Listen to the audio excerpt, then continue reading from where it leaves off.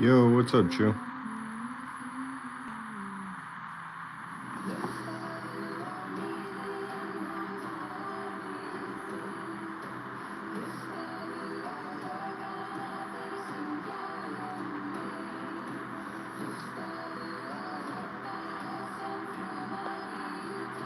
Wish there was a way for me to negate the white noise.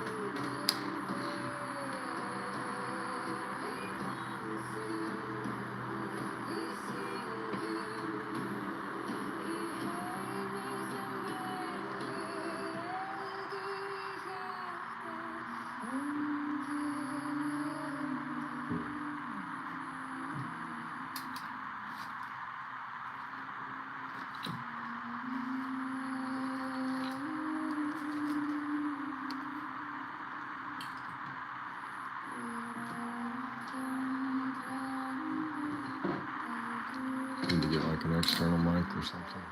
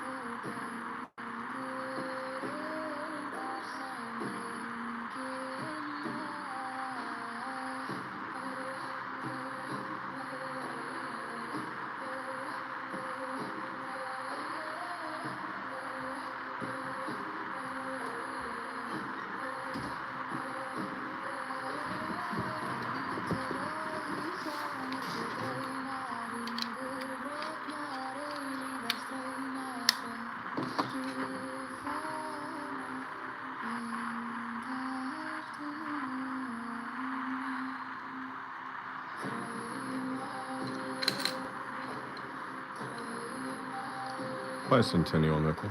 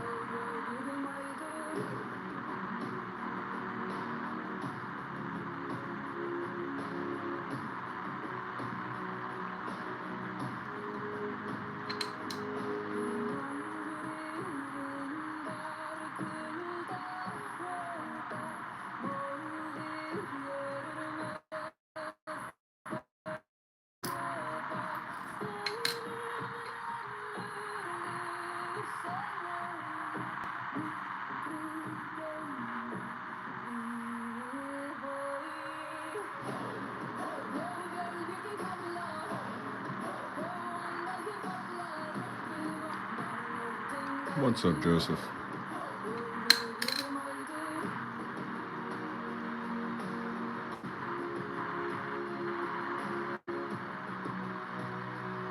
Just started about 5 minutes ago, so not yet, but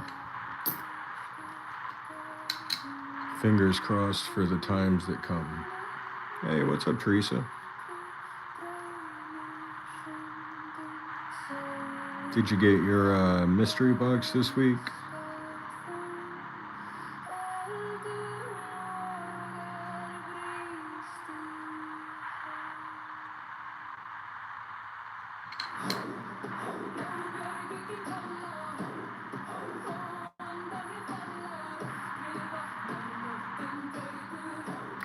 I still buy boxes of pennies from the bank 4 at a time, Joseph. That's good, Teresa. I'm happy to hear that. I wish there was a place for customers to leave reviews on my website. That would be nice. Yeah, my bank still sells me boxes of pennies at a time. I'm sitting on like probably 8 or 9 boxes unopened right now. Can go and pick up 4 more next Thursday if I want. It's a really small bank here in Texas, in rural Texas, so basically all I do is call in and place an order with the bank, and then they order them directly from reserve, and when they get them on Thursday, then I go and pick them up. But I do have a business account with the bank, so that could, I order them basically through my business account.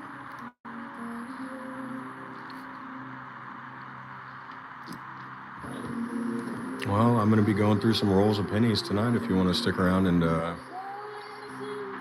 relive the good old days vicariously.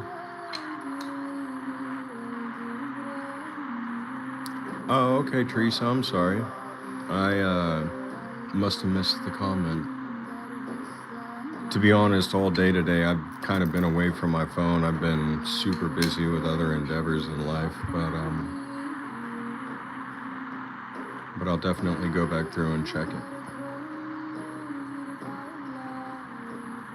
Bought a few rolls of 2024 nickels. Nice.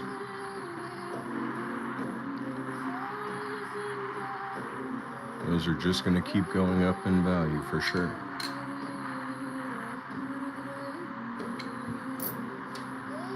But yeah, we'll be going through pennies tonight and nickels, as always. Fresh rolls.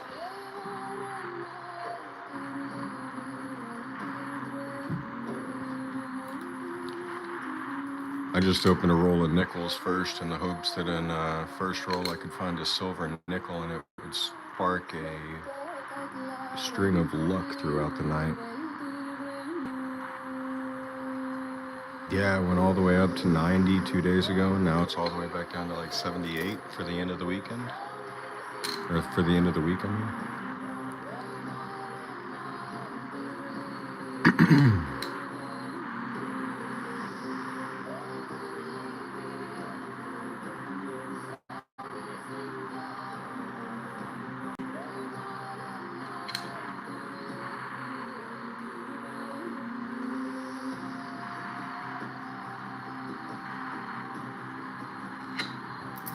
That would certainly be smart. as we are just at the beginning.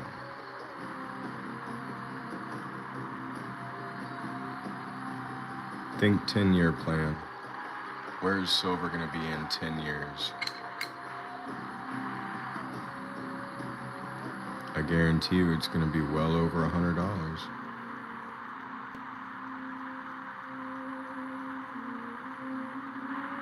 38 degrees, it's 60 degrees and clear here. I think our high today at 4 o'clock in the afternoon here in Texas was 80 degrees.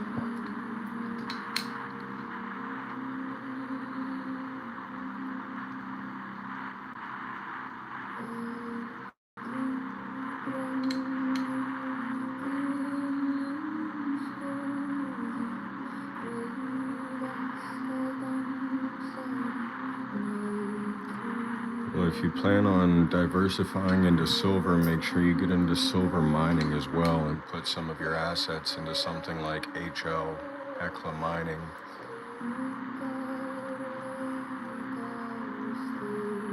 Diversify into SLV, HL, GLD.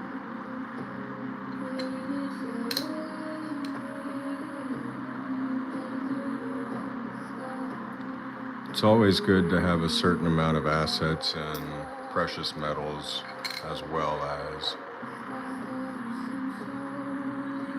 other, solid assets.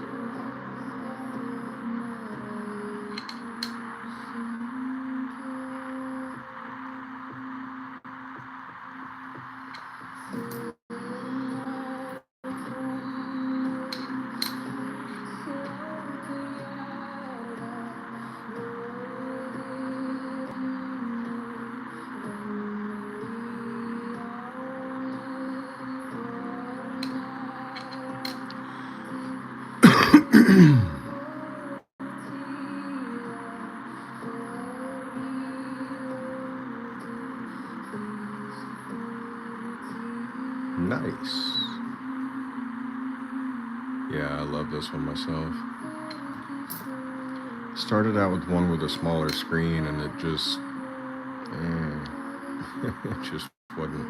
I'm too blind, in all honesty. Like, I would be looking at these coins with my eyes, and I wouldn't be seeing anything.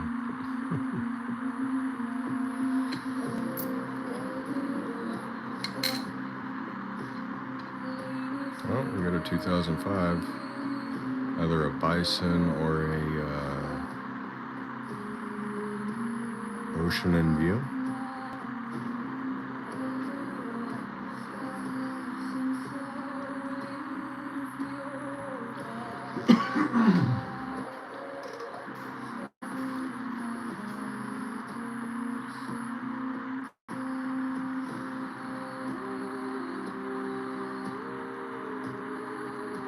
I think it's probably a Bison.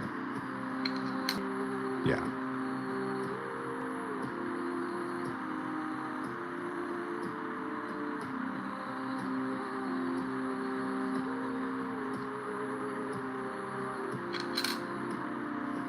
Philadelphia? No. No, I do believe it's S. That has the spear. San Francisco, my friend.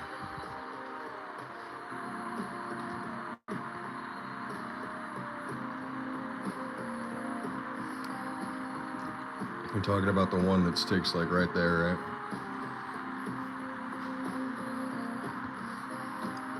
Oh, it's a P or a D?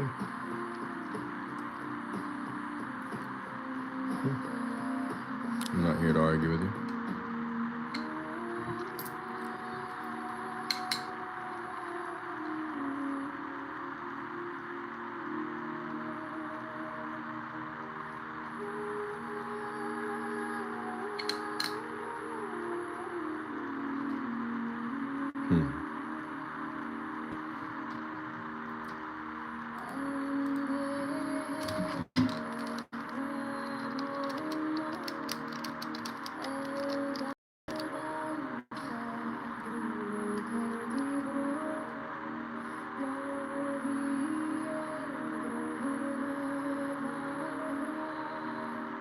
Denver mint. Primarily a Denver mint.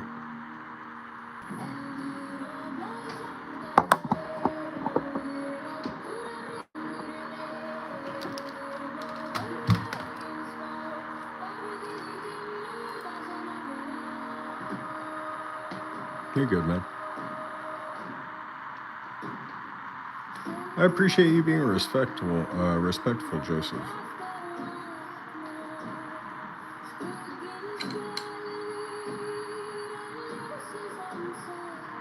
Teresa, I just got a 1 ounce copper round from the, what is that, the Sunshine Mint or whatever?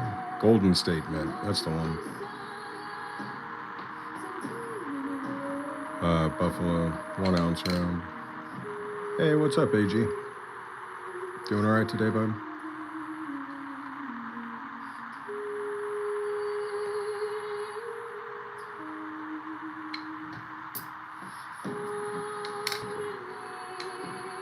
Ooh, this is destroyed, man.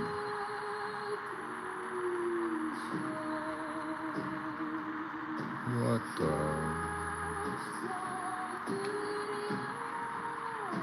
Okay, so that's the proper orientation. Looks like it's a 1990 something.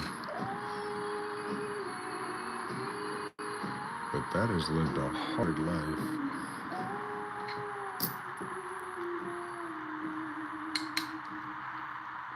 Hey, what's up, Louis?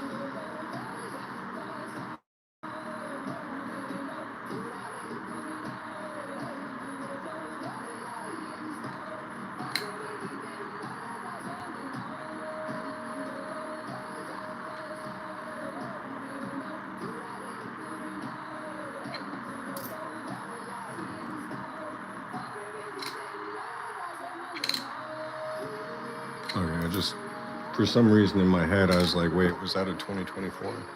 But no, it was a 25.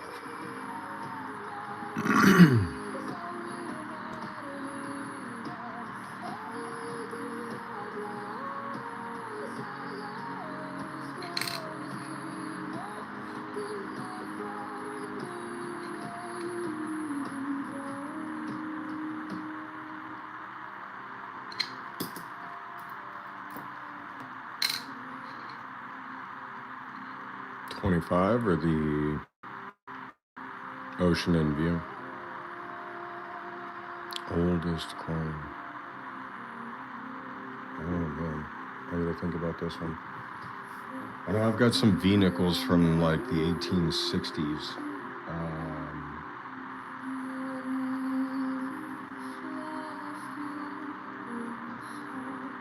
Got a Morgan from 1878.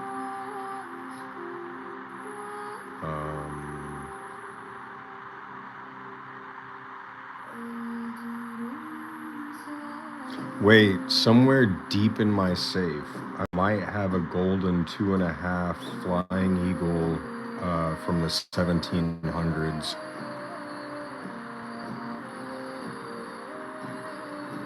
I think I might have inherited one from my grandmother, but I pretty much just took everything that she had and put it deep, deep, deep in the back of my safe because I knew all of it was worth way more than I wanted to look into at the point in time of receiving it, with all the, you know, hurt and grief and everything that came along with it. So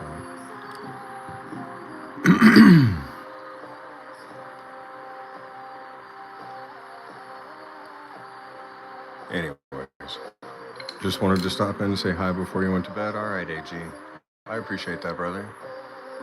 Always love hearing from you, man. Your channel's blowing up, man. I'm real happy to see it. I make sure I stop by all your shorts and give a like.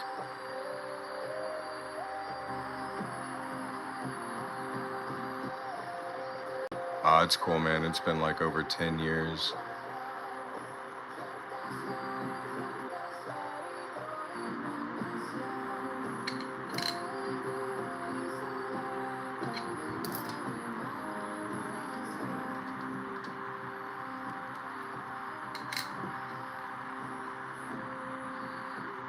Yeah, that was back in like 2000.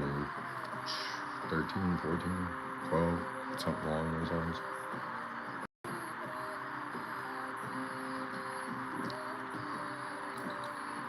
Only collect US coins? Not necessarily.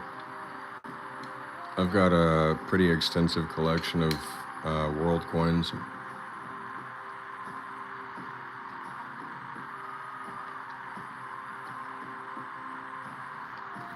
One of the most expensive, I guess, would be this $20 Canadian reverse proof 70 gold gilded, rose gold gilded. Half cents? No. No, actually, I don't. I have in the past, but I don't currently hold on to any. Blue Ridge, the weird football show thing.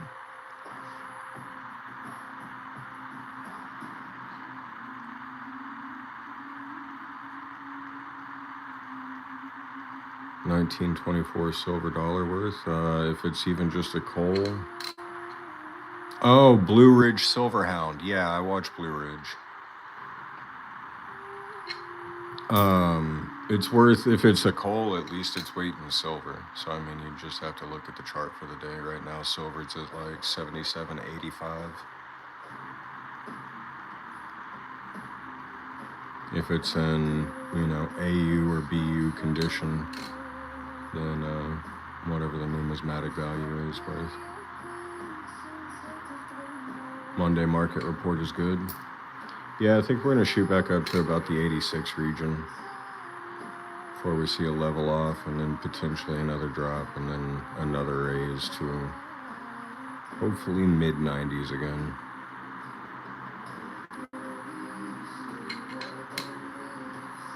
Open's going to be the determining de facto. If it opens and drops, it's going to go up. If it opens and goes up, we might potentially look at a larger drop, but hopefully it could open, go up, drop a little, and then go up even more. That would be ideal. So close to a 2009. Would have loved that movement.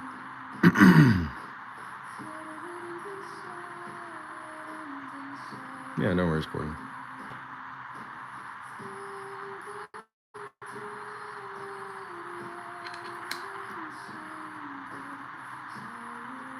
I think 1924 silver dollar. If you're talking about like a peace dollar, which you absolutely would be, I think spot on that right now would be somewhere around like 56 bucks. If I had to guesstimate, because it's 90% silver.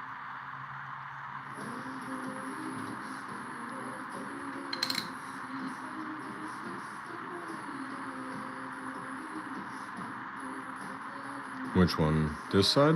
Like the back of the B and the T kind of looks a little doubled.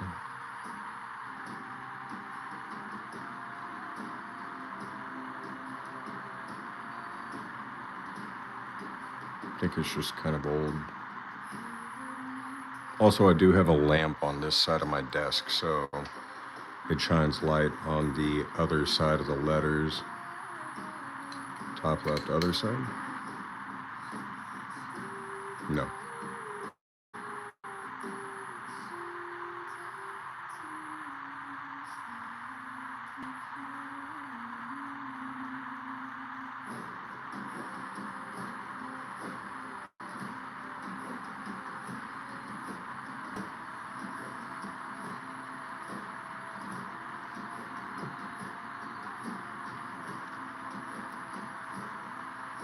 Yo, what's up, Coin Hunts, Texas? Just now making our way through the first box of or the first roll of nickels, I should say. Roll.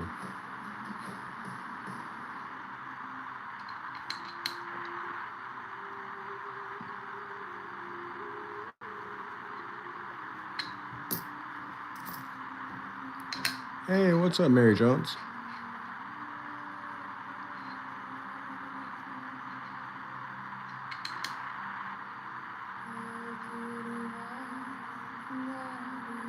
Good to see you as well.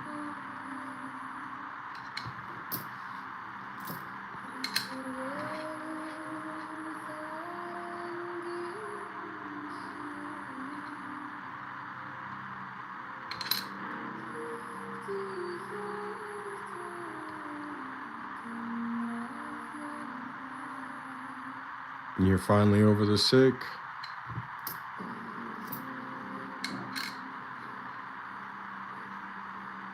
My week's been alright. I mean, I really don't have much to say about it, honestly. I worked my shifts and now I'm off. So that's good. I'm really glad to hear that you're doing well. It has a V. Yes, it has a V instead of a U. Do I only do coins? No, I also do financial investing, cryptocurrency, stocks, bonds, ETFs, precious metals.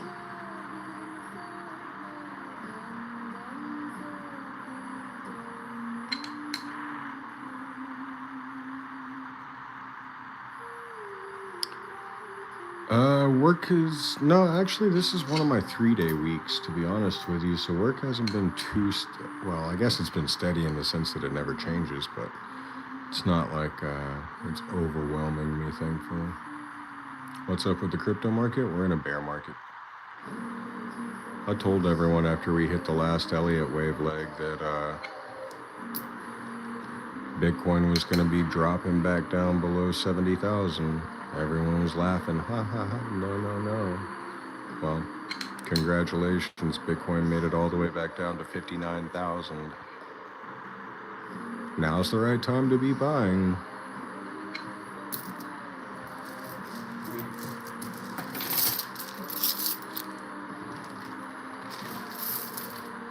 But we are certainly in a bear market. I don't know. A lot of people still don't trust crypto, and that's fine. I don't blame them. It's extremely volatile, and it's definitely a gamble still. There is no doubt about that whatsoever.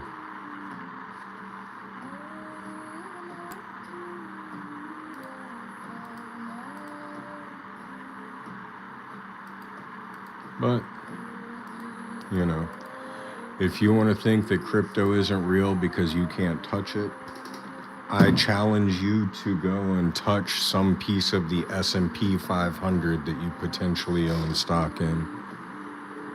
I want you to pull a piece of the S&P 500 out of your pocket right now and show me how you own it.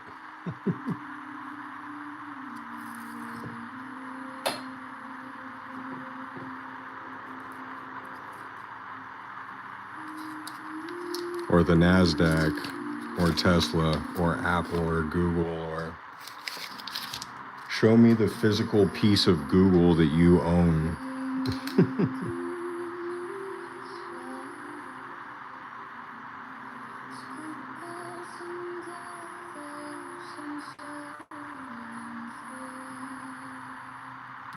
What, are you gonna go rip a brick out of the wall of one of their buildings?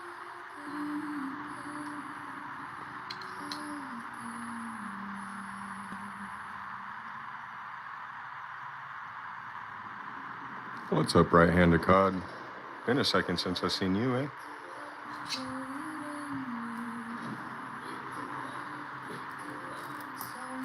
Yeah, I own Apple too, and I own an iPhone, so I mean,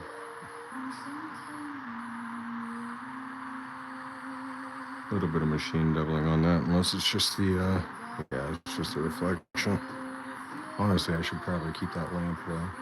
It's gonna end up screwing with me. Got your chisel, Mary. There you go. Go claim that.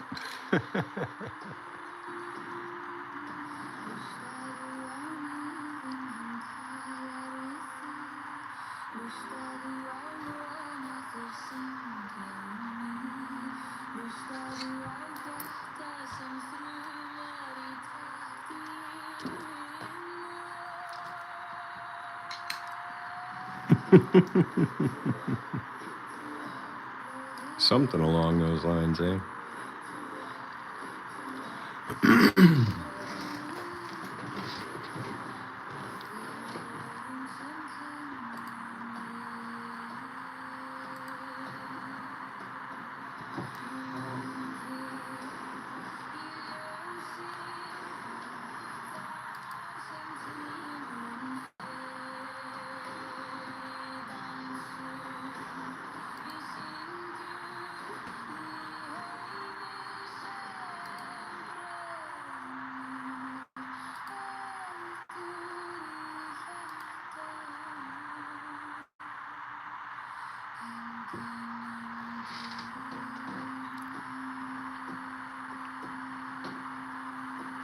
Specific carriers, yeah. I mean, I'm looking at dates and I know the specific carriers that are correlated with each date.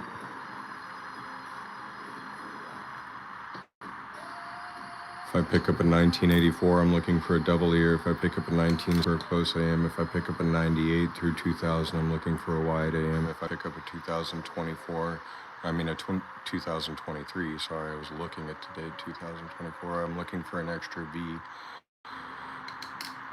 If I pick up a 95, I'm looking for a double die obverse. If I pick, I have a mental checklist that I utilize as I pick these up and put them in front of you.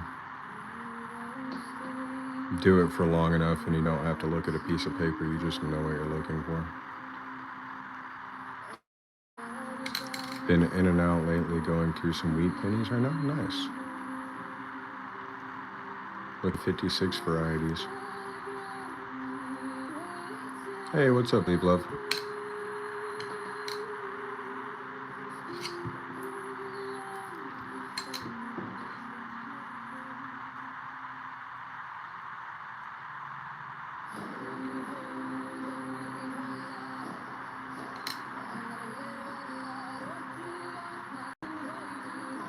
Oh, 2023. No double V.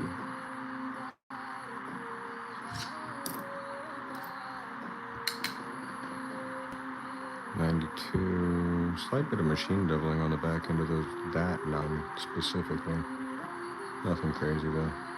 Certainly not worth keeping.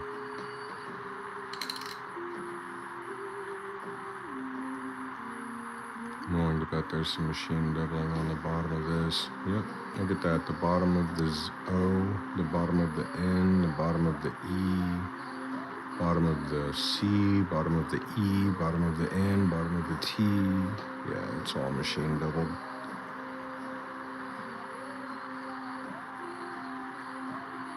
Still not worth keeping. Bit of plate shifting as well. Be back to learn more, no worries. Not only here to benefit me.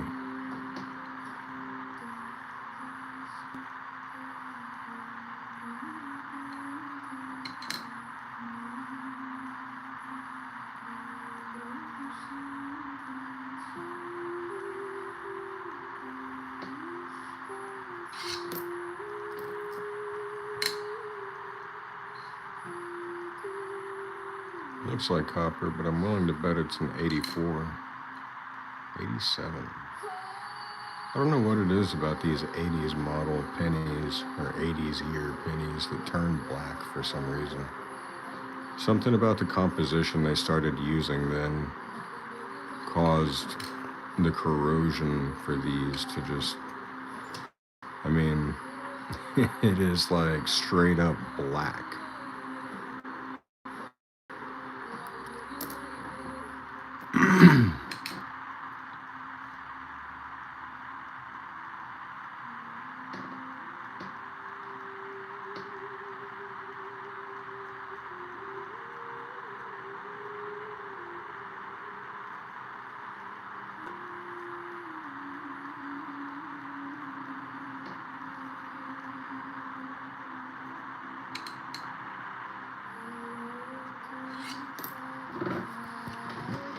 Oh, fucking hell.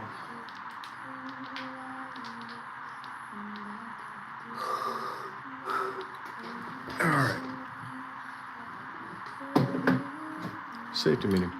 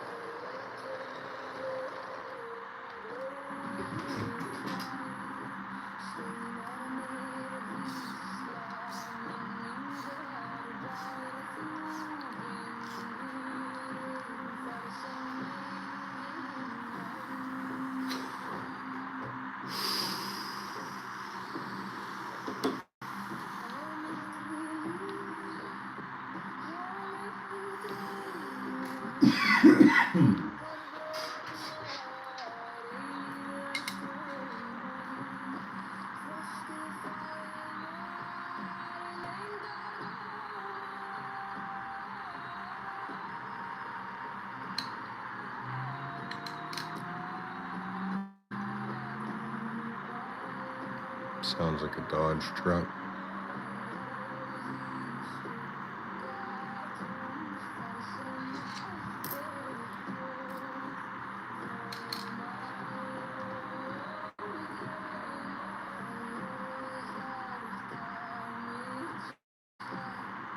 Oh, I just realized I said that out loud and y'all probably couldn't even hear the truck that I was referring to, but there's a main street outside of my neighborhood, and I could hear what sounded like a Dodge Ram 5.4 just gunning it.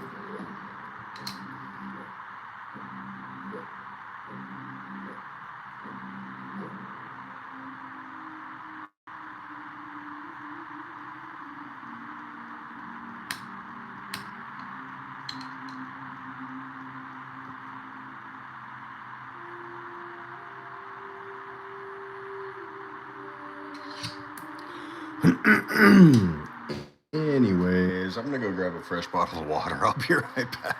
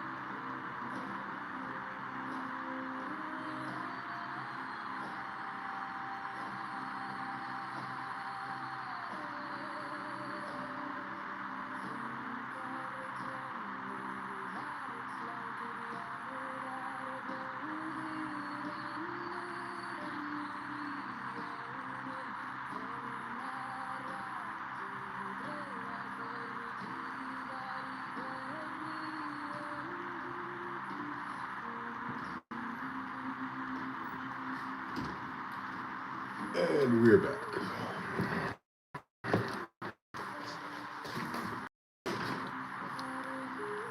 And it sounds good.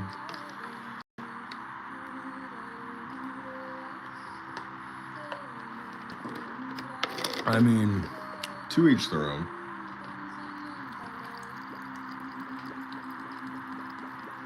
At one point in my life, I drove a car with glass pipes.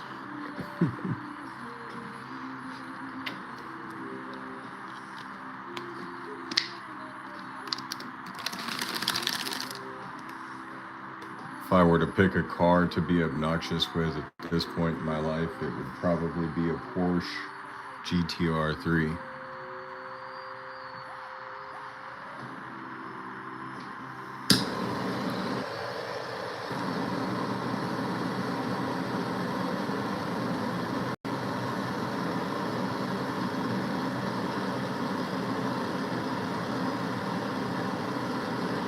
'87 5.0 is not a bad.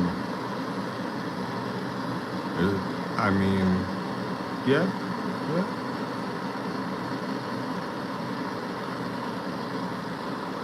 I knew what you meant. There's only. It's not like Chevy made a 5.0 in the '80s, brother.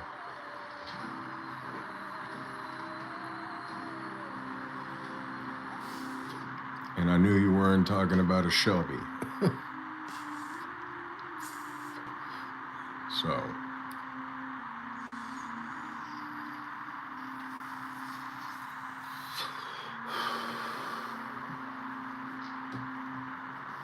yeah, man, I fucking.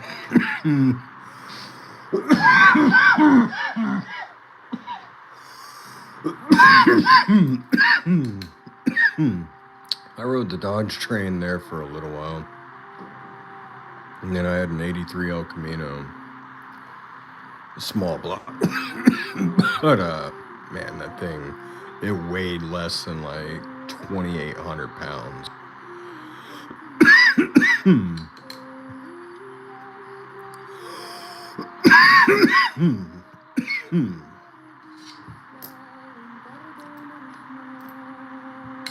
Brother has a Cobra. Nice. I have a feeling this is a wheat. Nope, it's a copper. But what year do we think it is?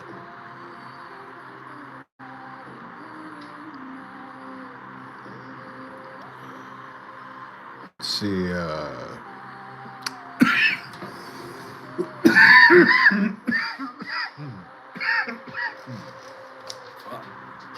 what's crazy is I gave up the El Camino to become a Honda guy, bro.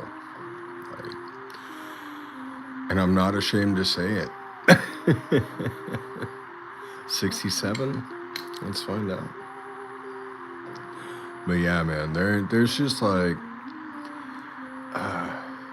if you've gotten in a Honda that's done right, there's no better feeling. You're hitting 8,500 on the RPM, you know, it's like riding roller skates on ice. Like, I don't know. I've experienced American Muscle. It's a bicentennial. I've experienced, you know, turbo. I've experienced everything. But if you just got like a straight, for like just an everyday get around car, but just to experience a straight up four banger done right,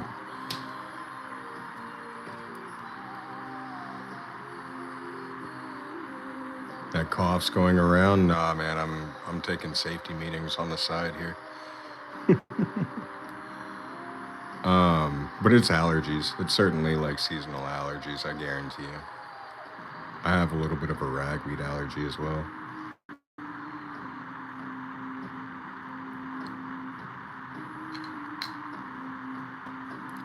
But yeah, no, I mean, just, you know, two-door Honda Civic Coupe, 6th gen, naturally aspirated, bored cylinders, larger intake, bigger exhaust. You add a couple hundred horsepower, or not a couple hundred, I'm sorry. You add a couple 60, like 50, 60 horsepower onto the 120 it already has.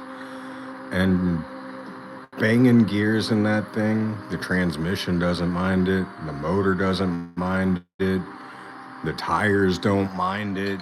Like, it's just, it's the perfect little scoot around, you know, shit box.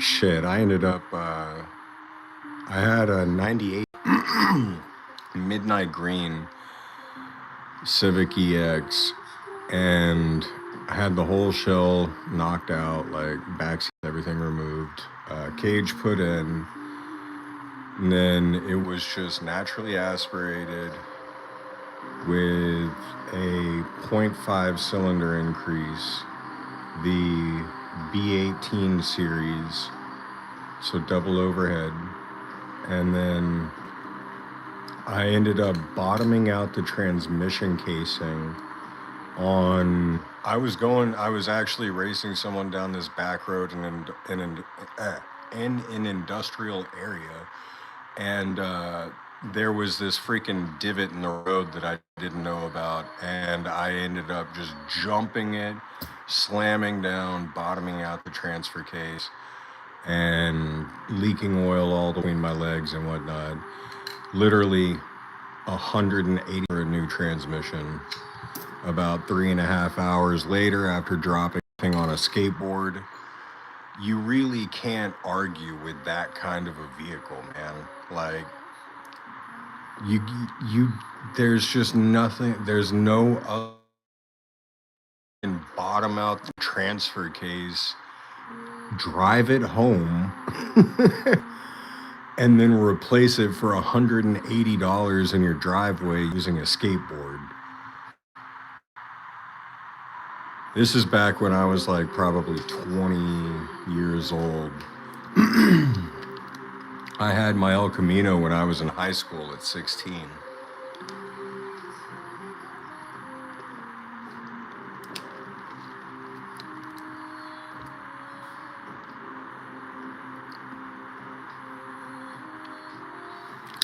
Well, don't call the EPA on me because it didn't happen anywhere near my house.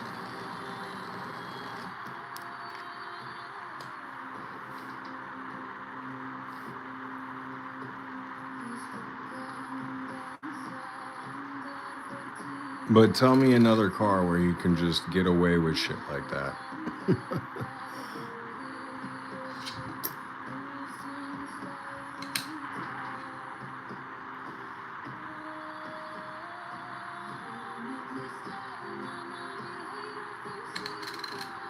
The other coin? What, the one I just threw away? Oh, environmental damage to the other coin.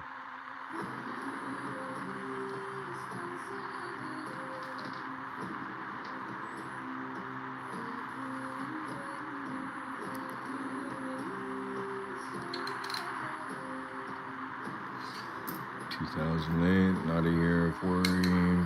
2018, couldn't care less about a shield cent. Honestly, I could start blowing through these a lot faster. 2022, whatever. I could get a little more excited about it. 2018, probably not very good. Another 2018, also probably not very good. Let's see what this one's going to be. 2016, not very good. 1994, we do know that there is a double die obverse variety for this year, but it does not look like it is on the Liberty. And if there is any slight double in there, it's probably just plate shifting. Yeah, I see it there a little bit on the L and the I now, but it does just look like plate shifting. That's nothing to be concerned with.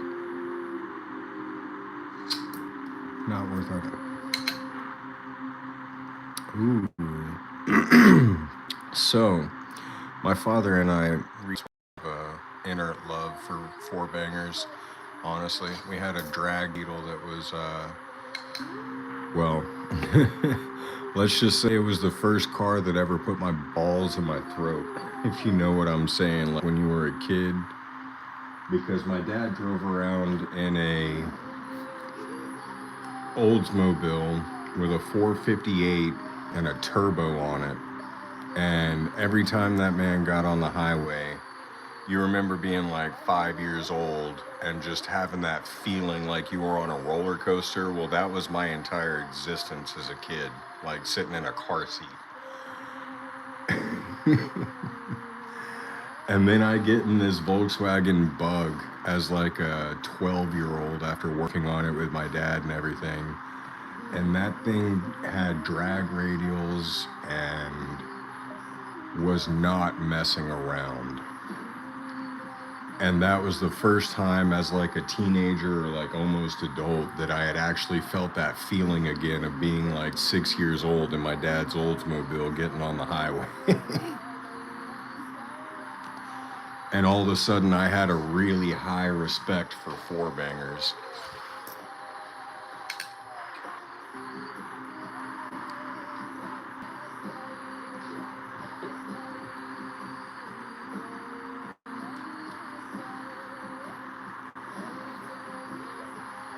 Because there's just nothing like hearing a motor scream at 9,000 RPM when you're actually going fast with it. Now, listening to those little freaking beehives of teenagers in Honda Civics that are just revving out second gear going 40 miles an hour, that's different. No, that's not.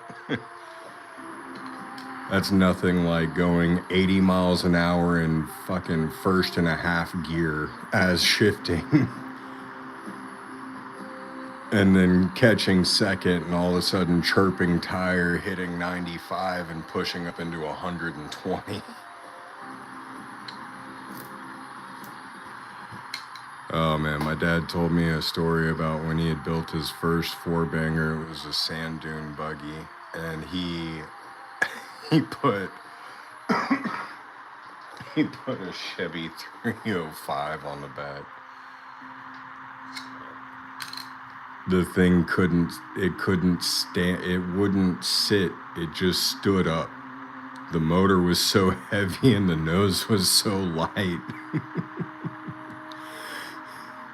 He was like, that's when I first started to learn how to work on VW motors, because I had to replace that Chevy with a VW 4-banger. He was like 10 years old at the time. My old man's like 70 at this point. So he's gone through a lot.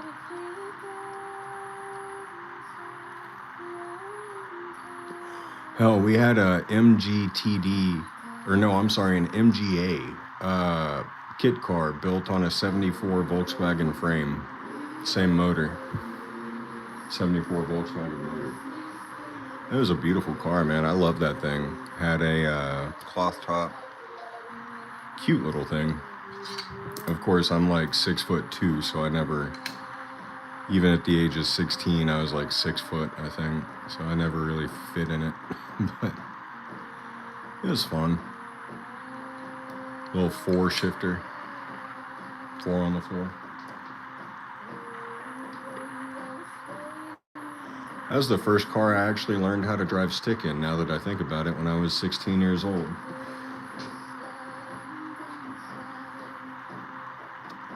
LS, what model? Not motor, car.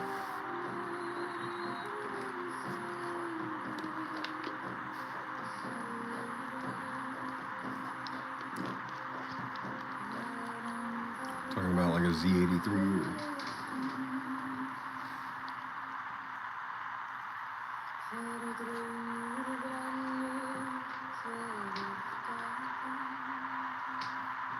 I don't even know my Chevys well enough to think if Z83 is the right. Is it Z83? I gotta think about that one. Shit, I know my coworker had one.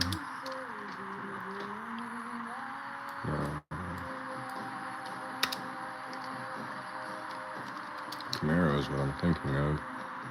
No, that's not even it. Z80? Was that it? Anyways. Z28, that's what I'm thinking of. I'm 60, not far behind. Yeah, he was born in 55. 55 or 56, one of those. First car was an LS. What model?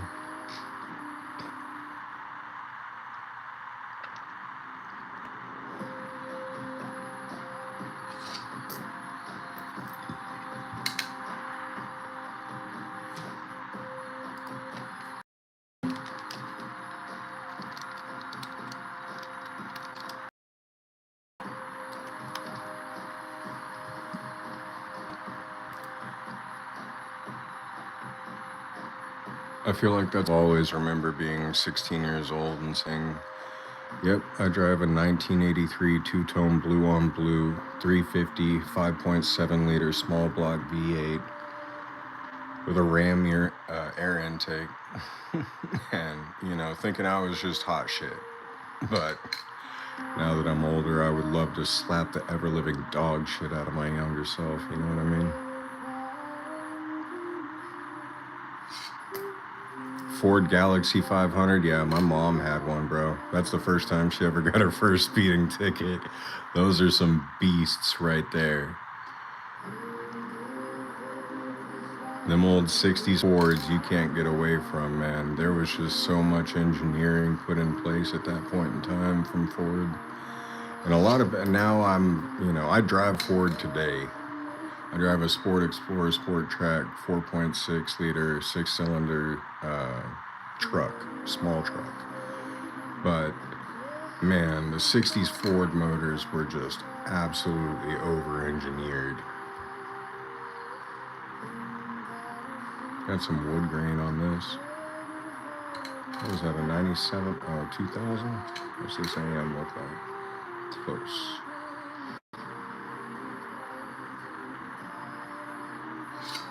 But yeah, those Ford Galaxies were something else, man. Oh, would you look at that? We got professional year 2009. Wish I wouldn't have flipped it to this side. We could have guessed what it was, but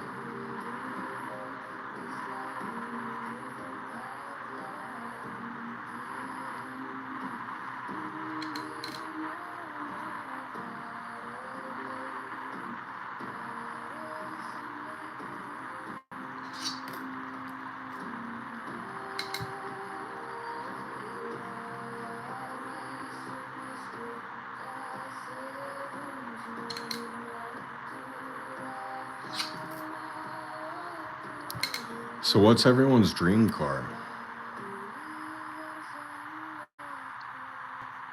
Which I guess is a vague statement if you're a car guy. So, what's everyone's dream car in each genre of classification of vehicle?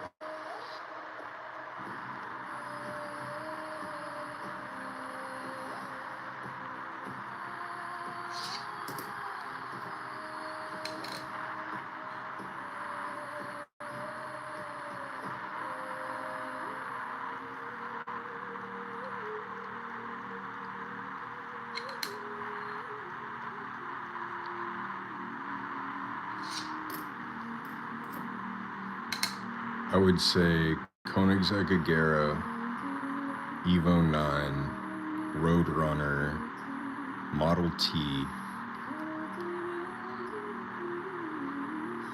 and one of the old Dodge fire trucks from like the 30s.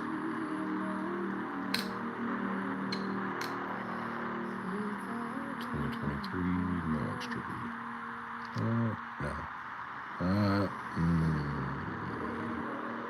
What's going on there? No extra B.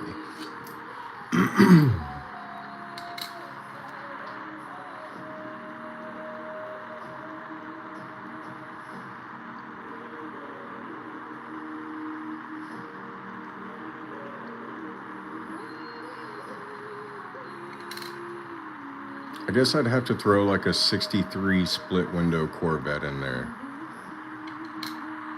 Roadrunner? Yeah. Roadrunner is a classic, man. It's one of those ones that I look at and I just think like, man, that is GTO. Gas, transmission, and oil, man. It's one of those ones I look at and I see the body lines and I'm like, man, they really just had it in mind. Like they did that right.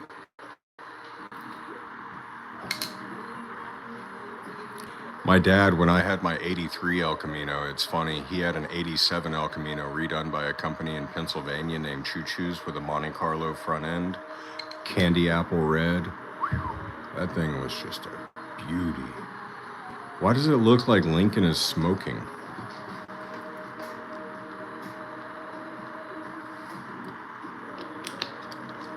What am I looking for? Anything that's cool, man.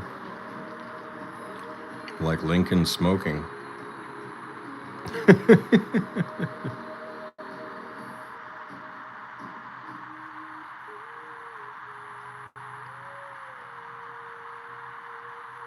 To be honest, I'm looking for wheat pennies, silver nickels, low mintage dates, errors, anything interesting, toned, whatever I can find. We're opening up bankrolls.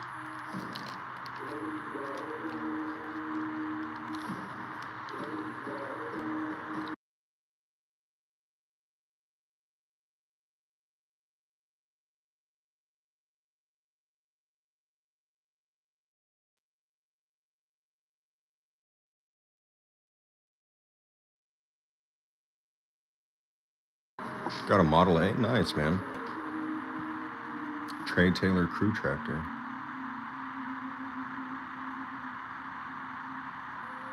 Is that supposed to be like some sort of Russian psyop trigger code or something?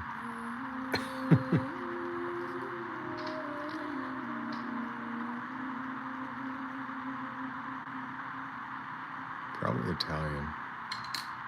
I think Italy has more special agents than any other national entity. That's a personal belief, though. MI6 and MI7 and MI8 and MI9 still exist, technically, so.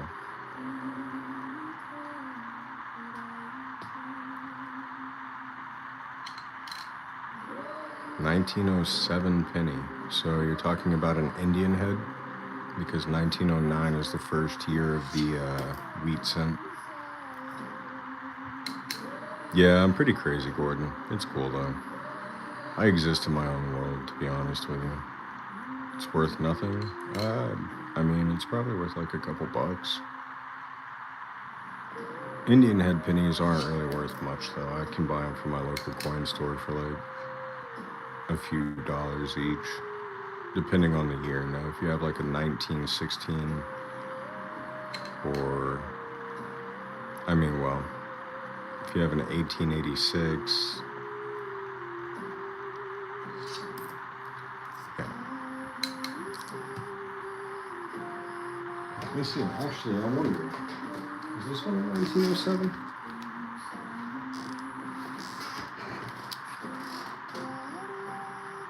No, it's 1908. So here's the first penny that America ever came out with, and the first year that it was ever minted in 1857. That's the Flying Eagle penny. And then I have a 1908 Indian head in the same book. Put it in the sarcophagus of one of your hamsters.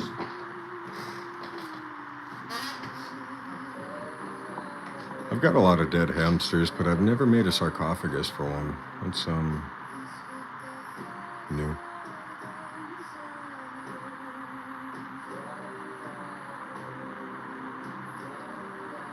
Now I have guinea pigs. One dead, 2 alive. Had a herd of 3. At one point I had 4 hamsters and 2 guinea pigs. Then I had no hamsters and 2 guinea pigs. Then I got a 3rd guinea pig. Then I had 2 guinea pigs. Bet that's worth a pretty penny. I think an 1857 Flying Eagle penny in that condition right now sells for somewhere around $20 to $30, roughly.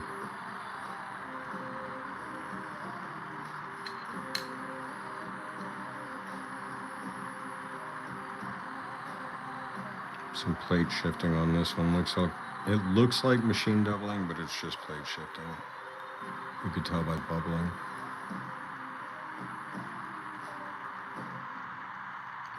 Yeah, it's right there on the letters as well, you can tell.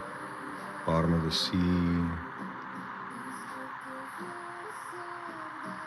that's nothing. It almost kind of looks, it's definitely not a double stamp, but it looks like some more heavy machine doubling on the bottom of the C and the E here with the N involved. But you can definitely see the plate shifting at the bottom of the C with all that bubbling going in there. It's on the E as well in there with that line. Plate shifting. Yeah. Gordon, good to meet you as well, man.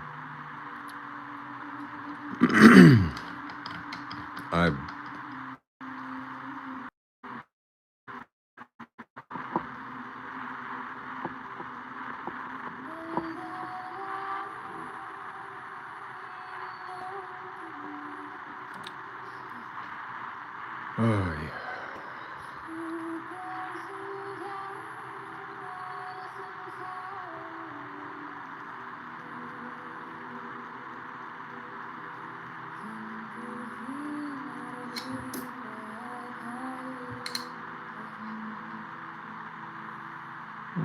piece of copper.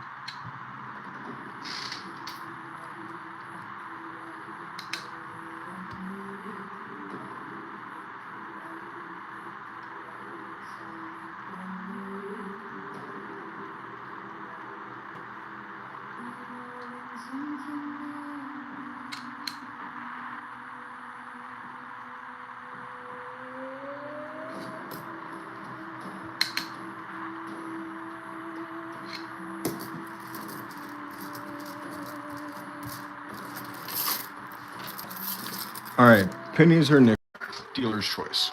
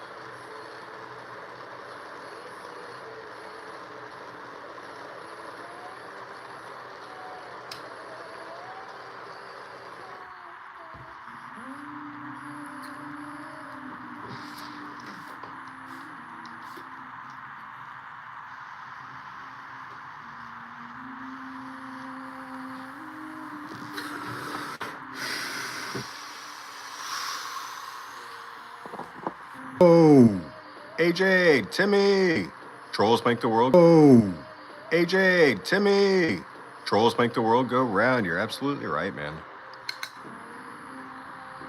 Nope, did not just lose the stream. We did not. We did not lose the stream.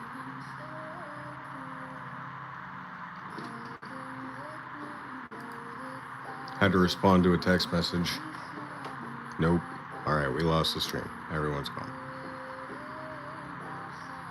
And that's fine, I guess.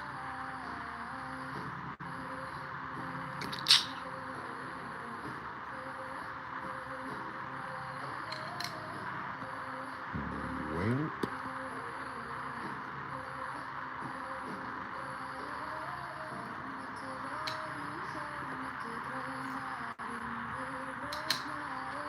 Mother Kelper.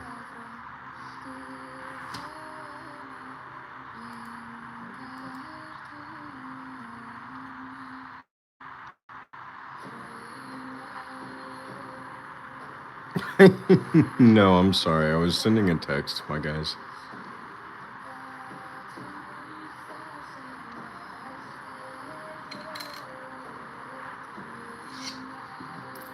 A buddy of mine was texting me that I did not think would be awake right now, but he is, so.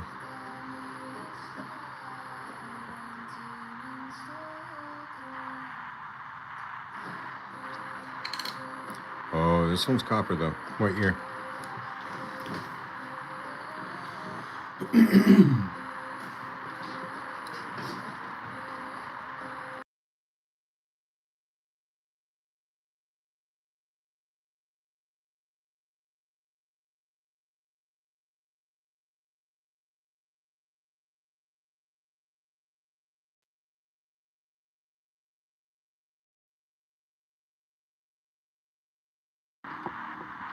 Certainly a copper penny.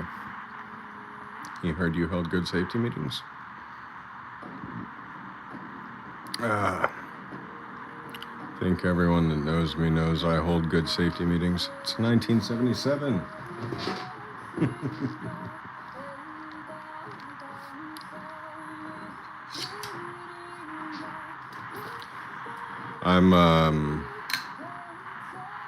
Well, my reputation precedes me when it comes to my safety meetings.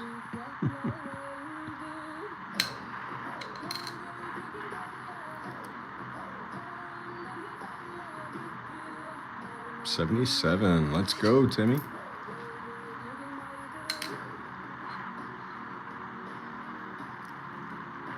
You're young as fuck, man.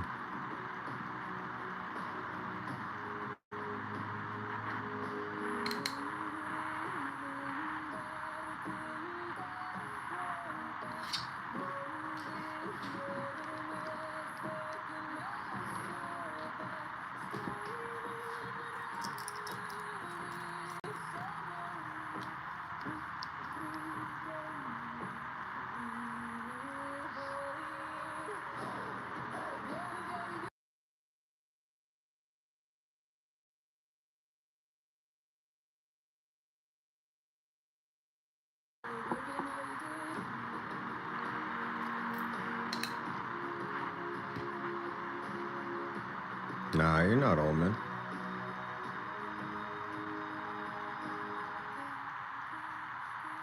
Still got another 80 years on you. With the medical advances that we're gonna see. Got retarded then more than I normally am. Yeah, AJ, I fully understand that one, brother. You know the messages I've been sending you over the week after I get home and live stream after work. It's like I should not be staying up that late because it does not do my psyche very well. End up laying in bed kind of dizzy.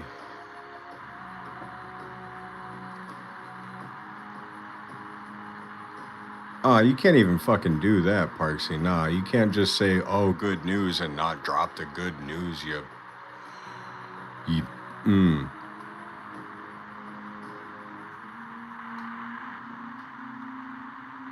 You better drop the good news, if not here in a text, my guy. I read what you said about the 10K.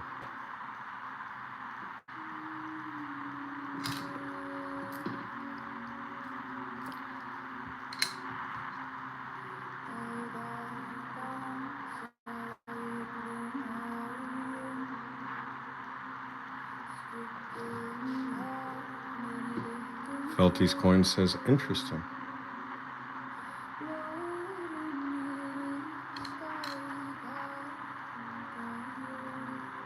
Elaborate, good sir.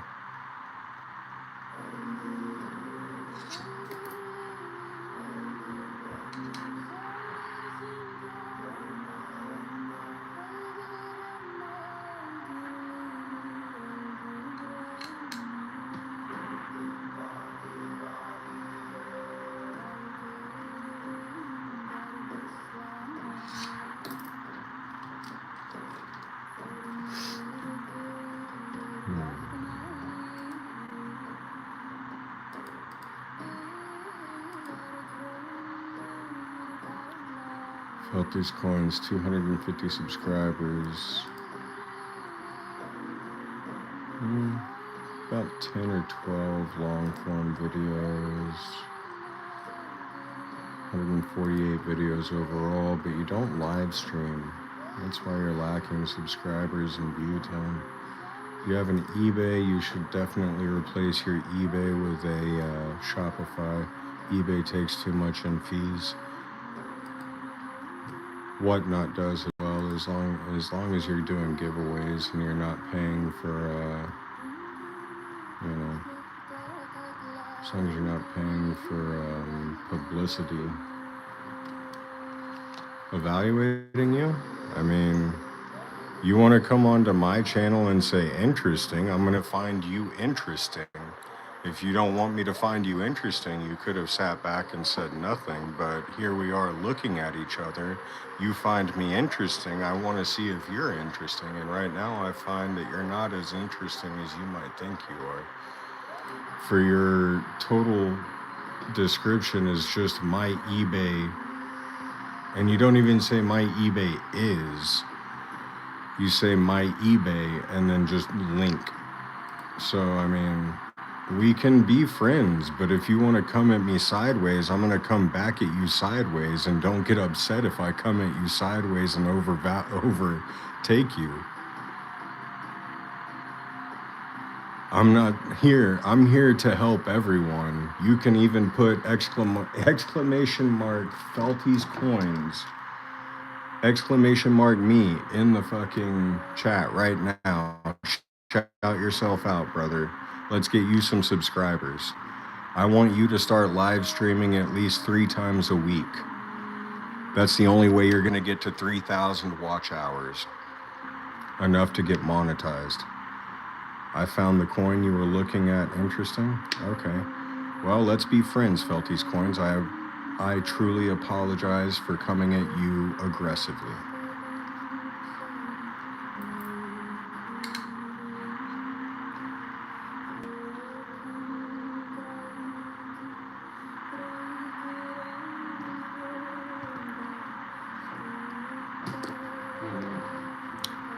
Safety meeting.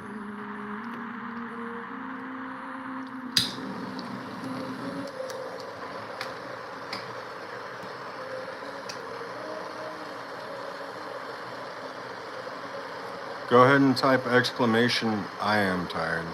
But that's not an excuse, AJ. It's not an excuse for being an asshole, and I acknowledge that. I apologize.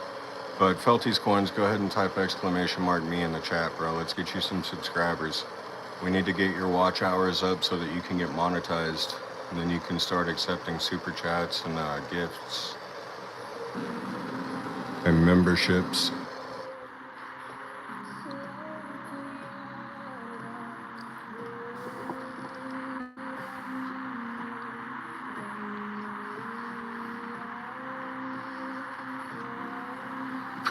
Yeah, man, I got nothing but love for people, bro. Yeah, we did have a lot of trolls in here earlier, so I'm kind of on like high alert for people just trying to be assholes, which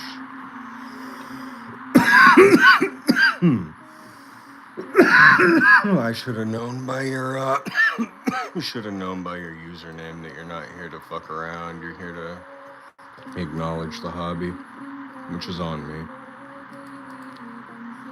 Let's go ahead and put you as a let's go ahead and put you as a moderator so I don't get you confused with anyone that might be a fucking cunt. It's my stream, I can say whatever the fuck I want.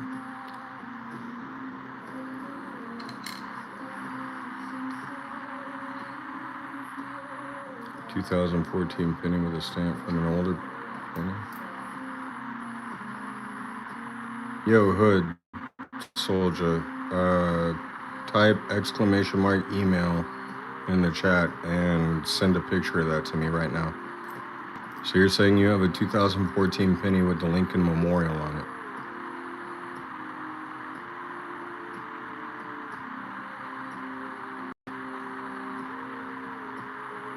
All right, send me the link right now through the chat.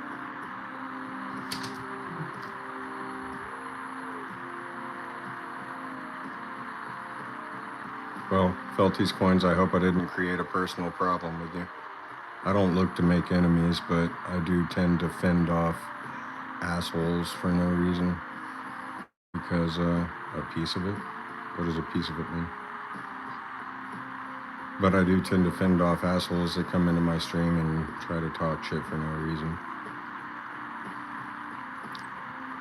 I keep a tight-knit group of friends that we all get along. How, through your Gmail? Yeah.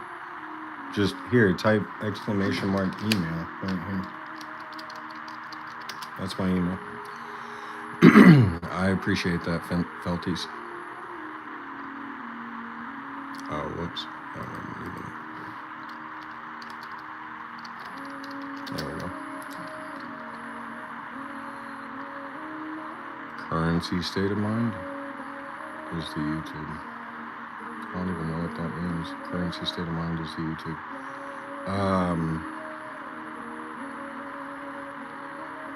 Anyways, my email is jjscurrency01@gmail.com. If you want to send me a picture of it, or if you want to send me the link to your eBay listing, I'll look at it. Because that sounds interesting to me.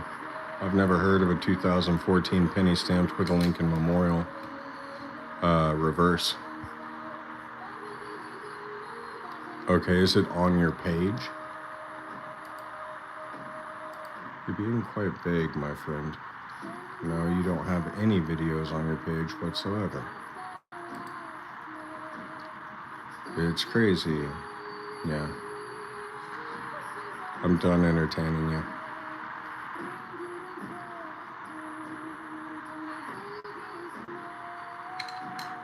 Bitcoin just dropped below 70,000.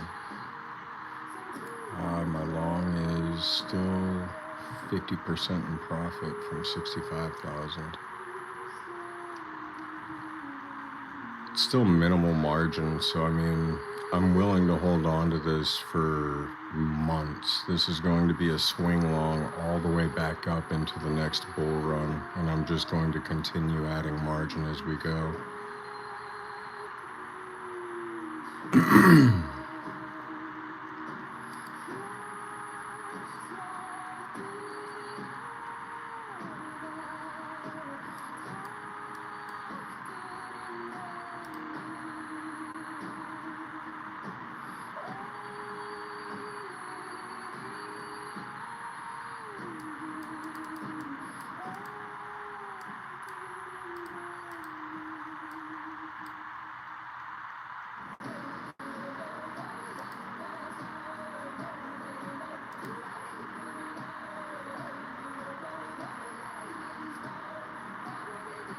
Beauty, what do you need guidance in? Charles Keene, how's it going, brother? Sunshine, you will not fool Jay here. This man here has way too much knowledge to play games with, son. I don't even know what I missed out on here. Yeah, Hood Soldier, I'm not fucking around with you. Beauty, I have several mint 10-cent stamps, 8-cent Eisenhower stamps, like 3,000, and I have an Indian penny. Okay. So you have like 3,000 Eisenhower coins? Currency State of Mind is my YouTube channel. Okay, cool. Sunshine, you'll not fool Jay here. This man here has way too much. Yeah, got it. Not a jerk, just need a little guidance. Like I said, what do you need guidance in? Your show is cool. Maybe you can teach me and my wife something. Absolutely. I'm here to help everyone around me. What do I mainly collect? Morgans. I love Morgans. Hood Soldier, you could fuck off for all I care, brother. I don't know what you're on, but I'm not interested in whatever you're talking about anymore. As far as beauty, like, what are you talking about with, no, it's Washington 3 cents stamps. Man, I can show you. All right, here you go. Here's my email. Send me pictures.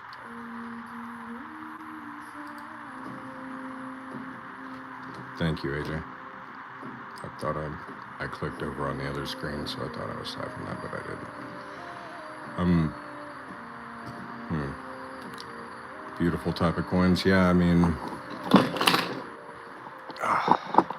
I am a very large fan of my Morgans. I keep one around my chest. I keep one in my pocket. I keep stacks of them in boxes in my collections.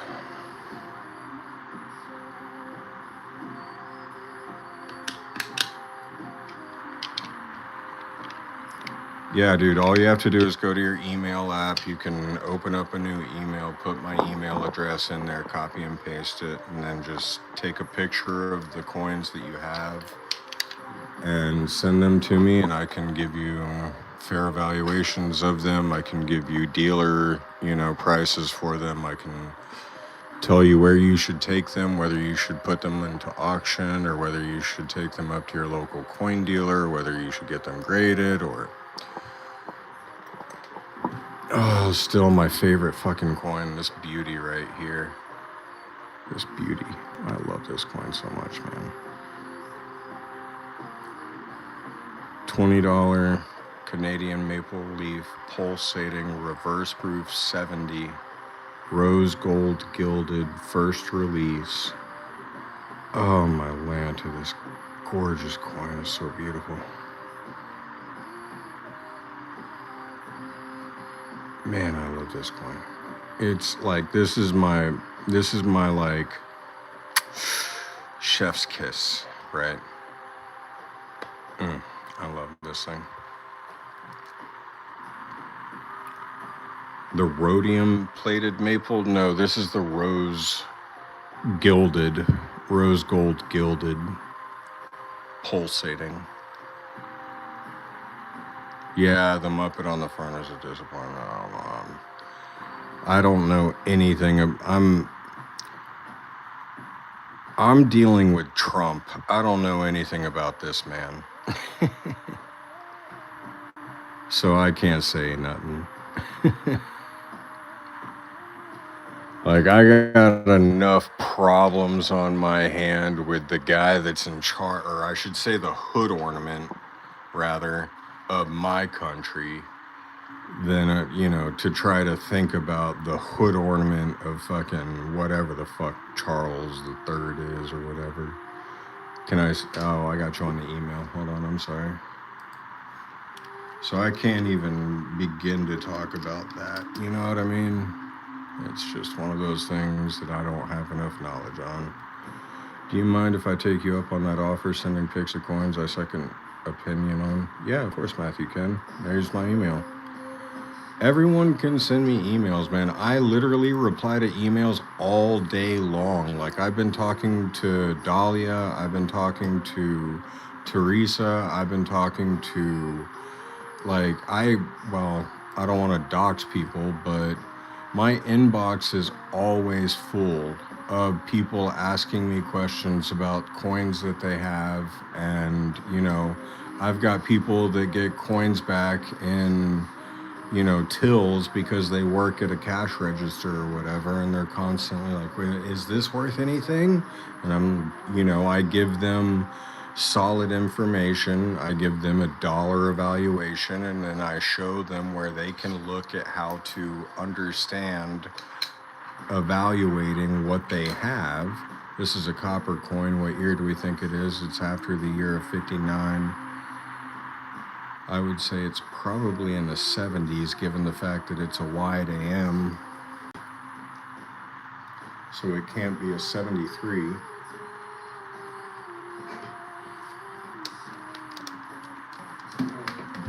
Yeah, man, like I say this so constantly that it's ridiculous. I'm not here to benefit me. I'm here to help everyone else learn how to understand what it is to be a coin collector and what to look for, and the nuances in all the different variations of coins that you can find out in the wild. And and even if you send me an email and I don't know anything about it, I'm going to do the research, and I know enough about how to do the research on coins that I can give you solid information in the long run, and I can cite my sources, and I do. I oftentimes send people, more often than not, links to give them the information that I have found, rather than just giving them the information I've found. In other words, pointing them to the direction of what I've found in information, other than just being like, well, this is that, and that's my word. No, I give you what it is that I've found, and it's usually truth, it's knowledge, it's information. 1937 penny and Indian head penny. Yeah, real talk. No, I'm not here to fucking bullshit anyone. Like, I'm not here to fuck around. I'm not here to felt these coins. You think it's a 78? It's an 88. Dang, I was even wrong. It's not even copper. But man, is that a shiny 88, considering they changed the composition of it. Even had a little bit of a plate shifting here on the beard. No, I was tripping there. That's not that big. No, it's nothing. Anyways, it's on his tie though. Fuck off. Don't care. 2006, really don't care. Only a decade off, yeah, right. Hogs Baffleworth, is that like your maple? I always thought that black effect was. Hold on, I got you, Hogs. What is. I gotta open up Discord real quick.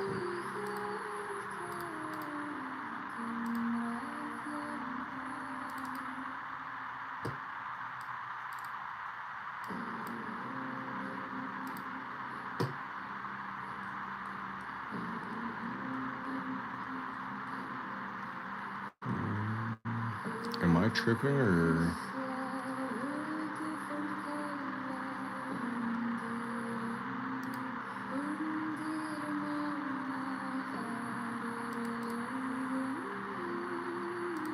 Probably tripping. It's cool. Anyways.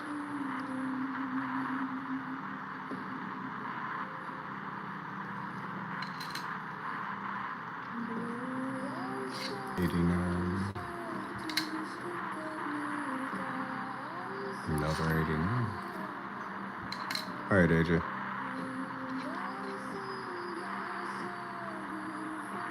I have to grab a fresh water bottle here in probably about 5 or 10 minutes.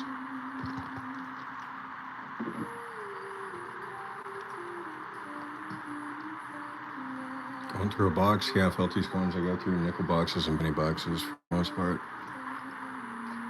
Need to start diversifying and getting back into quarters, and I'm not going back to dimes. Those are worthless. But quarters and $50. Dollar coins. It's nice to find the uncirculated Native American series, but other than that, Susan B. Anthony, yeah, none of it's really worth it. The presidential dollars, some of them are cool. I mean, I've got pill bottles full of them, all uncirculated, but blah. Had the black background. Oh. Okay, yeah, so Hogs, you did send me a message about that specifically. It's the pulsating maple tree background, not the black background.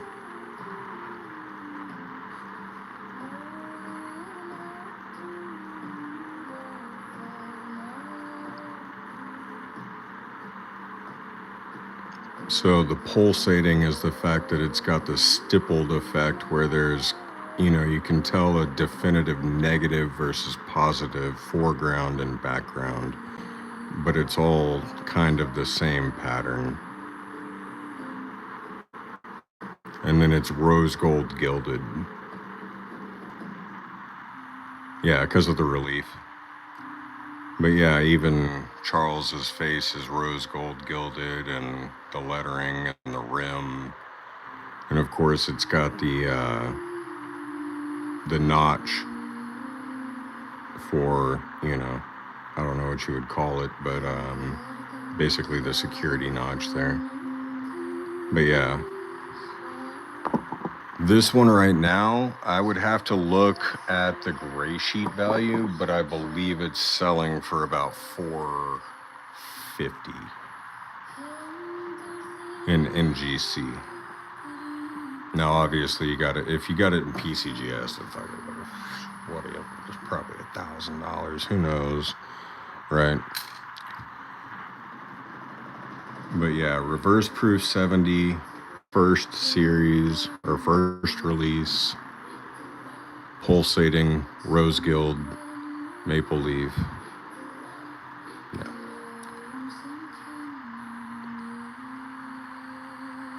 One of my prettiest coins. There's a few more that I find a lot prettier, but for other reasons. That, beauty is in the eye of the beholder. Oh, we got a piece of copper.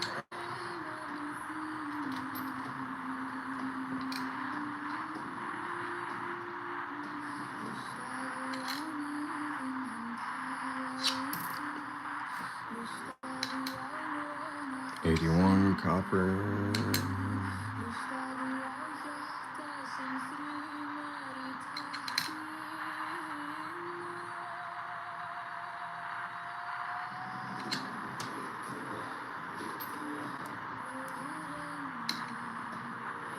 Perth Mint does anything similar to those reliefs. You'd be surprised. So Perth Mint actually mints everything for the NIUE mint that you see more often than not, right? So like I actually have quite a few NIUE products, like this one.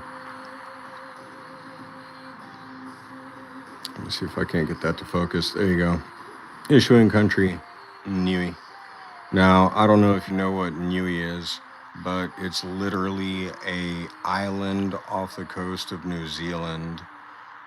And they mint a very large amount of products that nobody would ever think some weird little, sorry, not really, I take that back, not weird little, but some one-off island would just like for no reason be minting American coins. And you know, it's here. I even got another one that's even stranger. So here's a commemorative coin for the Edo dynasty in 1603 to 1868, samurai Haori kimono jacket for Japanese NIUE Niue $1 1 ounce coin, samurai and dragon reverse proof 70 antiqued.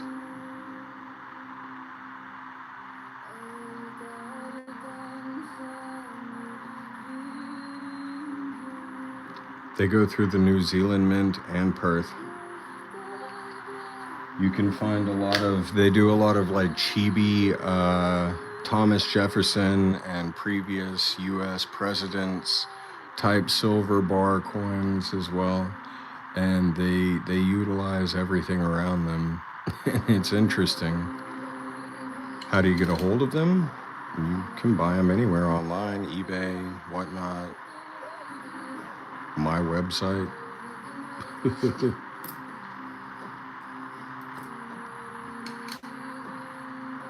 That's the thing, is they're their own country. Like if you really look at this country, it's kind of weird.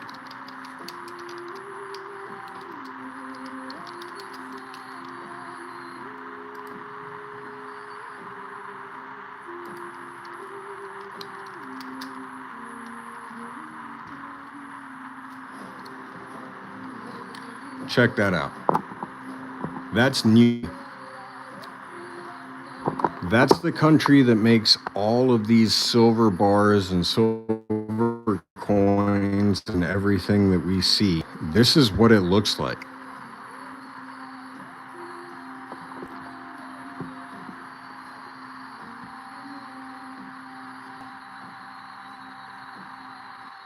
Look at where it is. Like, let me zoom out so you guys can really understand.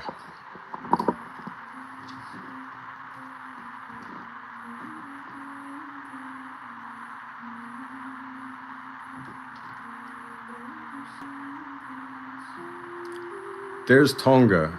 You can't even see my cursor right now. There's Tonga.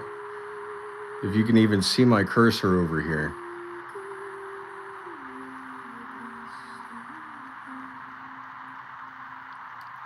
So what the fuck is this little dot doing, making so much of the world's, most collectible silver and gold pieces doing? This tiny little thing, bro. How? Like, why? What? Where? How? Why? When? Who?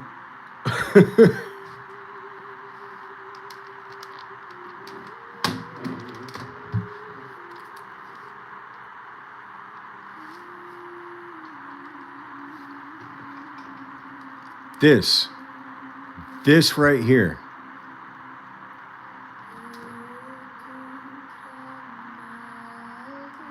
Makes probably billions of dollars off of precious metals.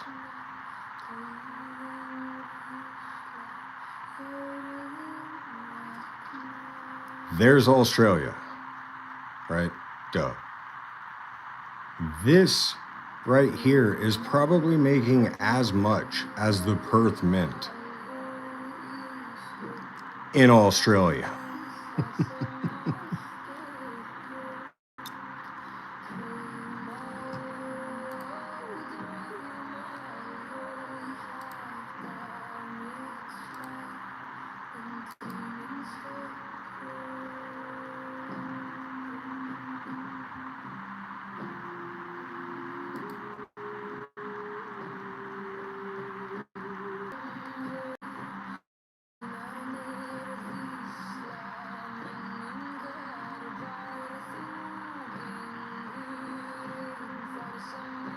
Mm. 1891 in that condition is not worth any more than about $4 or $5 at this point. 43 steel, why would that be worth $200? Explain to me why anyone would think that is worth $200. No, that's worth $5. 28S, that's worth like 5 cents in copper.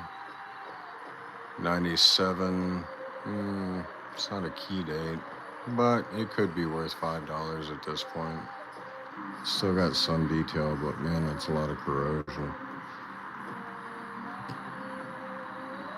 I don't know anything about stamps, so I couldn't be able to help you with those. But yeah, no, I mean your coins here, that Steely, that 43 Steely is not worth $200. That's worth $5. Your Indian head here is worth, I would say probably like $3 to $4. Your 28S is worth like 5 cents. And the 97 Indian head, I would say like $4 to $5. That's not a lot. So, for what it's worth.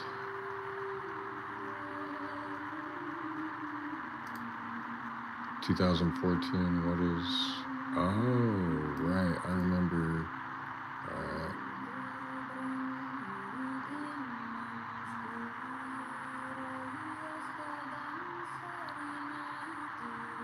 Man, no, so that's not a mint error. That's actually not... That's a counter stamp. And the vertical lines, or the horizontal lines, I should say, diagonal, is road damage. Like, this was a penny that was on a concrete surface and got stepped on or run over by a car. That's what caused those. And whatever is happening here with whatever type of lettering this is, it's a counter stamp because it's not raised. See, if a mint puts a die onto a planchet, it's going to create a raised effect. This is all indented, so that is called a counter stamp. None of this is from the mint. This is all post-mint damage. None of that would be worth anything to a collector whatsoever. This is just a damaged penny. No offense. I mean, I'm sorry if you thought you actually like kind of had like a crazy find, but that's just the way it goes sometimes, especially when you're considering pennies, because so many people just abuse pennies and damage them because, well, let's be honest, they're pennies. There's a reason why you put a penny in the machine at the zoo and it, crushes it and stretches it and prints out some other design on it because it's just a penny.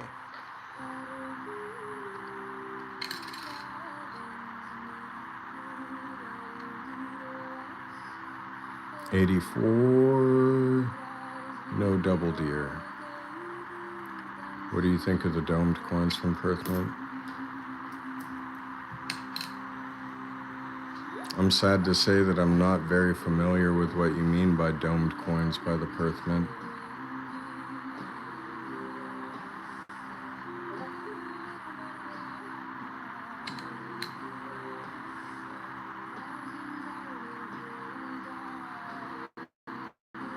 I mean, They're domed in shape. Well, okay. Yeah. I mean, basic context clues. I thought that, but I mean, what year did these come out? I mean, what do the coin? I've never seen a domed coin from the Perth Mint, and I've been buying coins for a long time.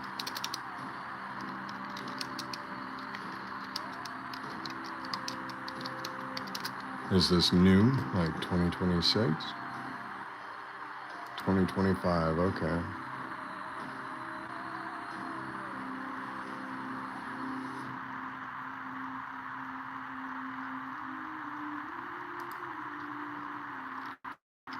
So here's a domed turtle shell. Okay. So it's just more weight. 1.5 ounce Teenage Mutant Ninja Turtle. See, now I have lunar year coins, and I have a lot of Australian mint coins. But the domed coin came out with the 2025 Teenage Mutant Ninja Turtle series and the 2024 Lunar Year of the Dragon series. Okay, that makes a lot more sense. So it's a very specific year, or 2 years, I should say, from the Perth Mint. Huh. I appreciate you pointing that out to me. I'm going to have to look out for this, because I would love to have a 1.5 ounce silver Teenage Mutant Ninja Turtle shell coin. That's cool.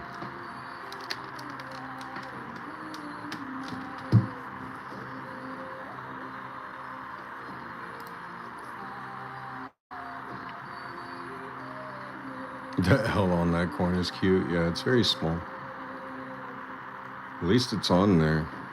Most of these 60s coins, they couldn't even get the L on there.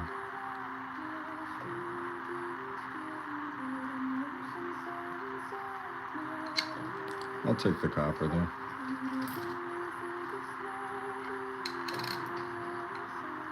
$72. Close AM. Bam! No, fucking A. Alright, whatever.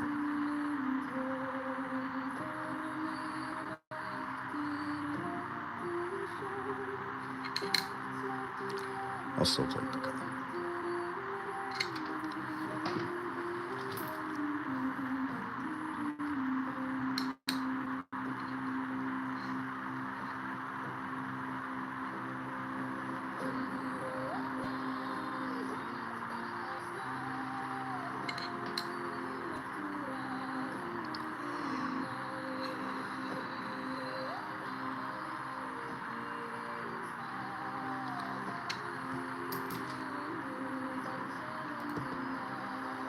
Alright, you keep...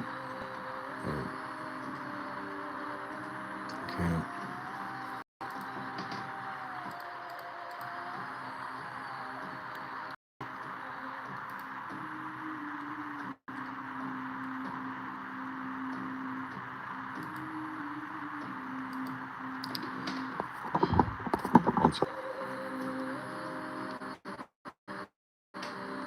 And we're back.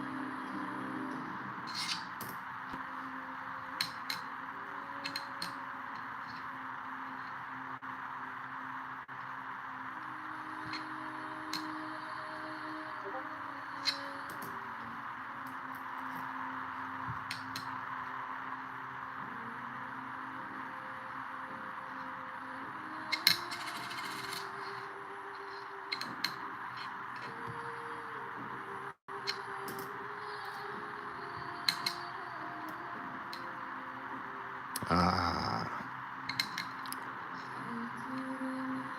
kind of let the cat out of the bag on that one. Unless no one was paying attention.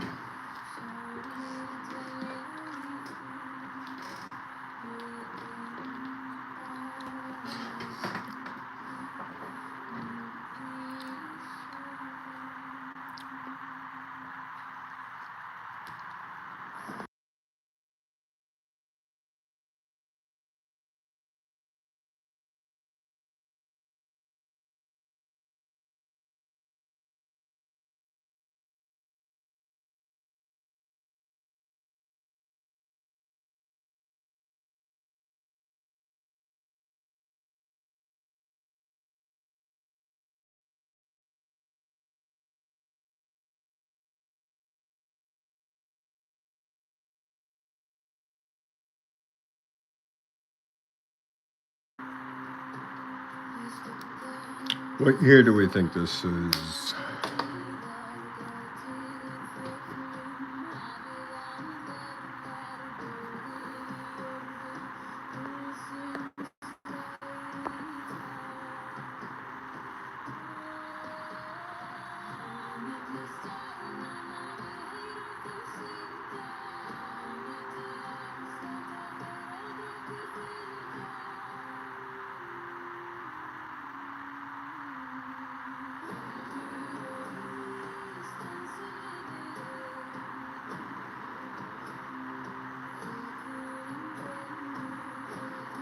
Holy shit. Hold on. All right.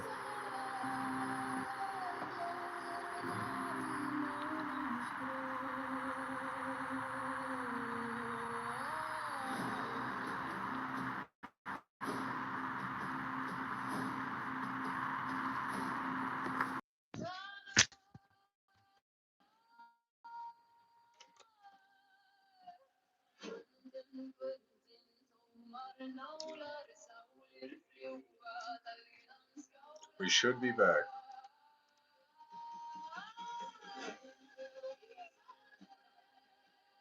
How's our audio?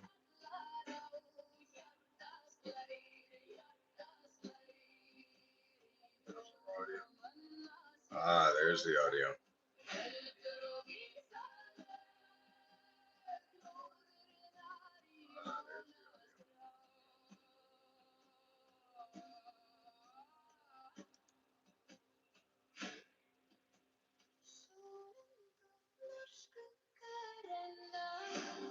All the time, Hogs. I could buy Australian coins directly off Perth Mint website.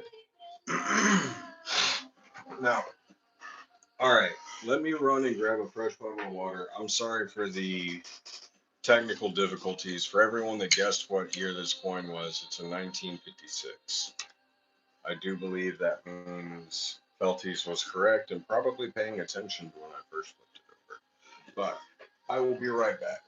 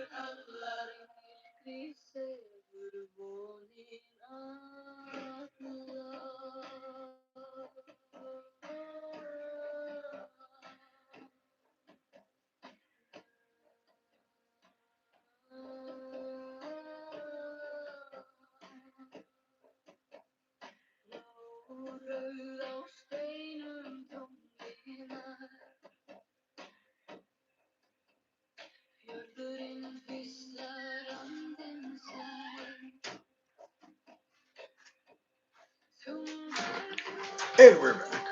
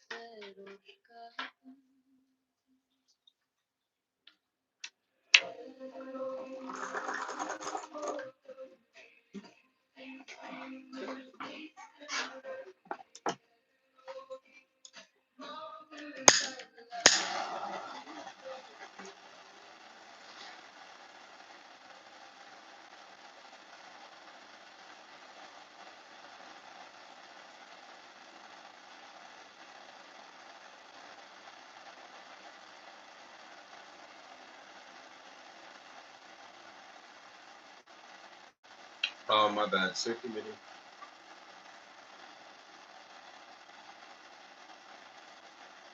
I'm so used to you guys calling safety meeting that when you don't, I just do it.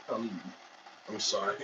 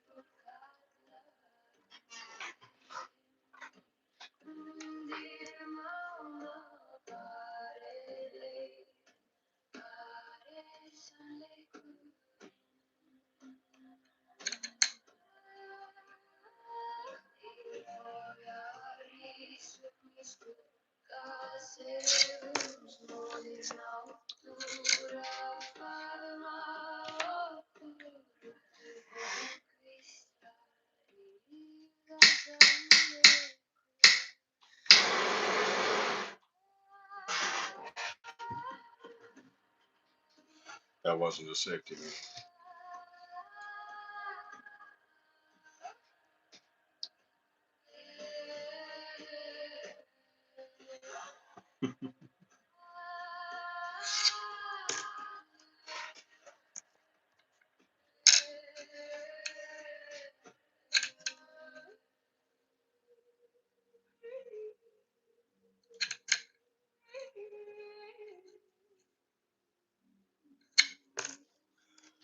91, there's nothing worth looking at. 98, ooh, close. Well, close, but not what we want, so bad.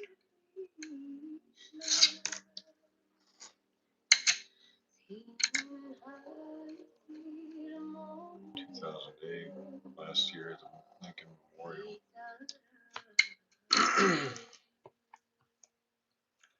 Nothing special about it.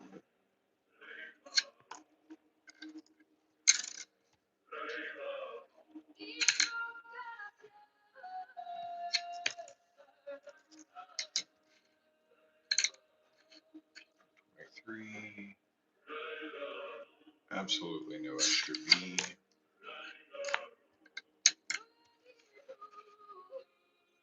Four.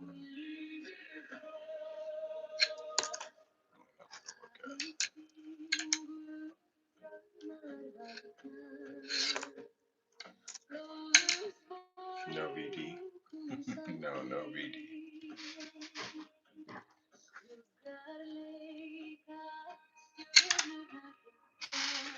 I'll take the copper on that 77 then.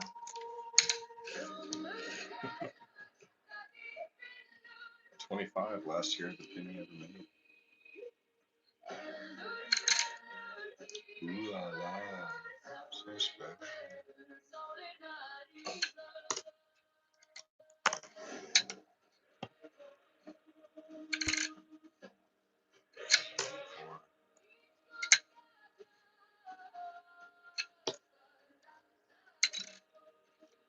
Pennies or nickels next. Ah, cool.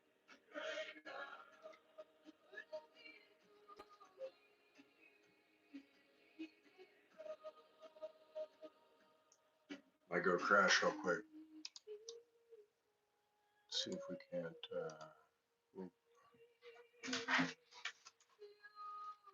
Kathy or Mary? Kathy was in here earlier, I believe.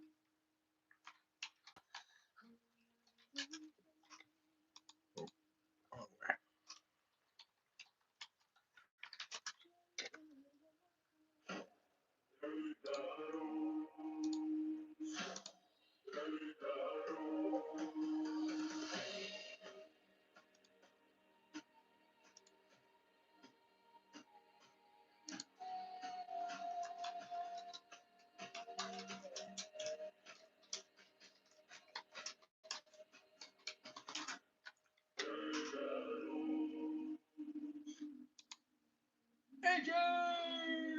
What's up, buddy? Woo-hoo! Bills! We got Bills! Yeah! Right.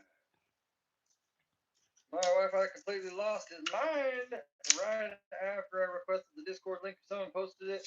Appreciate that. Would you please repost the Discord? Somebody please repost the Discord. He was just checking on you. Hey Waller, can I get a wrench? I am very slow to give wrenches.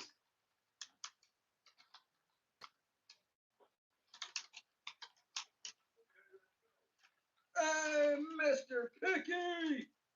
Level 3 hyper focus.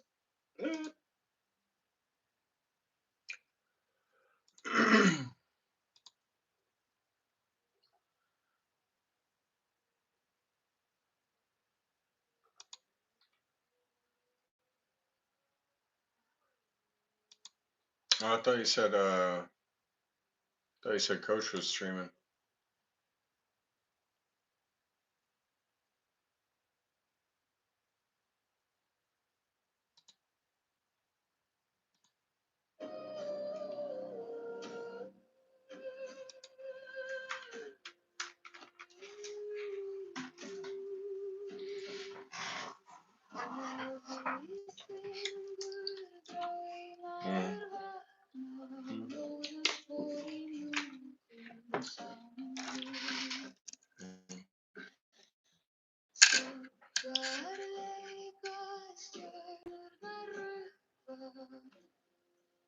Yeah, it's still like 10 o'clock for him or something like that. He's on the West Coast.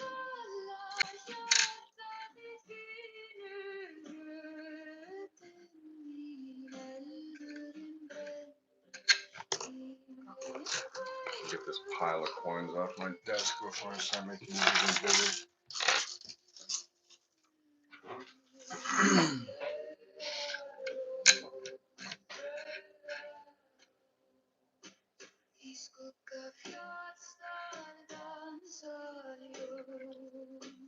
I still got Blaine stream running in the background though. Gotta make sure he gets his watch time.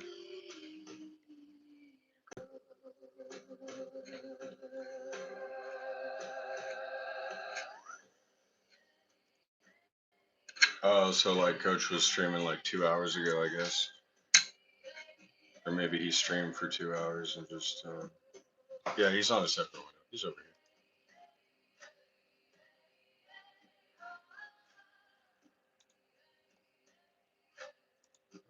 Renee Gonzalez is sending me coins. Oh, yeah, I can see how yeah, the Unum. I see that. But again, you can tell, all right, well, you can't tell with my microscope anyway. But when looking at a coin, if the mint does something wrong, it is a negative. So it raises up. Now, if there is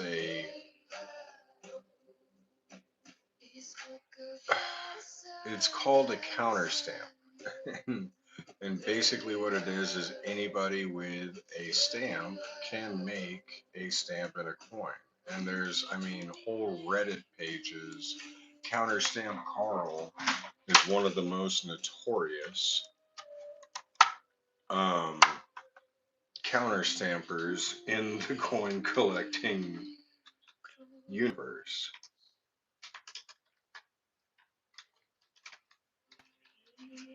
And the dude is literally just out here trolling people. See? None of this is real. This is just something that he does. So there are people out there that literally try to get under the skin of coin collectors and do anything they can.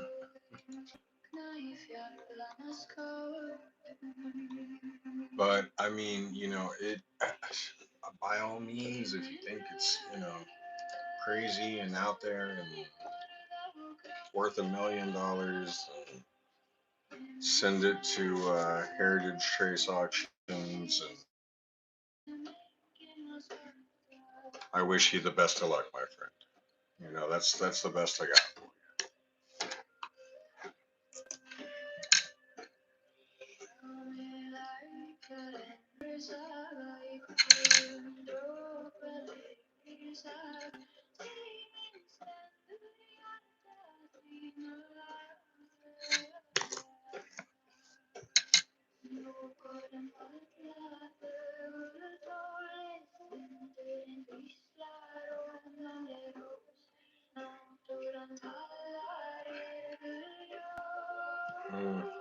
Because some people just like to watch the world burn. There's a lot of people that have nothing better to do with their time. Oh, we got a mint mark on the back. What year do we think it is? I'm guessing 63, because it's the highest minted reverse mint mark. And wanting to change the topic.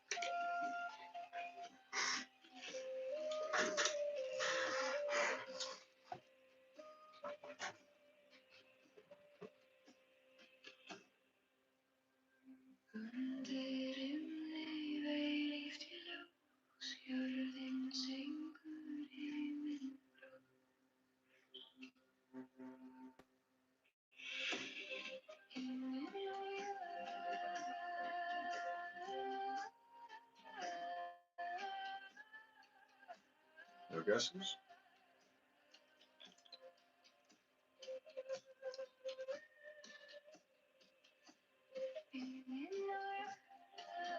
passes. Okay. 62. I was 1 year off.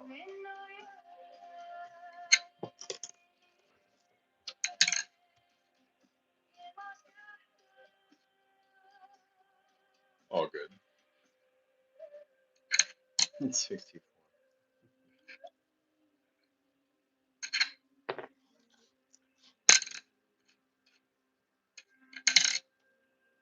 You're all good, man.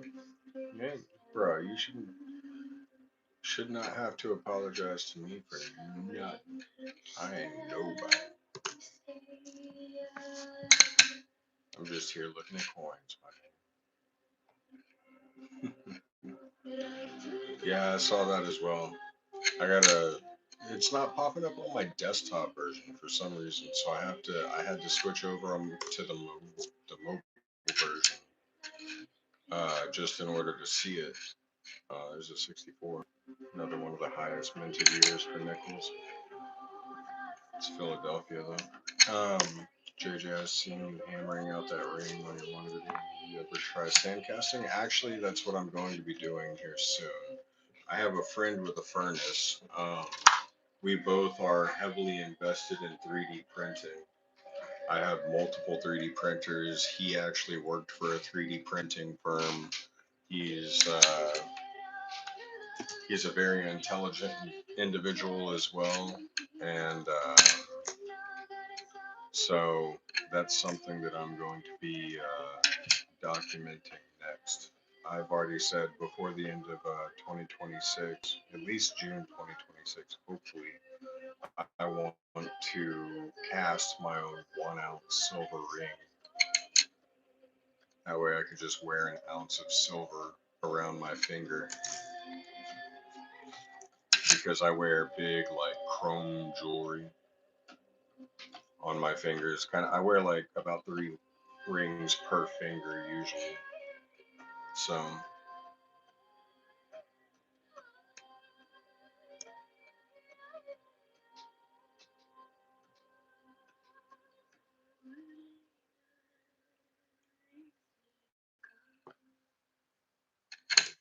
what's up, Wesley?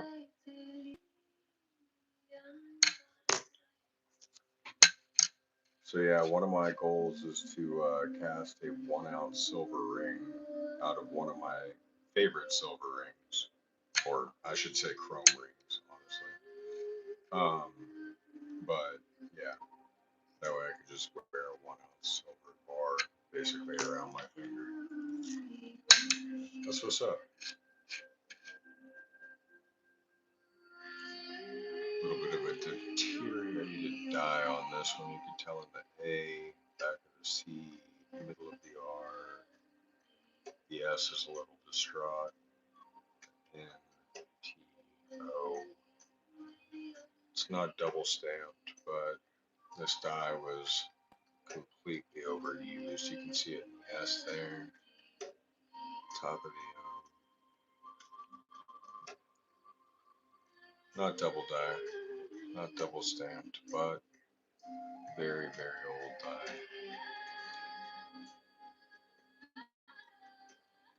S.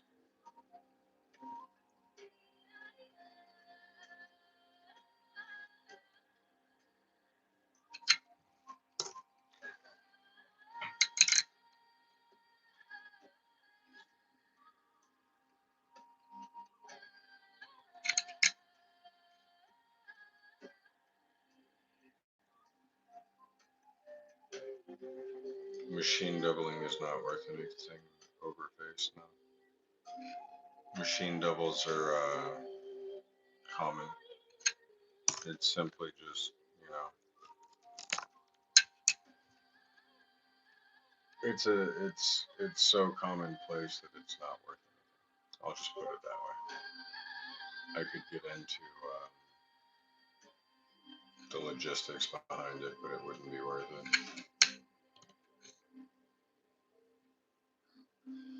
But basically, you can't blame the machine for stamping harder than it should stamp. And so, if the plate shifts because it's over stamped, then that's not as bad as it being double stamped. That's why a double die or a double stamp is worth a lot, because that indicates a true failure in process.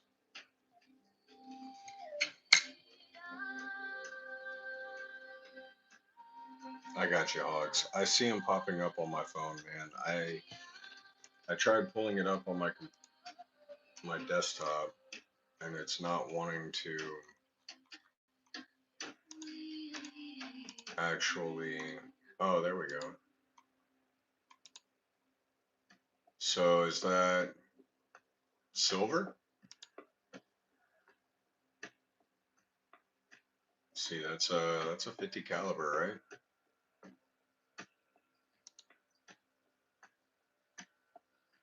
Just guessing by palm size, kind of off of the image, to be honest with you,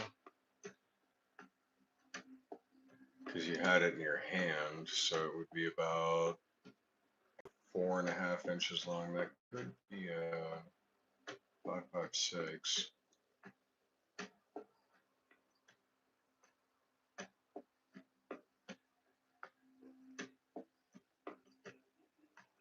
What caliber is that?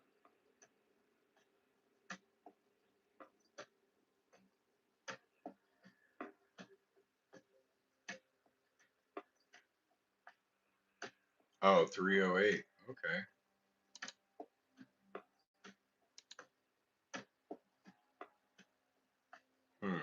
I like that. Polished, it looks really well. Oh, so you have silver dye as well. That's cool. Okay, I got you. Pretty freaking cool, bro. You and I are gonna have to, well, I mean, really, I need more guidance on essentially uh, like how much borax to use, how much flux, that's kind of what I'm lacking information or intelligence in.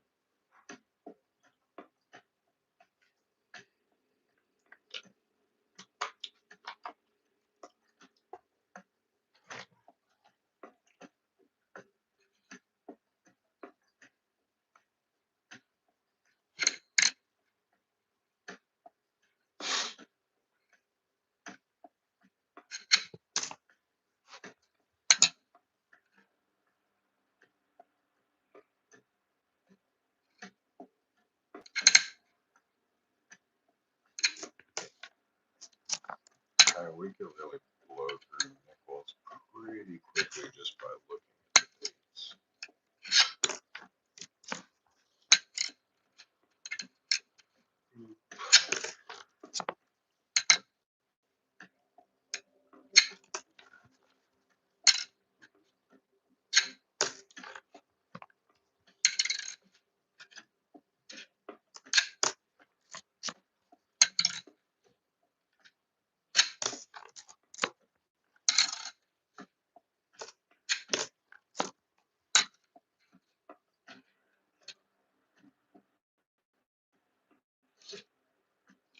Now that could potentially be a double stamped midpoint.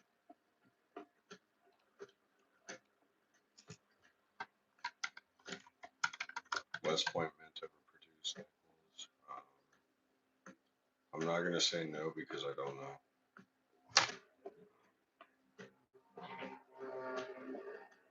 Crystalline Islam, See, I'm thinking of getting the yellow canister map gas torch for my next endeavor for ring making. But I want to get an electric furnace first and try to actually like smelt silver into a bar that I could then form into a ring instead of just taking a bar. Like right now, my next endeavor is going to be a 1/4 ounce bar into a ring. First one was a gram into a ring. Next one's 1/4 ounce. But it'll always be 999 silver. Anyways, it's something that I'm definitely looking. I'm looking into. I've got a lot of shit on my plate, man. Honestly, Hogs. It's kind of crazy the amount of things that I actually do. So I'm constantly just being pulled this way and that way and whatever. You don't want to hear me bitch, so I'm not gonna bitch. So, anyways, I'm gonna get around to doing it. It's just gonna be a matter of when and what all I have to learn to do it.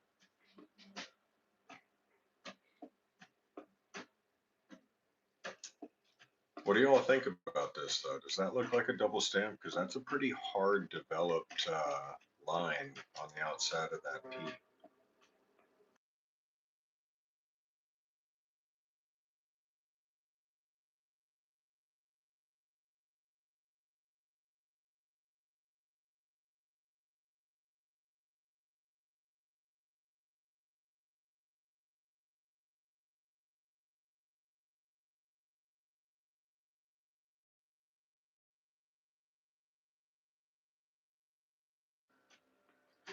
Electric furnace is good for large amounts. Yeah, I'd probably be melting about 4 or 5 ounces at a time, quarter pound.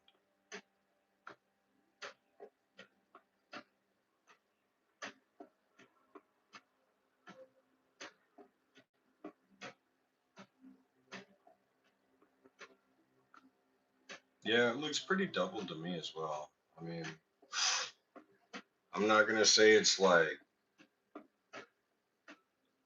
well, no, it looks double stamped. That's not even machine doubling at that point. That is a prominent double stamp. That is two very hard lines. The small yellow canister I'm referring to is MAP gas. It's not actually propane at all. This is propane. All-purpose propane comes in green canisters here in the U.S. It burns blue. Now, MAP gas burns a little more orange and is a lot hotter. It gets, I don't want to say 500. Well, I don't. Well, you go by Celsius, so I don't even want to say a temperature because I don't know. I only know Fahrenheit, but this I would say gets things to about 300 to 400 degrees. And that's what I was using for, that first little gram bar or whatever ring that I made. I've got it sitting in an Altoids case in my jewelry container actually, which is hilarious, but I'm proud of it. So, um, that's all that matters. But yeah, no, I mean, for the next thing, I'm going to be using the yellow canister MAP gas torch, which gets a lot hotter, a lot faster. It usually runs between 600 Fahrenheit to 700 Fahrenheit. There's a clear line. MAP gas will get copper hot enough for soldering, but propane will not yet.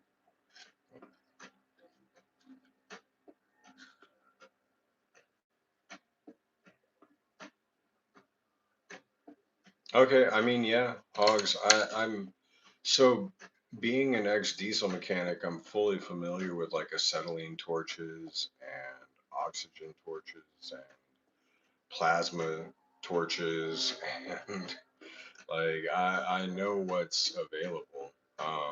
But just for a simple hobbyist, I don't, I'm not trying to invest in tank. I mean, I had a welder, and then once I left being a mechanic, I sold it off the back of my truck because it was just weighing me down and causing me more in gas than it was doing me any good. So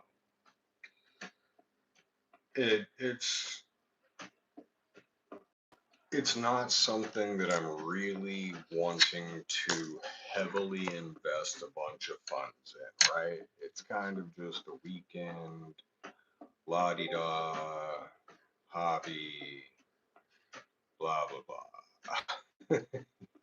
No, it's not serious.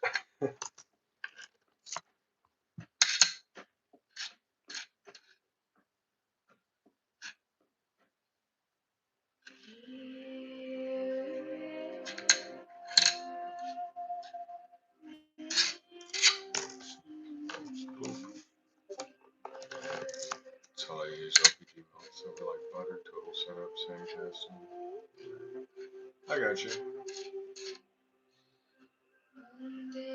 Trust me, I'm here to learn. Same as you for glass blowing. See, I've always assumed that you needed an acetylene torch with like a, basically like a single purger, the opposite of like a 5-rose bud. You know, like a 1 no bud. Well, yeah, of course you have to add argon. Well, if you're welding, that's when I would add argon, at least for steel.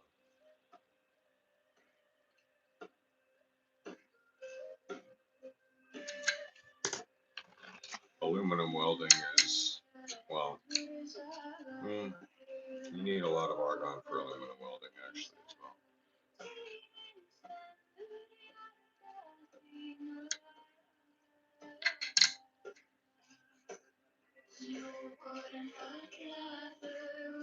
Yeah. Yeah, all the steel cutting that I did was with plasma arc torches and acetylene torches, and then all the welding I did was strictly MIG. TIG, alloy, I did do that. The gun with the spool that runs sitting at the back of it, you kind of hold it in a pistol grip formation, and the spool sits on the back of your wrist. And then you've got, you know, this, and then your nozzle out here that's spitting out your wire. It was all auto feed, Lincoln technology, the blue big 2056 model, I want to think. I might be lying. I can't remember the exact number, but yeah, that's the MIG and TIG model welder that I used for a decade, working on aluminum body trailers with steel chassis. Welding is super easy, man. It's honestly an art form. Like, I personally, I love drawing. I'm a tattoo artist. I understand like the you know, necessity of needle depth. I understand what it means to be careful and the gradual stroke of a steady hand when it comes to painting as well. But welding is an art form of its own. You really just have to unless you're stick welding, which that's kind of its own bull to ride. MIG and TIG welding is an art form. You kind of just got to paint a picture there. Like you're just kind of gradually creating strokes and moving along your line. And then if you're stick welding, you have to understand puddling and pushing and arcing and flux reduction and you know I understand flat welding, I understand arc welding, I understand MIG welding, I understand not very much TIG welding, I'm not gonna lie, but I do understand alloy MIG welding.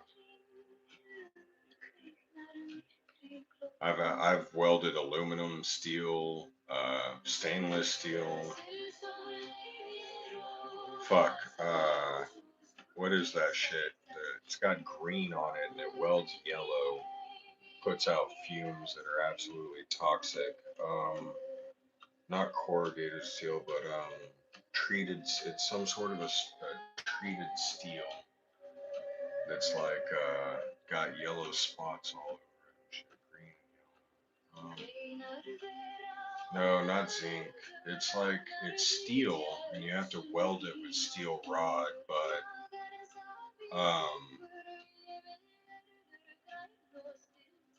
galvanized steel. That's it exactly. I fucking hated the smell of welding galvanized steel legs onto trailers.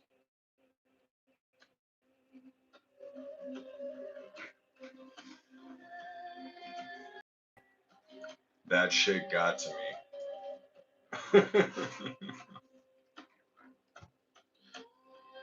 Yeah, the fumes will literally make you like want to just keel over and not want, you know, to just go to sleep. It's like you're coughing your ass off, and they didn't. I was in a small mom and pop shop and shit, And so they didn't have masks, they didn't have respirators, they didn't have any type of OSHA safety shit, anything. So it was just, don't even worry about sanding it down, just weld over it. And when you start seeing the sparks, then keep going. So that was, I mean, I learned how to drive a forklift by some 45-year-old old head saying, drive out to the back 40 and bust a few donuts. Figure out how to work the up, down, back, and forth feature and come back up here and do what I told you to do. It's that and painted steel, man. I hated having to, I would always grind down my legs whenever I was fucking welding on legs and they were painted. And everyone asked me, why are you grinding that shit down? You just need to weld over it. I'm like, you don't understand what it means to be an actual welder, do you? You are strictly a fucking trailer mechanic. You don't know what it means to get good contact. You don't know what it means to actually have penetration. Shut up and let me do my job properly.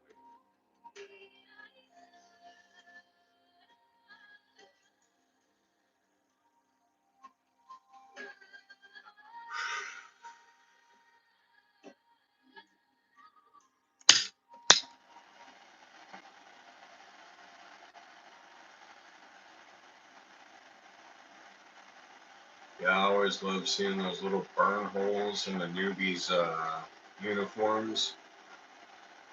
I'd always stick my finger in them and rip it down.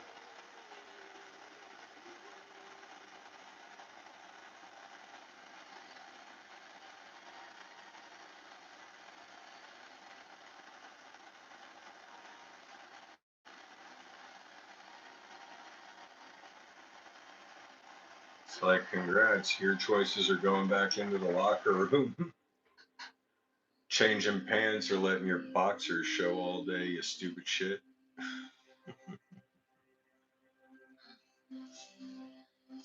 Safety meeting. This one's actually real because the last one I ended up waiting too long.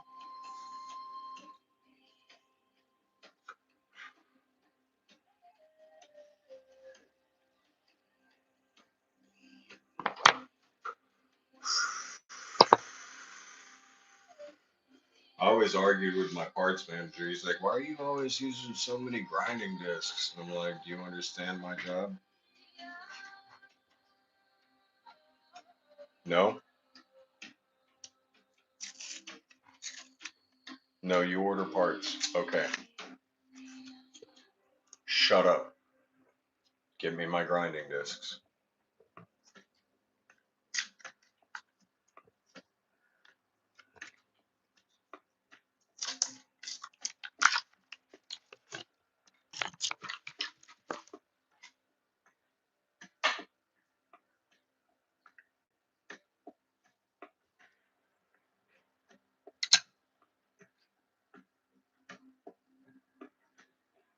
Holding my 2024s? Absolutely. With only 3 million minted, of course. Same thing as my 2009s. If you don't know, there was about only 3 million minted per mint that year as well.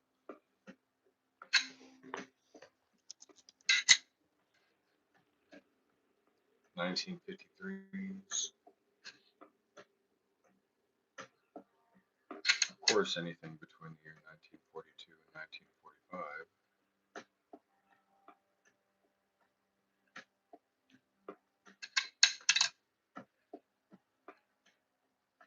Always grind your leads between rods and tails on the next strike so it's not cold.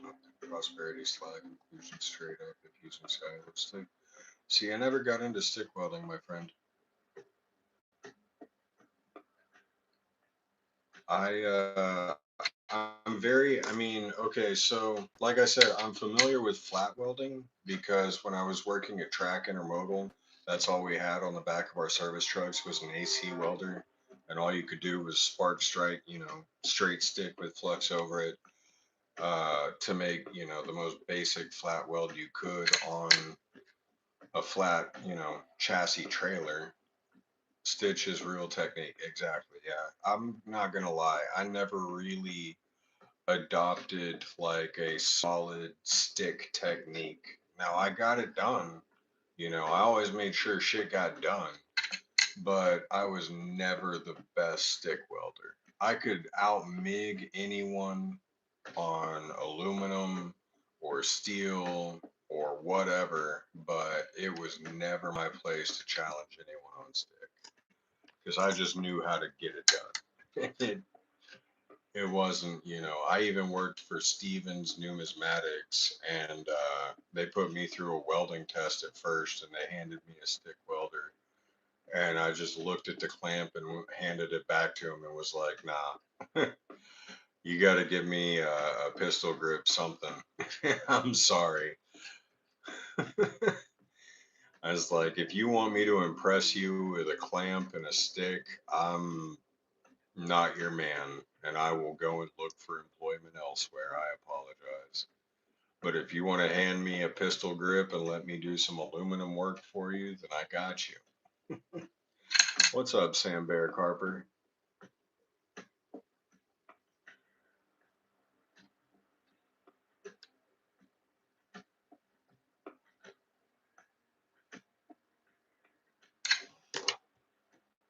The great country of Texas.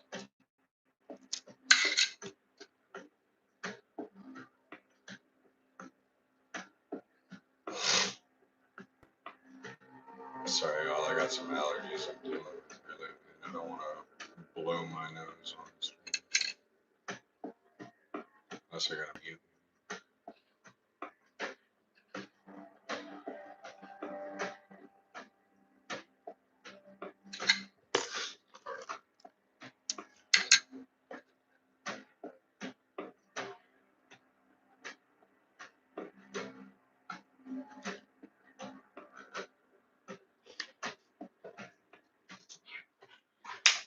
West Virginia.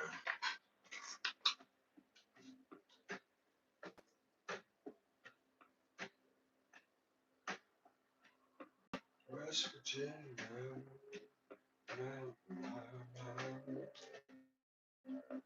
Take me home.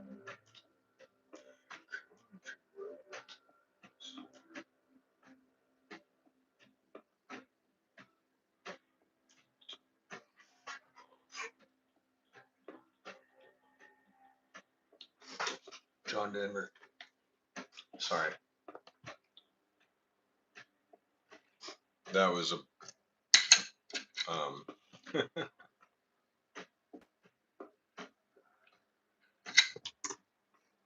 that was just a bit of personal characteristic trait showing through, I suppose.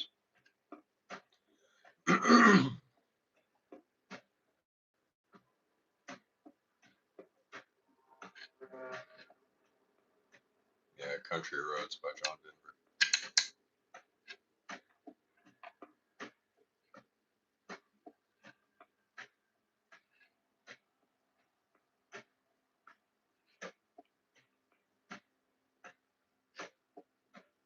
I don't know. I have this weird tick where like I read things or I see things or I hear words and then instantly my mind just goes to like a form of lyrics or like a string of lyrics that are relevant.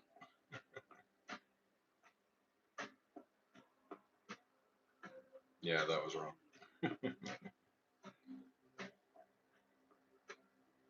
That's okay.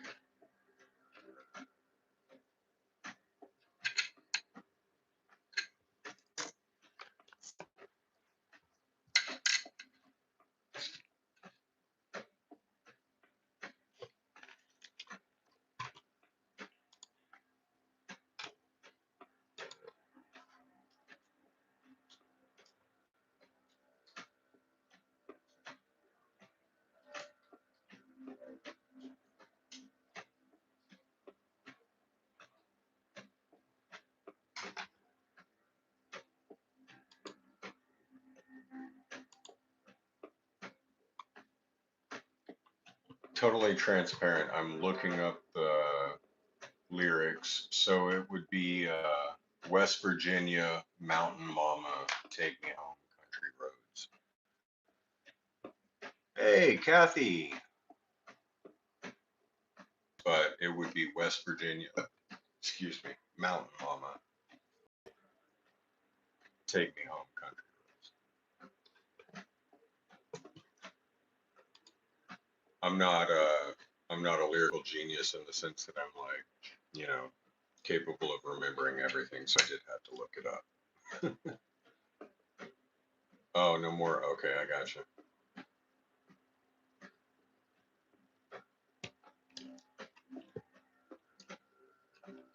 I'm doing very, very, very well. Very happy in life right now.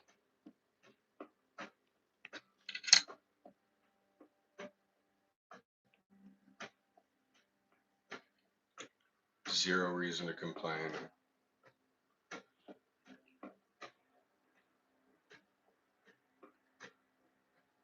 One of my crypto portfolios got liquidated last Friday of a few $1,000s, but that's okay because long-term hedging prevails, and you know, money is nothing. You don't get buried with it when you die. So to lose a few grand is absolutely nothing.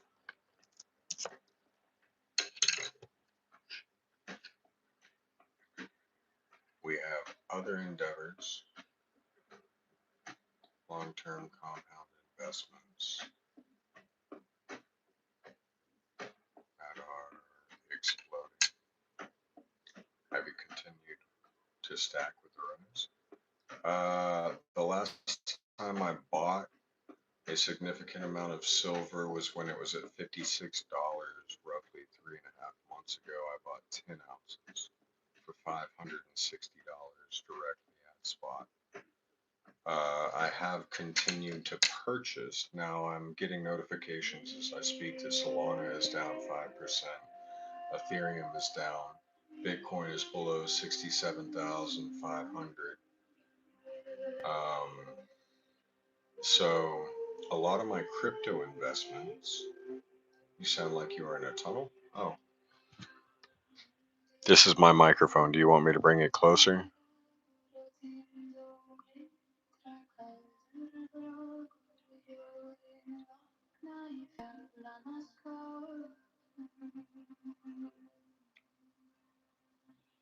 Better? I can put it in my ear and then. Okay. Well, so it would seem to be that crypto is absolutely dropping. No. All right. This isn't the end of the coin roll hunting of the stream. This isn't the chill part of the stream where I get into trading, but this is a part where I talk about investments. And if you're invested in crypto, Ethereum has dropped 5% in the last 3 hours to $2,000, which is exactly what I expected to happen after the raise that we saw. Denny Blazer, I'm doing good today. How are you? So I fully expected to see this drop in price action after the raise that we saw today because I knew it was a fake out. It's a way to get longs invested thinking, oh, well, Bitcoin saw 59,000. That's the lowest it's going to go. Well, literally, we are watching currently as Bitcoin drops on its behind. Look at that. That's the 15-minute chart.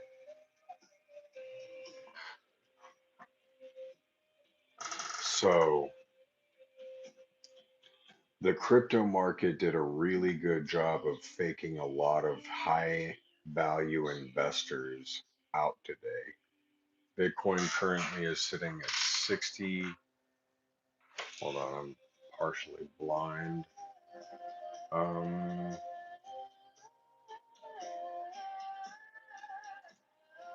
Bitcoin is sitting at 67,826 on my exchange.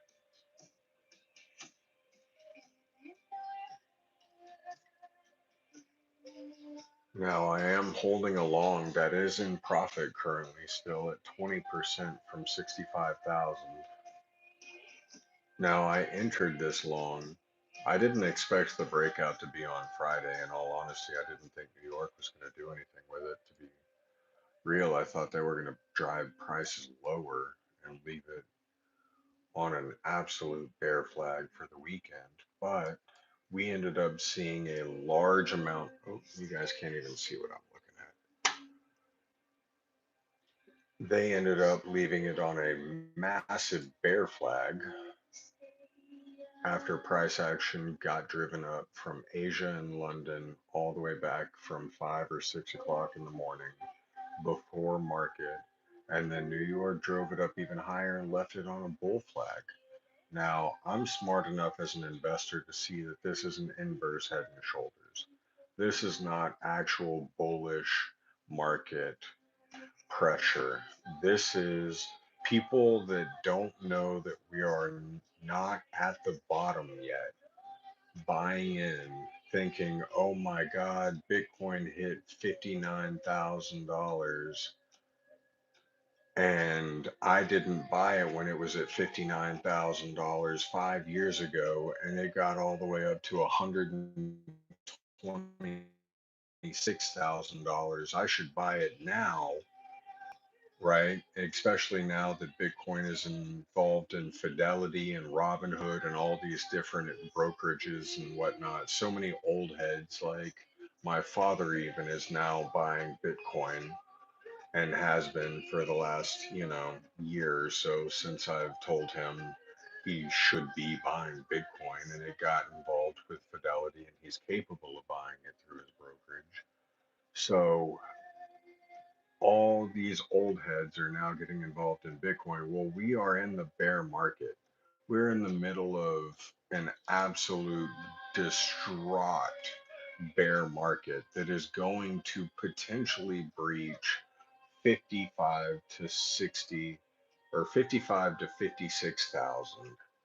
So we saw 59,000. If you see the line that I have drawn here in yellow, it touched right above that at 59,000. Right now would definitely be the time to buy Bitcoin, but we could potentially see a 56 to $55,000 Bitcoin. So understand that if you're buying Bitcoin, don't buy it on leverage. Don't buy it on leverage unless you're willing to DCA your margin ratio and add margin into your long in order to essentially create a swing long, which is exactly what I'm doing here. Now, I opened my long on Bitcoin with minimal margin, 3% at 65,000. And I didn't even take profit up here while it was up at the top all day long. I didn't think it was necessary because I know that this is a fake out. I know that this is all fake news and that we are going to see a much larger drop before we see any form of gain. So I'm going to protect my margin, not putting it in now and essentially waiting until I'm in the negative to dollar cost average my price averaging down into a larger position to hold for essentially, well, with the halving system and the halving process that's in place with Bitcoin, it could potentially take another 3 to 3.5 years. Honestly, I mean, you can tell by looking at the news that there is a drop in mining value for Bitcoin. And this is exactly how Satoshi planned and programmed this coin to work. That's why we are in a bear market now. That's why I told everyone, my father included, to sell after it broke 122,000 again. because looking at it, I absolutely knew that we were not going to see another leg up. We were on the fifth leg of the Elliott wave. We were at the very end of the bull market. I don't think it's going to go way down. No, I don't think it's going to go, I don't think it's going to go below 55,000, honestly.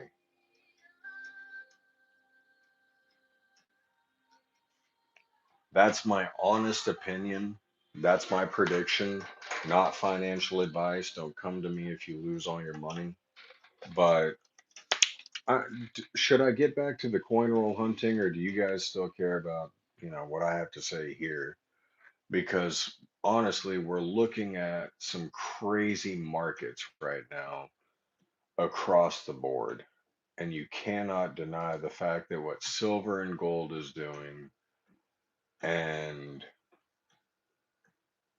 the craziness that is this chart right now, you know, like, let's talk about it.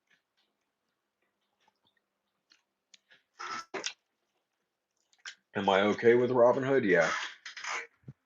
Yeah, I don't hold much in Robinhood just because I mean, I have a shit ton of funds in a cold wallet that nobody can get their hands on. So a lot of my crypto is not accessible to anyone. Um, Robinhood, some, I think I have some crypto, probably like $500 worth of Bitcoin, maybe like $300 worth of Ethereum, a couple $100 worth of Solana. I just hold it there, I guess. I mean, you have to understand if you're holding any crypto on an exchange, it doesn't belong to you. Unless you have a cold wallet where you possess the pass keys and it's literally in your possession, you don't own it. So if you trust in Robinhood to hold all of your funds, then, well,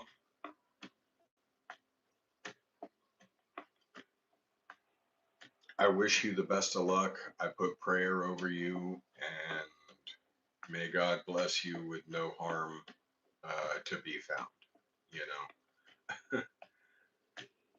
So if you're willing to buy and hold on an exchange, then you kind of just have to understand that at any point in time, the exchange can be like, well, uh, no, or the exchange can disappear, or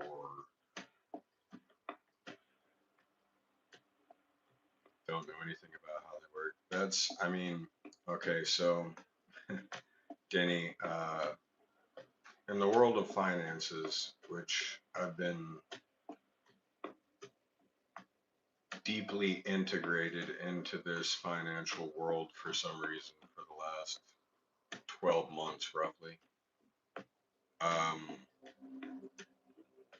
to the point where I've become an instructor to others. I don't know how. Trust me, I don't think I'm that much worth it. But it's something you have to DYOR, do your own research on.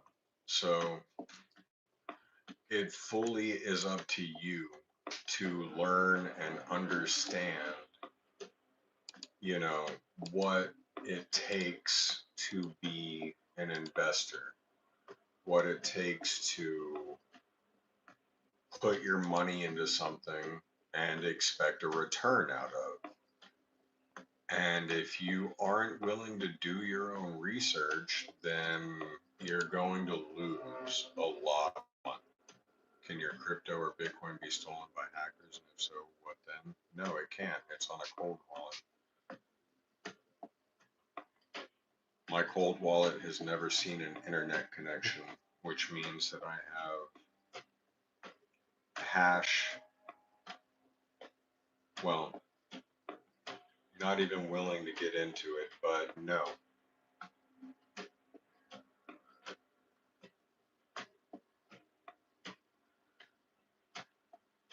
You would need 2 forms of authentication and my 12-word passphrase and access to my home internet connection.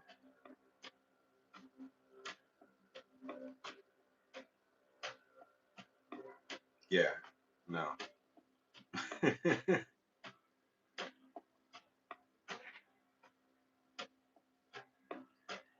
So basically, you would have to be in my home with 2 things that I don't actually keep in my home, and one other thing, and the 12-word passphrase, and access to know what cold wallet storage I use, because there's no applications on my computer system, whether it be work or home desktop. So you would have to know a lot of information to actually access my crypto.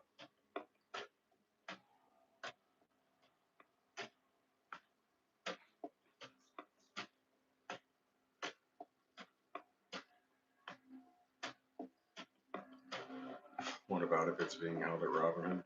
Well, I have crypto on Robinhood, but that's not, like I said, that's not my only crypto.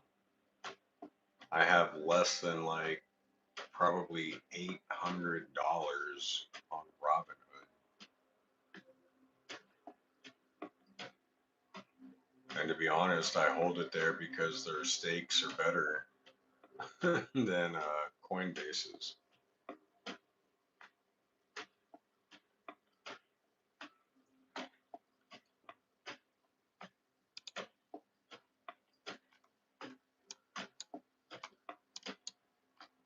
And I drew that line fucking perfectly. It bottomed out right there. Trend lines are your friend, my friends. I promise.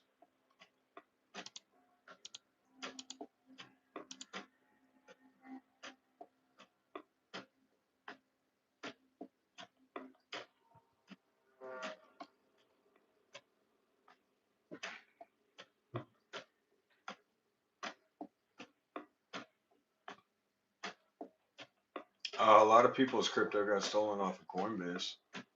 That's why nobody fucking uses it anymore. It was an insider job as well.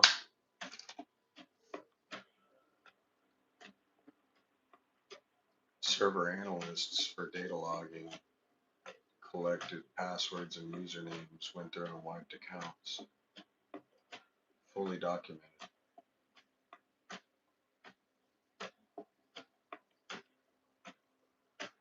Coinbase was like, well, we hired a third party and we didn't know anything that they weren't, nobody said anything that they were criminal. It's like, okay, well, all I hear is you owe a bunch of people a bunch of money.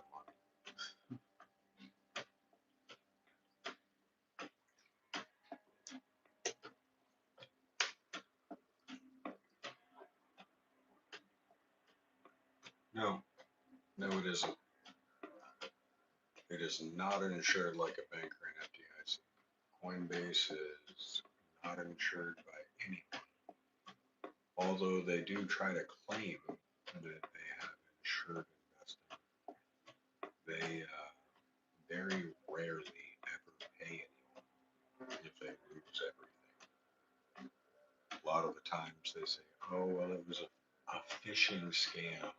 It was your own wrongdoing. You clicked on the wrong link and it was your cause for relinquishing information to the scammer that caused your account to get totally wiped out. So there's nothing that we can do about it on our end.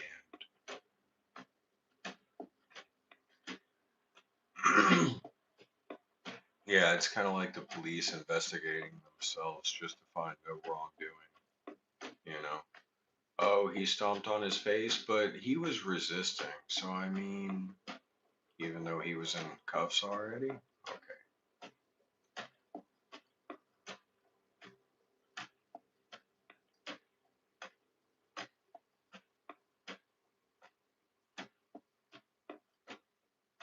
We'll go with that off faster.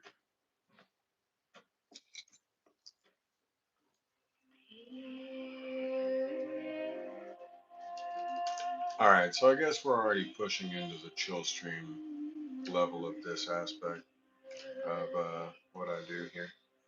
And at that point, I would say River crypto coin is taking off. I'm already up 17% in my trade. That's what we're looking at currently. If it breaks this top right here, we could potentially be looking at a breakout. I'm going to go ahead and put a stop loss in profit. That way it's a risk-free trade.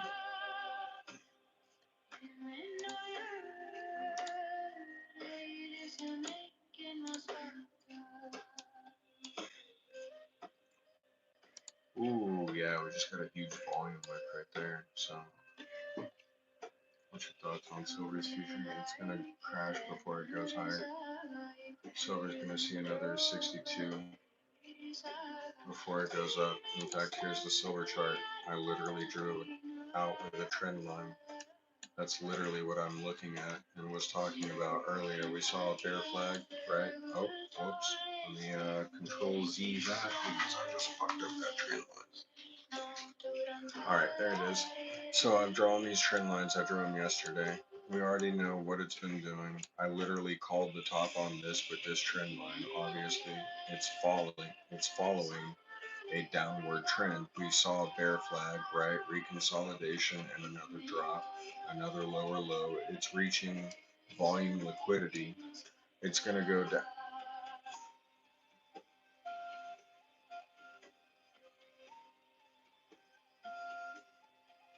Denny, silver is currently at $77.81 for the weekend at end of market close. So I don't know how you could say it would go down to 80 when it's under 80 and it saw literally 66 or $64 earlier. We're gonna see another we're gonna see an okay, well, I'm fully willing to listen to everyone's rebuttal and what they think the market will do in their own right, but I fully expect to see another drop in silver to roughly the 66 to 65 region. If it breaks below that 63 that it saw, then we might see a larger downward pressure and fear motion. Now, this is the channel that we would be looking at for these trend lines. But what I'm truly believing is that we see the bottom of this trend line get met, right? And then a bounce from there up into a higher price action. So down, up, right? Of course, it's going to be going across for the weekend. For the next 2 days, it's going to be leveling out. And then hopefully, if we see on the open of Monday morning, which for us in the U.S. would be Sunday night for you, for Australia and Asia, we should see a price bounce. Hopefully, like fingers crossed. If not, we might see a price drop over to where this trend line is following. And then if we see a bounce from this trend line, it should be upwards into the 95 to 96 range again. Now that's within the next week to week and a half. I'm not a market analyst. I'm not anyone that is giving you financial advice. I don't know what the market's going to do. All I know is I've been sitting here studying charts for many, many, many years. And if you want to take my word for what it's worth as a grain of salt, then by all means. If not, don't.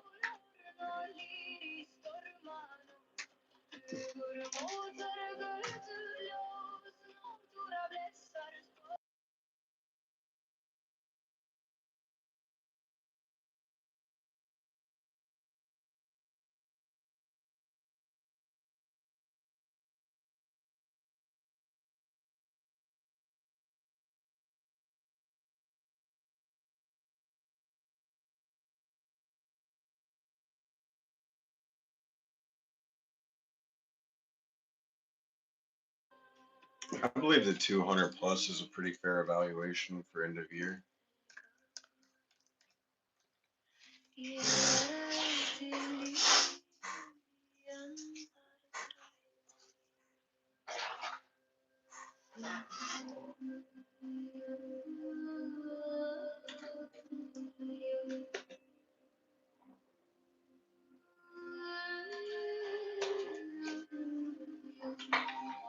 Yeah, I'm still able to get both pennies. I buy them by the box.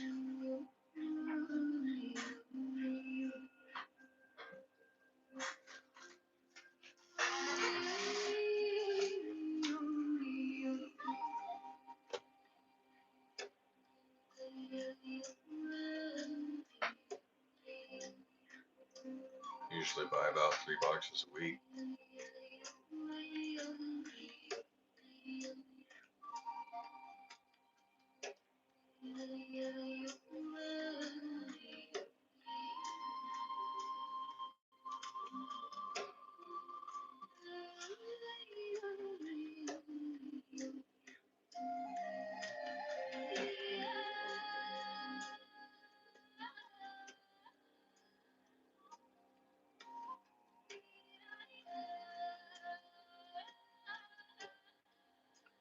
Bitcoin perpetual price is below 68,500.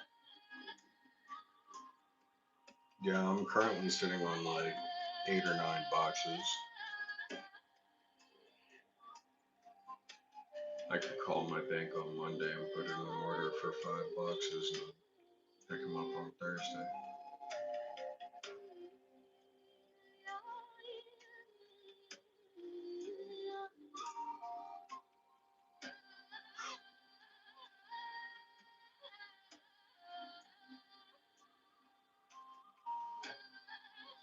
See, one thing, like, okay, so,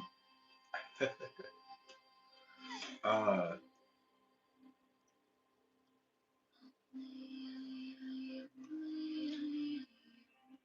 no, this stream has been completely dry, honestly.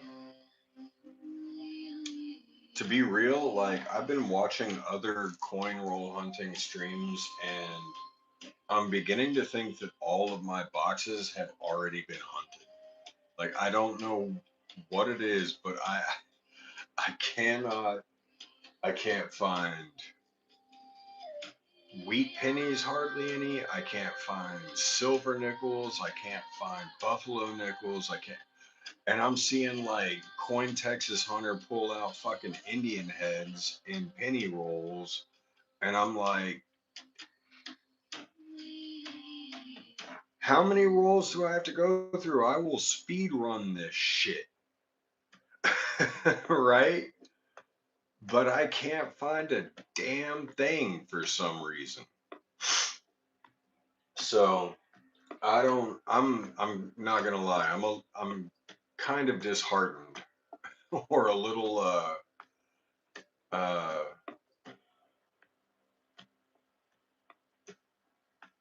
shit. What's the word I'm looking for? I don't know.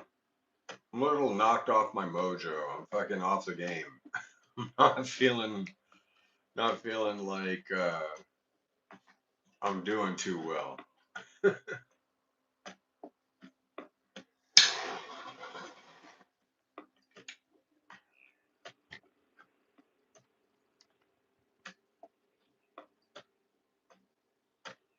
Man, yeah, well,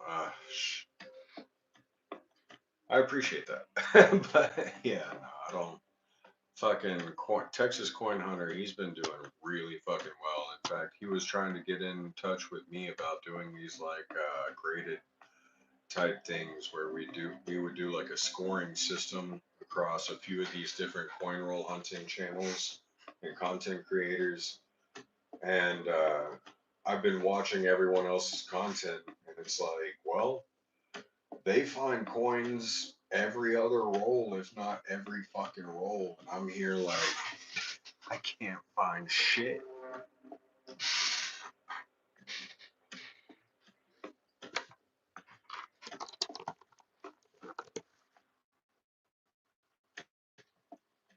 But I don't know. It's not my place to complain and bitch, you know.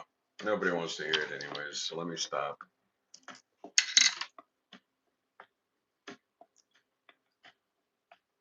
Bubbles everywhere. Yeah, bro. You looking at crypto bubbles? What coins?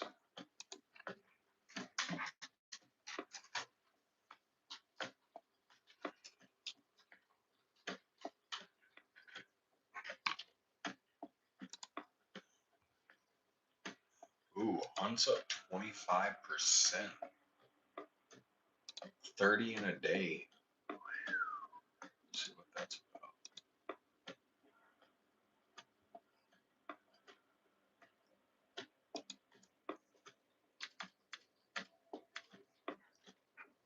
about. I don't have Hunts on my exchange.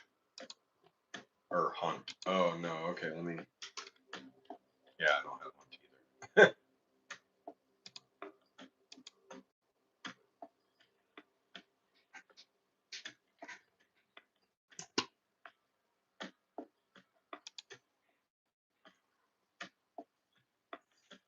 Let me double check top rank.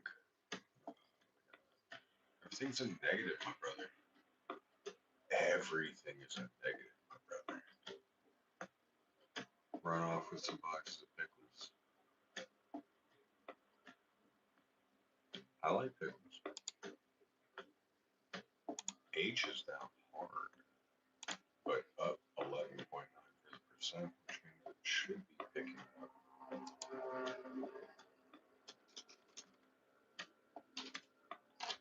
check the chart. HUSDT futures, the 15-minute showing heavy sell pressure, large amounts of volume. These stocks are currencies, cryptocurrencies. I don't fuck with stocks. Trading stocks is too expensive. Commission, brokerage charges, fees, everything involved is too.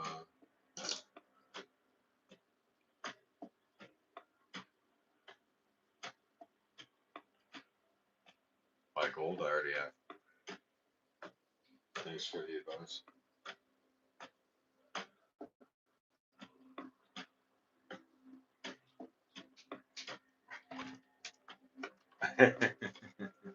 If you want to buy gold and silver, go to my website where I sell gold and silver. But I've been stacking gold and silver for a long time.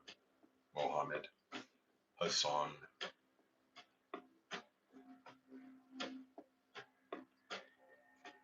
That's that's what I got for you. If you want to talk to me about stacking gold and silver, I deal in selling people gold and silver. So talk to me about stacking gold and silver. I got a safe full of it. And I live in the great country of Texas, so don't try to come to my house. There's more guns than there are people.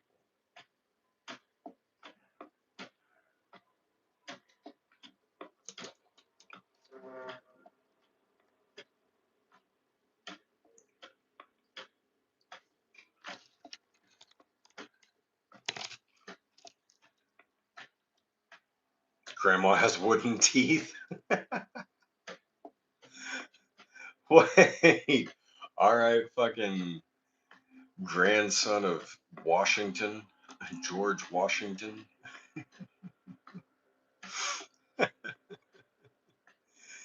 Got the cherry wood tree teeth. Bruh.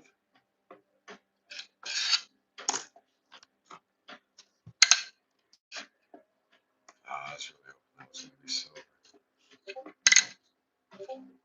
Looked a little dilapidated.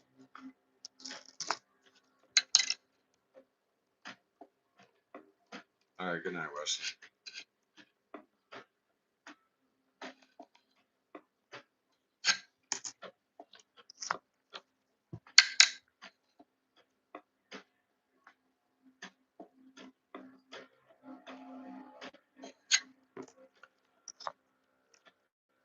Well, we always knew that cryptocurrency was never truly legitimate. That's why it's always been a gamble. Every shitcoin has been a gamble. Every investment in the cryptocurrency has been a gamble.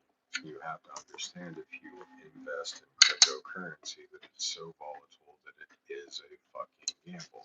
This this is something I'm in so many cryptocurrency investing groups that it's not funny. You have to know that if you relinquish your funds to a market that can legitimately get wiped out in a day, you know that you can potentially wake up to negative thousands of dollars any point in time. If you especially, leave your funds on the exchange, that's everything. Mr. JJ with the badass lizard 3D printer. What do you mean? This one? Mr. Puff? You talking about Mr. Puff? Don't be talking about my magic dragon that way. No, quantum technology will destroy the blockchain technology. AI will not destroy blockchain. Quantum technology will. Quantum computing is going to be the one thing that can break all blockchains. We've already seen it happen. It's a well-known fact. The only way you can get through 543 quadrillion different variables in a single amount of time is through quantum computing.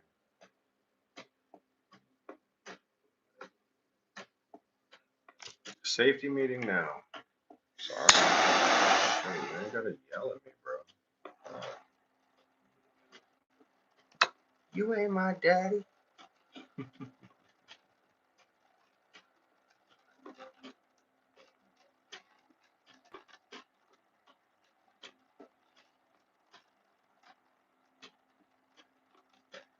Actually, I believe it's 454 billion variables that you have to go through for blockchain on encryption. Anyways, the only way to achieve that is through quantum computing.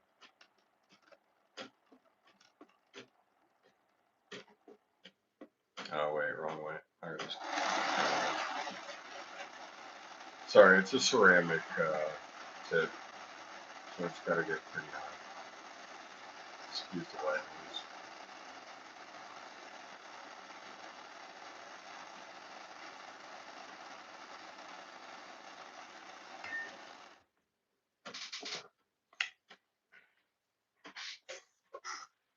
noise. Strap on your hard hats.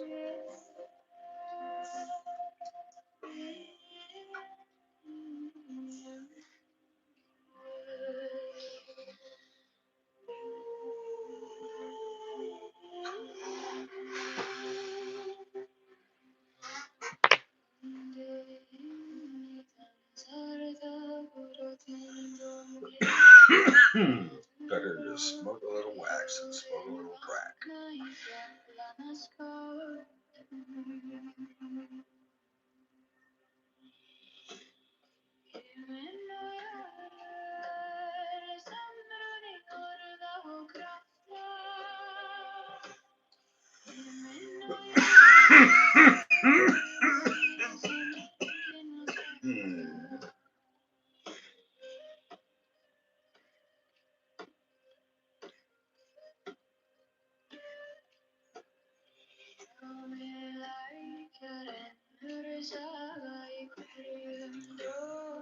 Alright, we're watching H fall on its ass.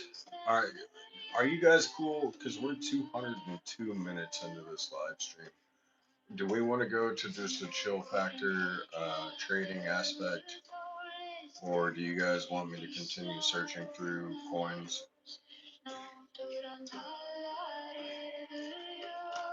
Dealer's choice.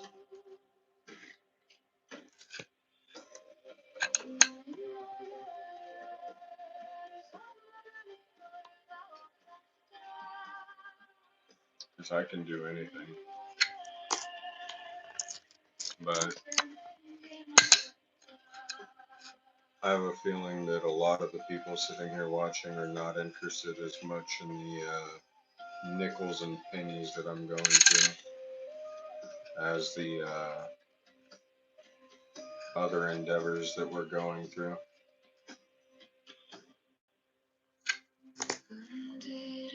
You really like looking at nickels? All right, Weasel Bucks. You can go through nickels, brother. Here's a reverse mint mark nickel. What year do you think that is, Weasel Bucks?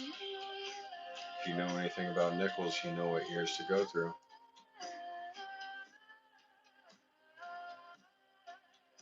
You want to know about the 5-cent piece? I mean, there's a lot of history involved in it. So, nickels used to be called slugs. The reason why is back in the 20s, mafia members used to use rolls of nickels in their hand to beat the shit out of people.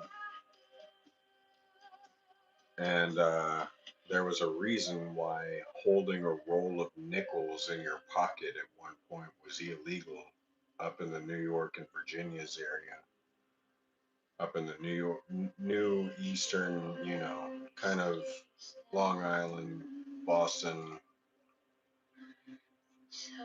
And so even during the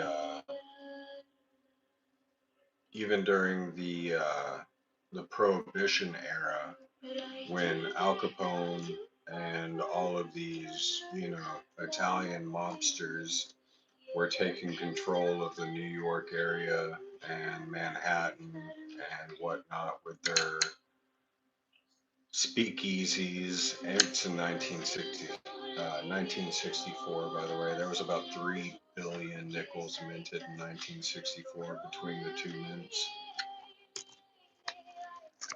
So with all of Prohibition happening and whatnot, they called nickels slugs because you could hold a roll of nickels in your hands and it basically made your knuckles a brick, as if you had a bricked out boxing glove. So excuse me. That was one thing about nickels, and then one thing about nickels is thank you for the bronze medal, Fernando. Fernando USA and of all 8D931. Thank you very much. I appreciate that, man. So in 1942 to 1944, leading into 1945, they had silver nickels that were 35% silver because they had to use the nickel for war endeavors to create rounds and to make ships and submarines for World War II. So during the wartime in World War II, they created what was known as the war nickel. So any year between 1942 and 1944 is 35% silver instead of nickel. Now, most nickels are copper clad nickel, right? Except for those.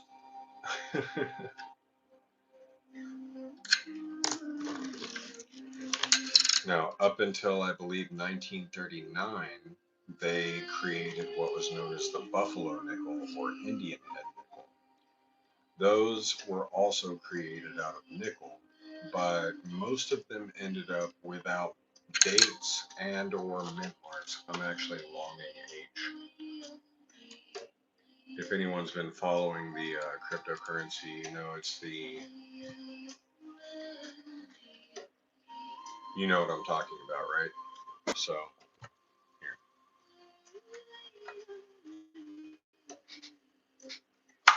H long.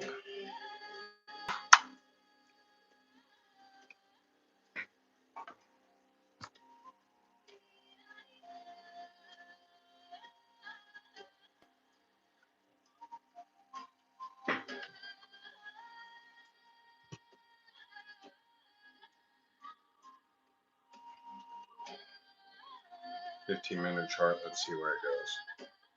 If this creates a bear flag, we're bailing under local low.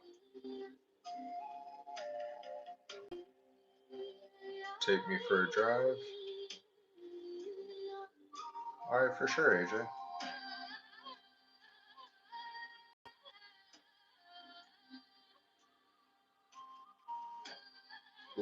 Sorry, Weasel. Hot liquids are more annoying than they are painful. It's kind of like, I should have known better. It's like stubbing your toe.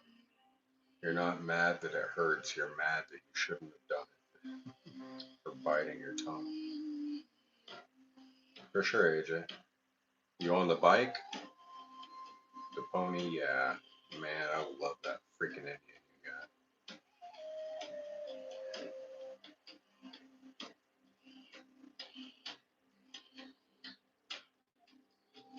Beer 30 doesn't exist for me.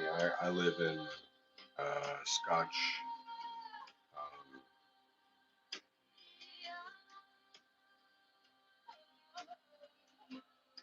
well, there's actually never been like I don't know, a hodgepodge Scotch territory, whatever. I just drink like iced or watered down Scotch. Beer makes me feel fat.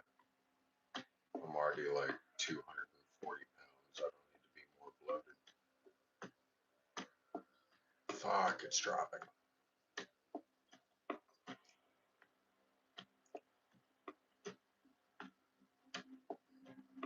Scotch Valley. No, I think that's Silicon Valley, but close enough, right? I mean, I'm not like, I would say I'm not like oversized or anything, right? Like, I don't know, but I got some weight on me, so I can't really drink too much beer.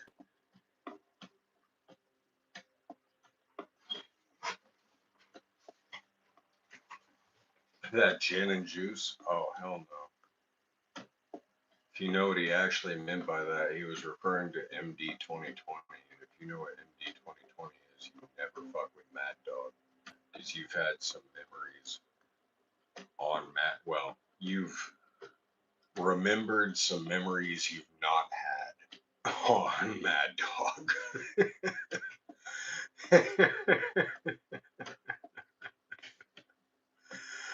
Oh shit.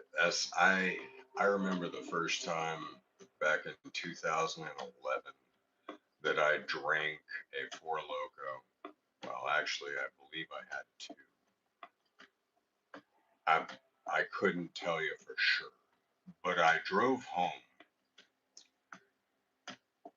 I do not remember driving home, but I remember walking out to my vehicle the next day and seeing that I was parked about 75% in the street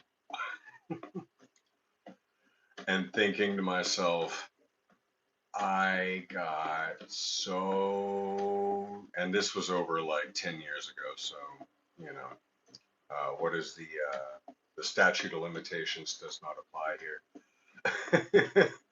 um, I got so fucking lucky. 40 a crazy horse. I mean, yo, I had some friends at one point that were like, yeah, let's just go and get like 6, 811 steel reserves. They're like $2.65 a can. And I'm just like, bro, you're you're trying to you're trying to make a problem for yourself tonight, and you probably shouldn't do that. Like, I'm just recommending, I'm not going to do this with you, but if you do it, I'm just saying you're making a problem for yourself. And if you make a problem for yourself, I'm not going to be there to bail you out because I'm telling you, you're going to make a problem for yourself. I'm sorry, but you're not my problem. As your attorney, I'm advising you, don't do it. And the fucked up part is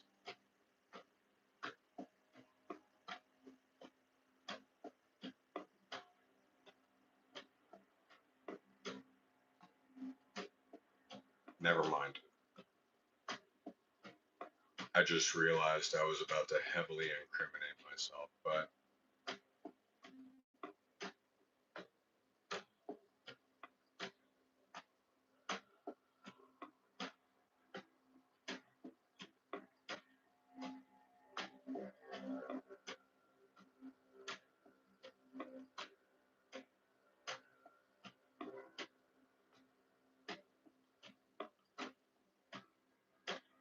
yeah, they didn't used to look scary until they put old cross-eyed.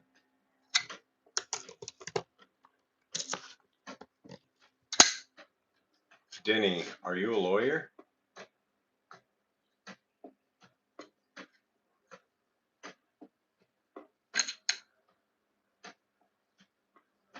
If so, are you a licensed lawyer in the state of Texas? Because I keep my lawyer as #1 on my speed dial.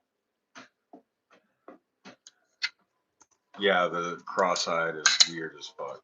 I'm trying to pull one up, and everything that I'm pulling up is normal. Denny, no. Okay. I was gonna say, because I have a, I mean, my lawyer's on speed dial for any issues that I might encounter. See, that one didn't even cross-eyed because it's too early. And I'm not gonna say anything else. As I said, I'm not gonna self-incriminate myself. This one didn't even cross-eyed, honestly. Yeah, that's right, Denny. I'm sorry, you're an electrician. Man, this dude didn't even cross-eyed either. What the hell? I guess that one's looking a little too far off. This one's cross-eyed.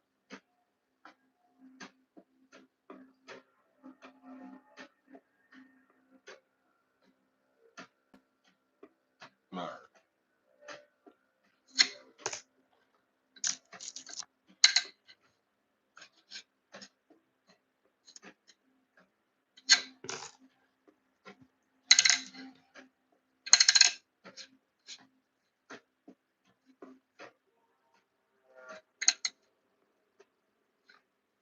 I just work in an interesting environment, is all.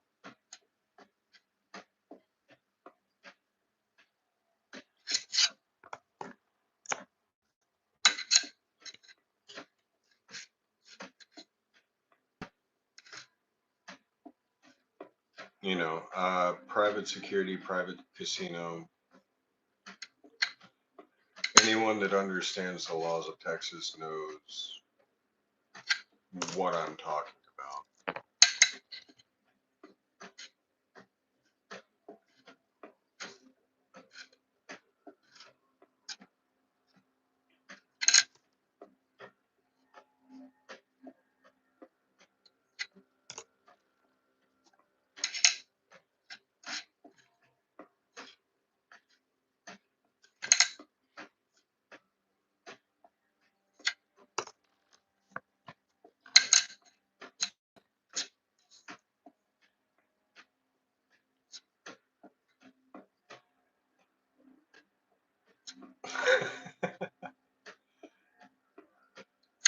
Certainly sounds like Hunter S. Thompson to me. Oh man, I thought that was beehive air for a second, but that's just corrosion.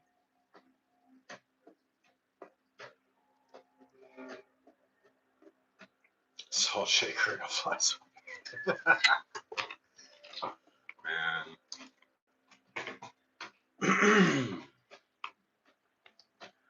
Yeah, I don't know. I had an interesting young adulthood. That's for sure. Let me run and grab a fresh bottle of water. I'll be right back.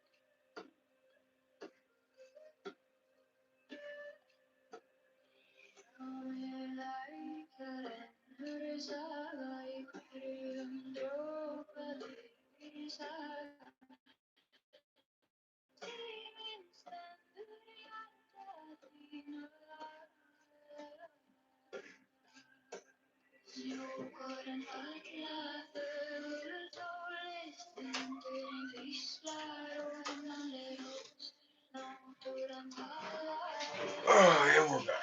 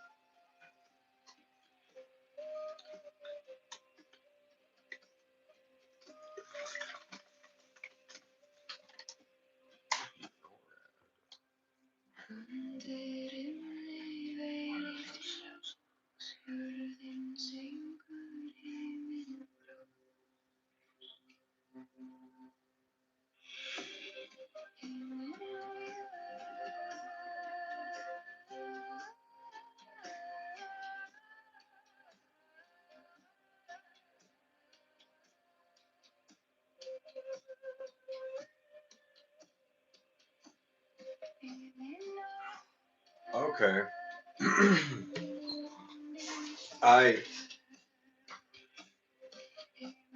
Yeah, cool.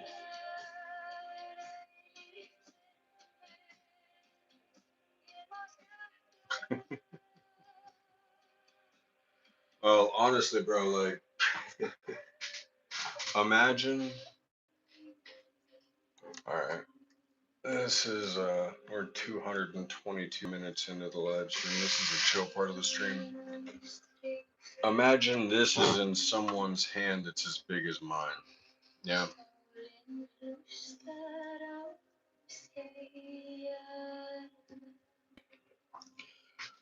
Imagine that's backing their knuckles when they go to hit you.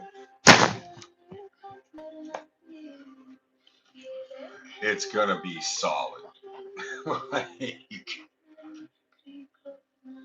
you're gonna be hard pressed to think that doesn't hurt.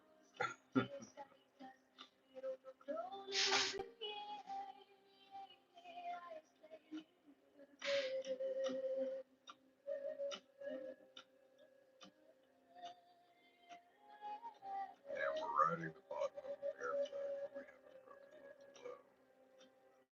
This next 15-minute candle drops below the last. I'm probably gonna bail out of this position.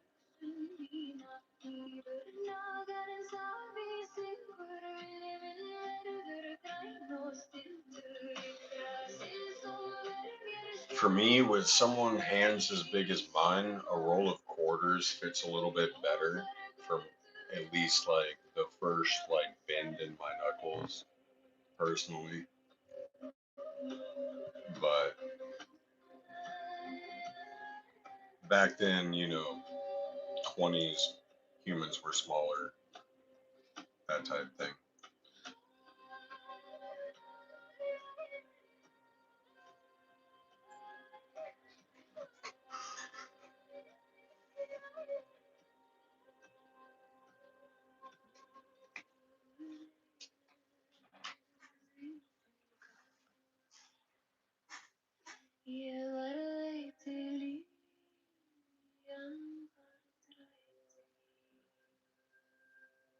Like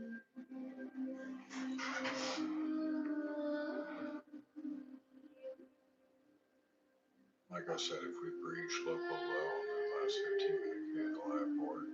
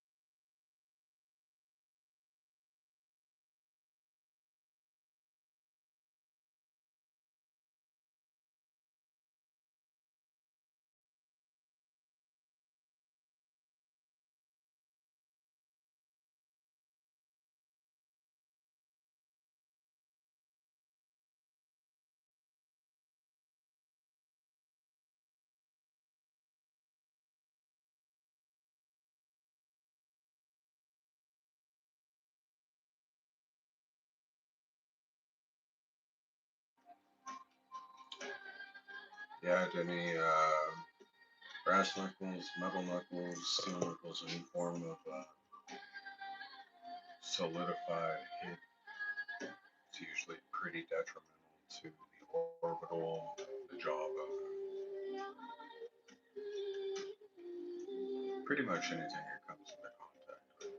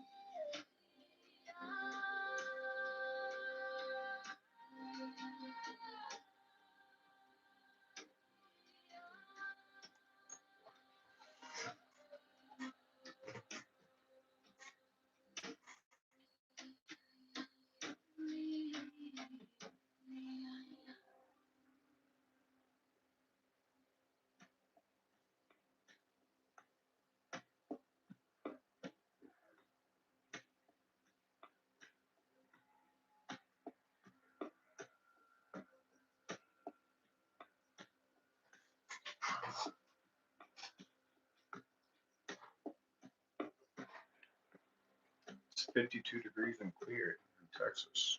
Yesterday we had a high of 80 degrees Fahrenheit, a low of 60, I believe.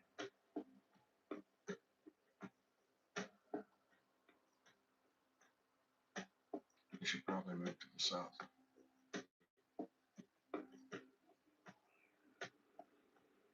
It's a pretty great place. Live guidance. So technically, I start on the weekends. I start my trade, or I start my streams off with coin roll hunting, nickels, pennies, and other coins, and then eventually I transition into just kind of like a chill stream where we sit and talk, and we can go over different topics. I trade crypto. Uh, I'm not a financial advisor, but I'm not. Well, anyways, that's about that.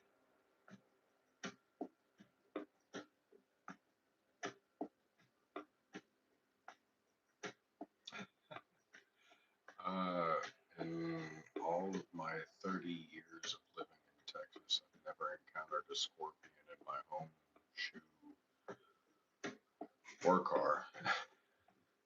Bitcoin currently sitting at 68,378 on my exchange. Bottom of the bear flag after all of today's raising. Understandable. I'm still up on my long 29%.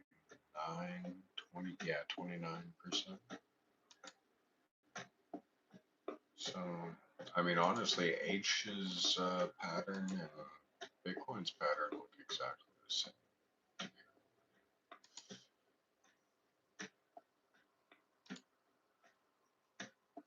Both sitting on a bear flag.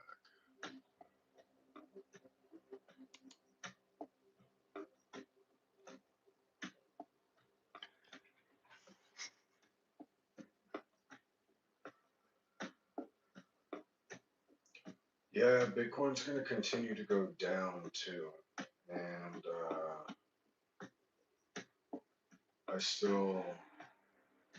I mean, I'm in a lot of trading groups and financial advice groups and whatnot on Discord. And a lot of people are saying it's the bottom, it's going to keep going up. And within my best ability, trying to relinquish the fact that we are absolutely not at the bottom. We are just in the beginning of what could be considered the next leg before the bottom. Now, we are in a bear market. We saw the Elliott wave pattern happen. We saw one leg, two leg, three leg, four leg, 5 legs of the Elliott wave pattern. And now we are in the bear market. This is also called the halving system, or if you're familiar with Bitcoin, you know what I'm talking about. Halving reduction of mining processes is causing a larger amount of people to continue to not mine, but sell. Therefore, they're getting rid of everything they have been harboring. Whales are popping up that have not been on the blockchain for over, 13 to 15 years. All of a sudden, just to sell. Because we are in the halving process. Satoshi really did a really good job when he programmed this currency, because it's like no micro strategy, no BlackRock ETF, no billionaire can have $50 billion worth of Bitcoin and be a monopoly factor on the currency. So that's exactly what Satoshi was going to prevent from ever happening to Bitcoin, the way he programmed it. And what happened? Now all of a sudden, MicroStrategy's $10 billion in the hole, and they owe that to someone because they've spent $50 billion over the last 4 years buying Bitcoin, even at the top at 110,000, at 118,000, right? They owe that to someone. Who's going to pay for that? Michael Saylor himself? You think he's got $10 billion sitting in an account? Nah. But now all of a sudden Bitcoin hits 59,000 and everybody loses their fucking minds, man. I feel like the Joker's saying that, right? Heath Ledger. What are you going to do about it? What did I do about it? I bought a shit ton more.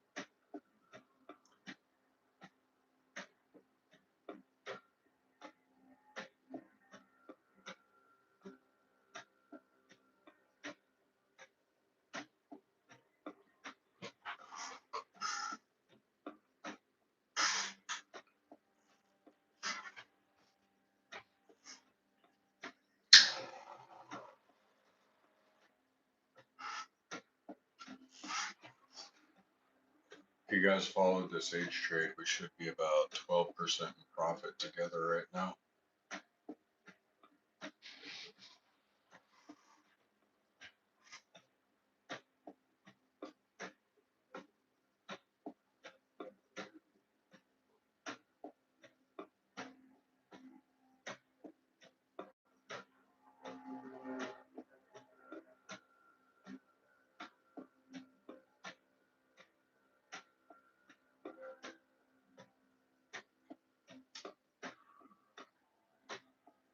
%15 in profit.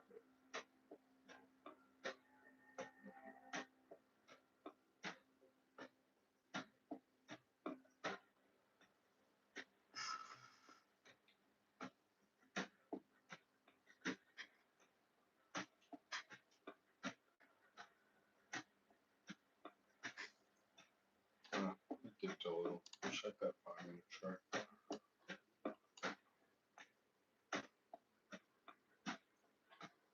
Yeah, MACD showing a push towards the upside, so we're gonna hold on to this one for a second.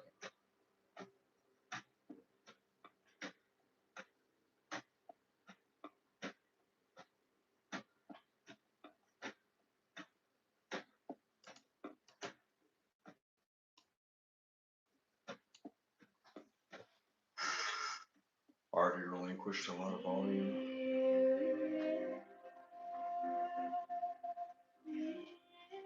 We could potentially see a breakout.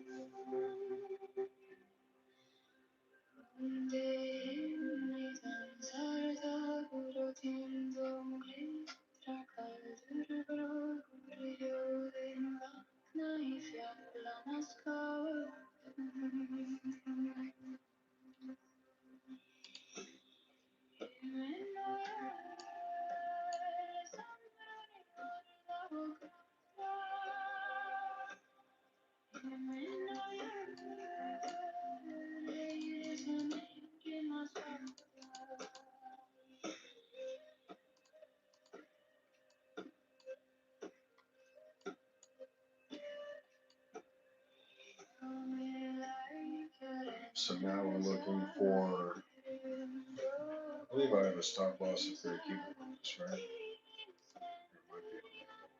I'm going to throw a stop loss at break even on this.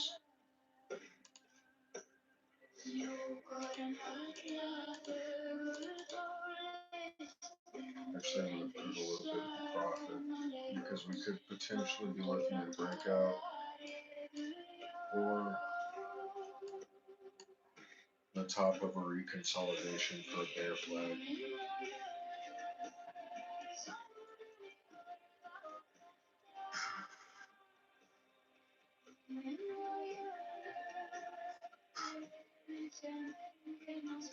If we see this red, if we see this candle, this 15-minute candle go red, well, let me not jinx it, because it could break out.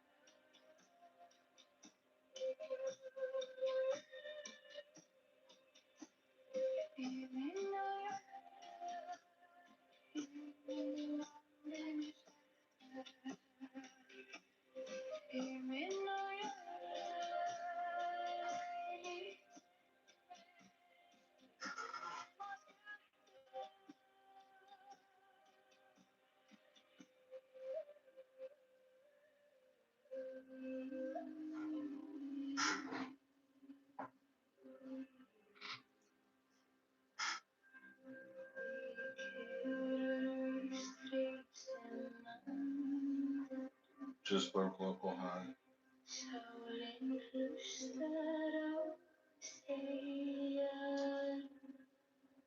We're either going to see a lot of selling pressure or a lot of buying pressure.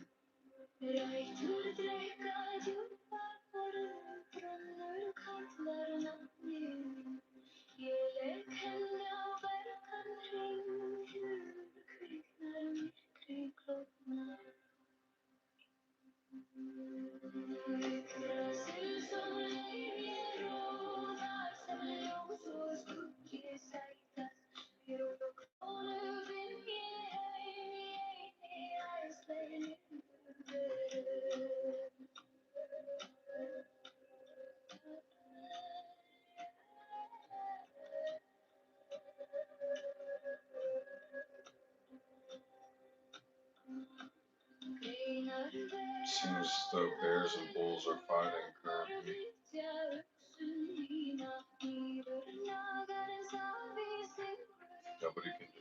Nobody can decide on which way they want to go.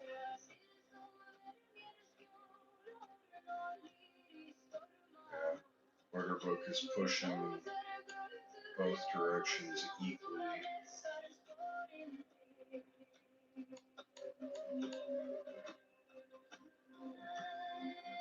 Seems like bears are taking over.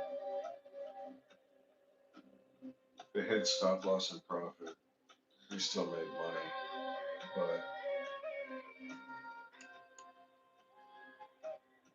would be nice to see bulls take off and push price action even higher. Especially because I'm familiar with the price action of H. And I know what it's been doing for the last 4 days.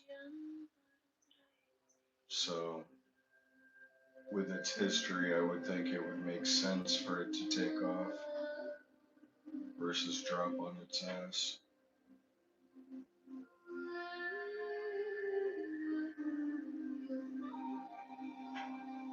Then again, you can never predict the market.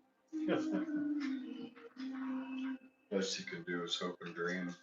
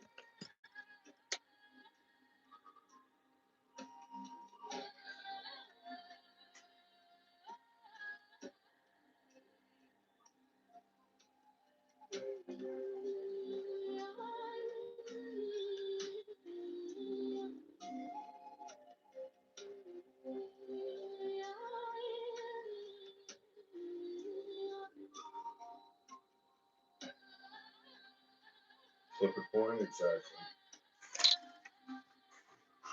Oh man, that's one of the things I love about trading though versus gambling is in gambling you have like what 1 in 15 odds. Gambling you have 1 in 2, or gambling you have 1 in 2. Trading you have 1 in 2. It goes up or it goes down.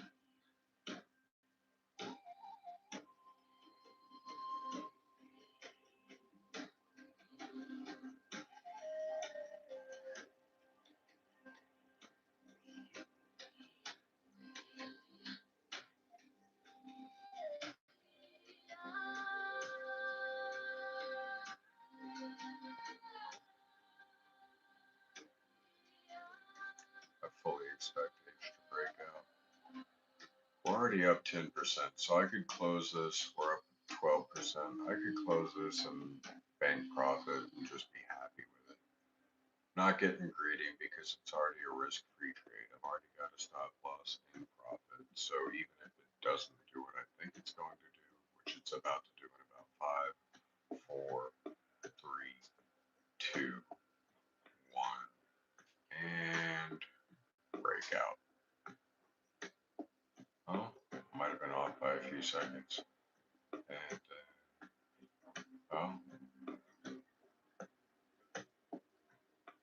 the Bears are actually pushing hard. Okay. Safety meeting. Got it. So I mean, I'm already up 14%. I can close. I really do believe Bulls are going to push through here.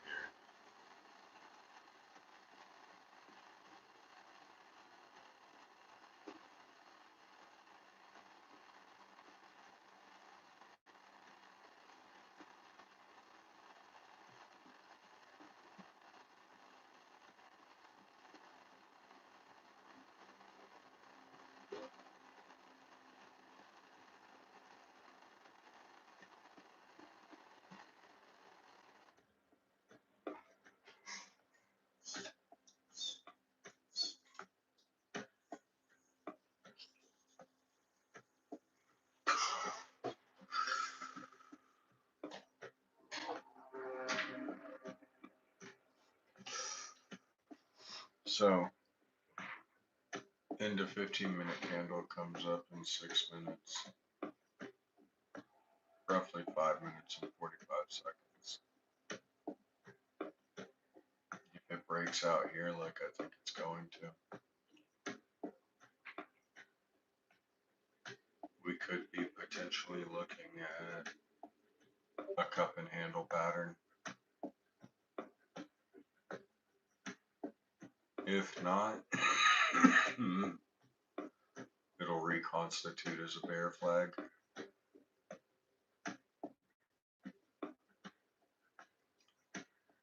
I know much from my scalping years. The final minutes between 2:43 and 2:45 p.m. or a.m. Sorry, I'm looking at English. Roughly between 2:43 and 2:45 a.m. Central Standard UTC is it's going to be a bloodbath or a breakout.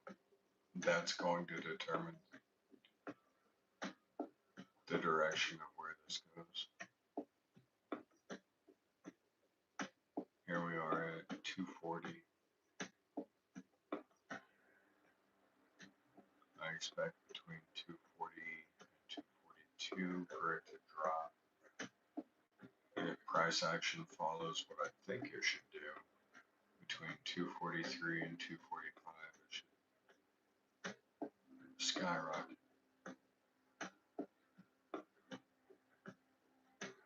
12% is a good profit. You can easily take 12% on a trade, no problem, and be completely happy.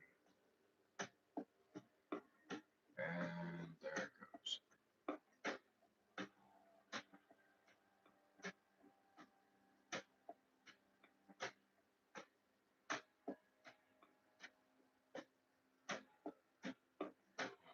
Drop 241.26.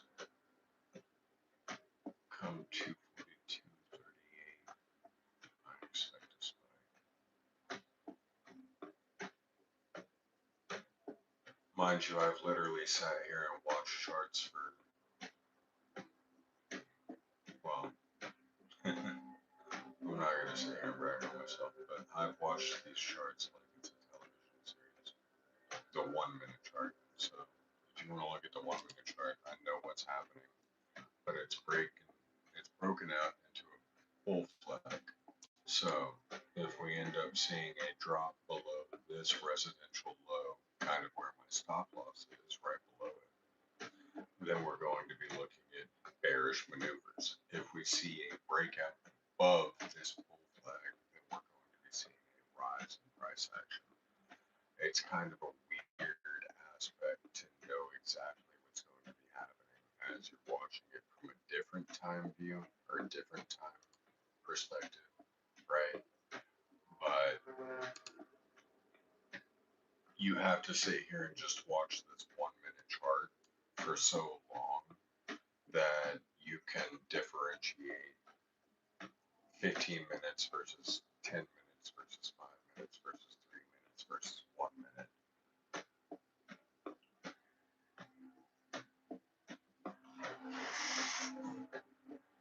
It's kind of like race car driving. The more seat time you have, the better off you are.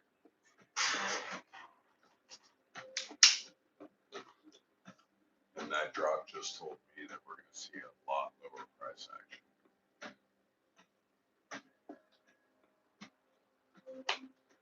Which means I'm going to get stopped out in profit, but that's okay. I'm willing to let it ride.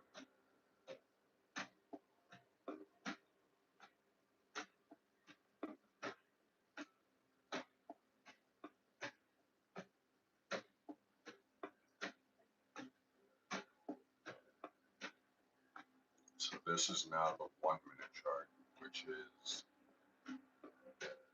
I employ anyone that decides they want to try day trading to watch the 1 minute chart and just try to predict where the next candle is going to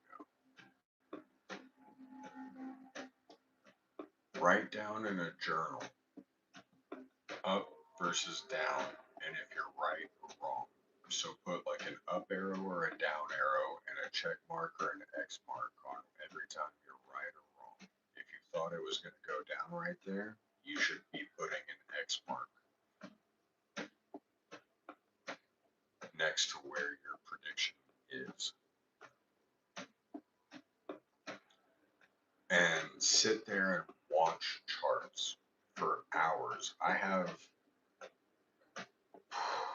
umpteen number of notebooks with just ups and down arrows and check marks and X's, because you have to sit here and you have to understand price action and the way that price flows, and you have to understand liquidity, and you have to understand volume, and you have to understand the information behind what you're investing in before you even put your money into it.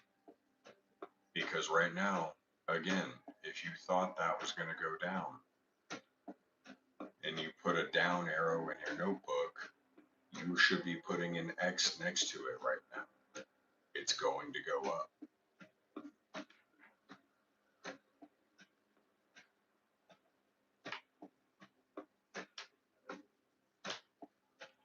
The only way you can understand what you're looking at is by simply sitting there and watching it.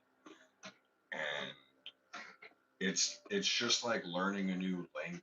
If somebody comes to you and starts spitting sentences to you in a language you don't understand, but if the only people around you are speaking the same language, you're gonna eventually learn the freaking language. There you go. There's another X in your notebook if you thought it was going down.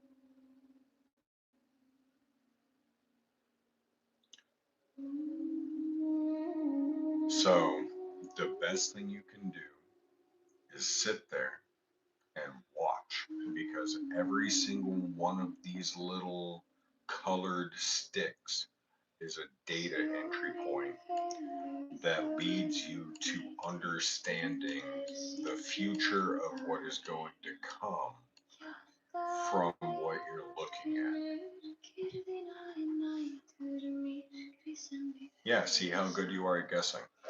Do you think it's going to go down in the next minute? You have 5 seconds to believe. I see a red candle incoming. I was wrong.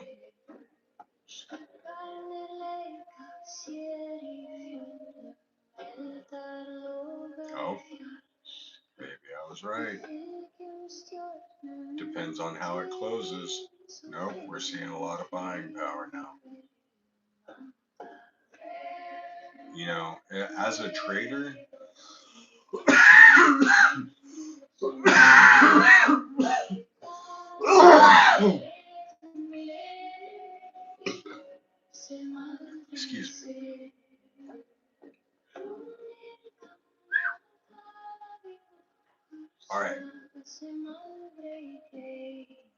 as a trader, you have to understand that you're probably going to be wrong 40 to 50% of the time. You really just try to harbor that 60% being right. No, see now what that just showed me. Now, if you're familiar with candlestick patterns, that candle right there just told me that we're going to have a hard time seeing buying pressure now.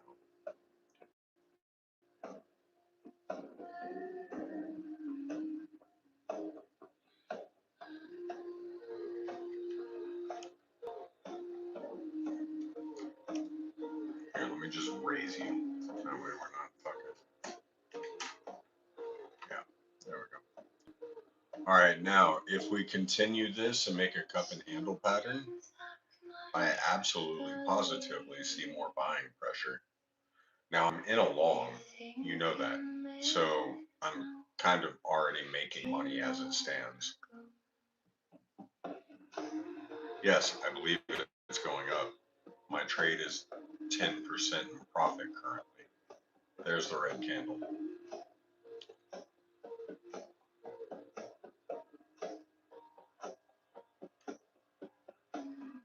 You have to remember this is the 1 minute chart.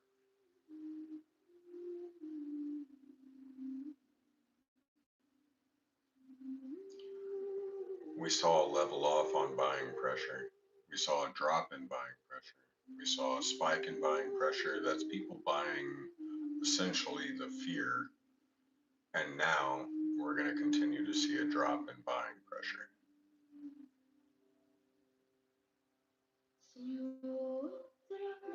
Now I'm in a long, so technically I'm losing money the longer this red candle gets. I'm not trying to be an asshole. I'm not doing this to make a point. I do believe that we should not see a lower low, and we should see a spike in buying power. Hopefully. Oh, come on, fingers crossed. Hopefully. No, not red, green. Fingers crossed. Hopefully. Fingers crossed. Hopefully. Come on. No, green. Yeah, see, I'm not trying to make this candle larger and red. I want it to stay above local low.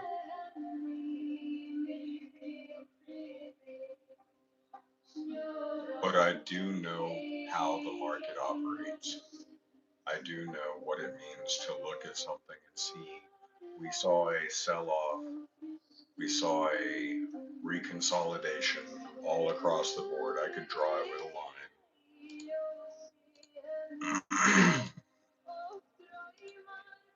Right? Reconsolidation.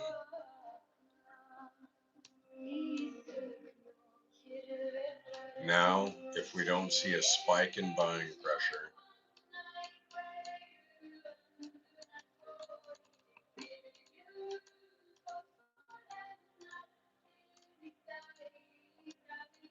then it's going to sell off fast, which it seems as though it's probably going to do.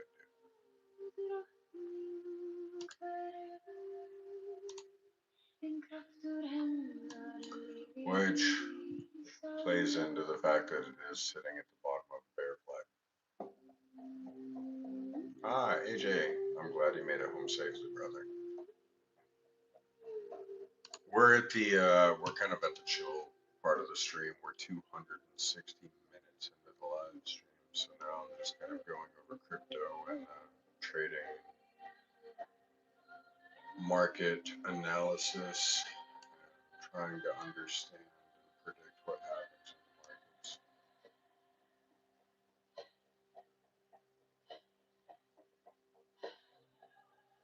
Second guessing is gambling. I don't gamble. I only work with sure things.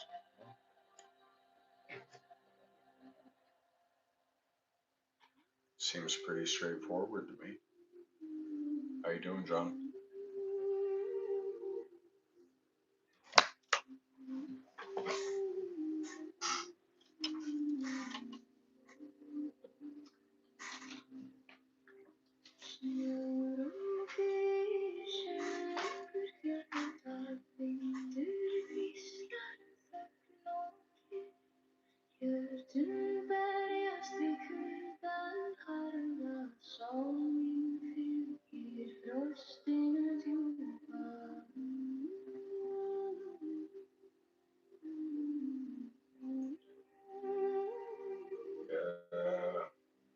Fully expecting a bearish drop on this.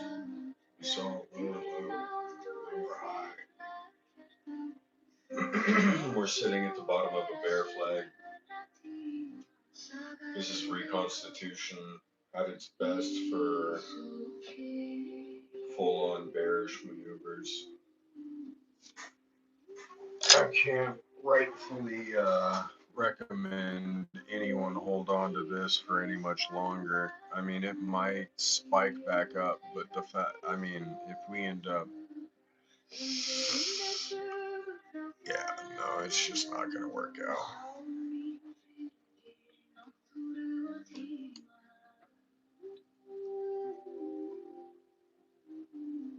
Well, alright, John, ignore me then.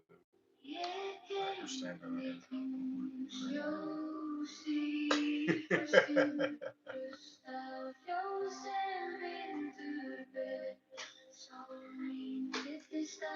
Oh, wow. Wow, John. Wow, you say hi to everyone but JJ. Okay. My feelings are absolutely hurt. I'm sitting very pink on the inside right now, feeling like a straight up exposed teddy bear. No, I'm just kidding. Anyways.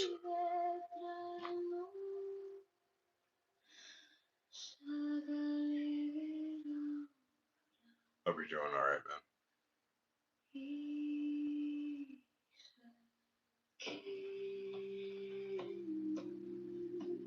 Man, fuck, I was really hoping that would break out too. See, I told you we would not break a local high, and now we're already back down into the decline. So, this is certainly going to turn into bearish maneuvers.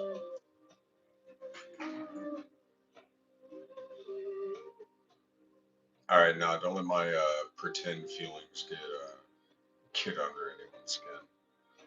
What up, John?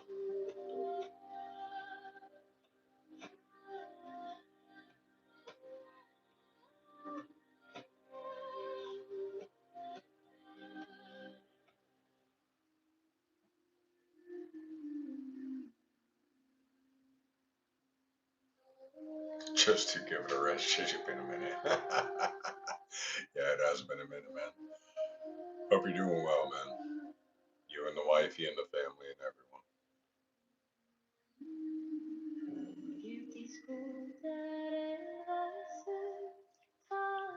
Crazy times in the precious metal markets. Hopefully you're stacking on stacks. And I'm not talking about paper. You need that physical bar. Promise you, when silver hits $250 an ounce and everyone with an IOU from some SLV ETF or fund, I'm not gonna say bad words. Everyone's gonna be like, "Hey, you owe me silver," and they're gonna be like, "I don't got no silver. What are you talking about? We just sold you the idea of silver." Well, shit on you, bro. Should have been smarter.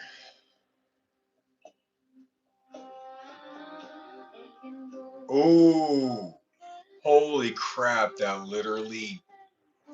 was since. No, okay, that was like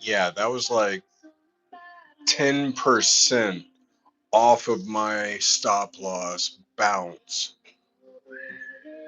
And we're seeing lower lows and lower highs. I said this was going to happen. My stop loss is in profit, so it's a risk-free trade regardless. I could close it right now, but I'm willing to see where this goes, in all honesty.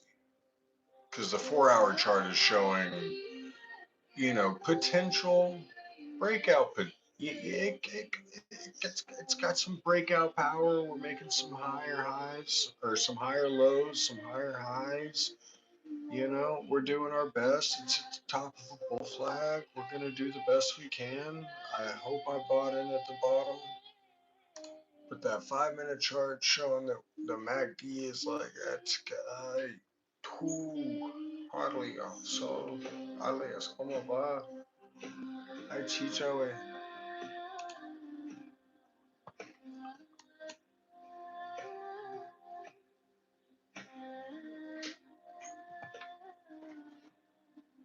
Help? What do you mean? Okay, what do you need help with, Denny? And stop loss gets touched.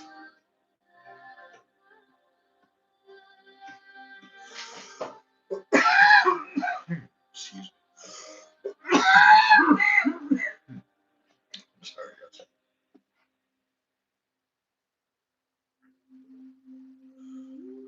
Um,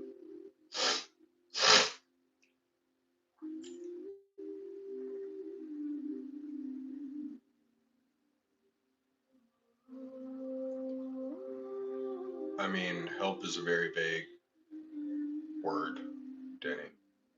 I need a specific spot to quote. Uh,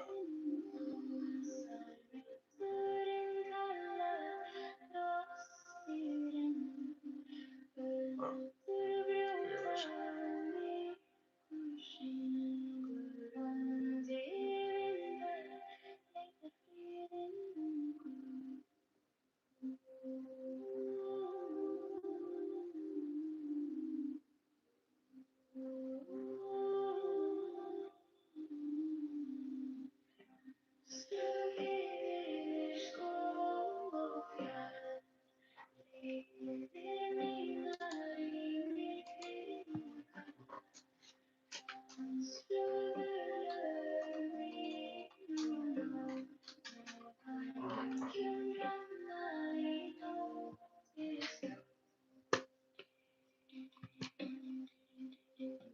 Because the trade?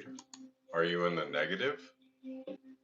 Oh man, my river trade is great. That is breaking out like a motherfucker. I didn't push my stop loss up into profit here. I'm already up like 50% on that one. H, are you talking about H? Are you in the negative?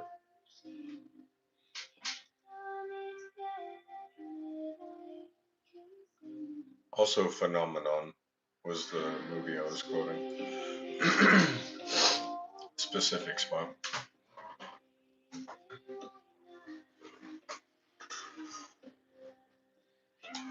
Aussie crew should be coming in. No, it's the weekend, brother. John, the crypto market doesn't stop till. This is H. Crypto market. H. Right? Currently sitting at the bottom of the bear flag, but we do have our stop loss at profit. I thought it was going to break out, but it might not. AJ's like, who, what, where, when, what? Australia.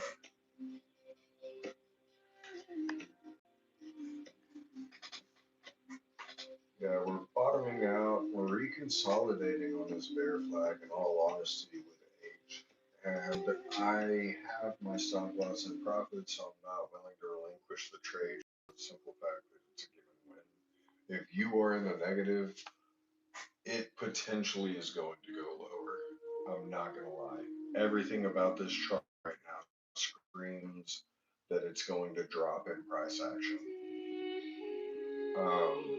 If you're in river with me, well, you couldn't have been in river with me when I entered because I did that long ago. But anyways, if you're in H and you've been following this trade and you're in profit or you're at break even, then close, because I guarantee you it's probably about to drop on its ass.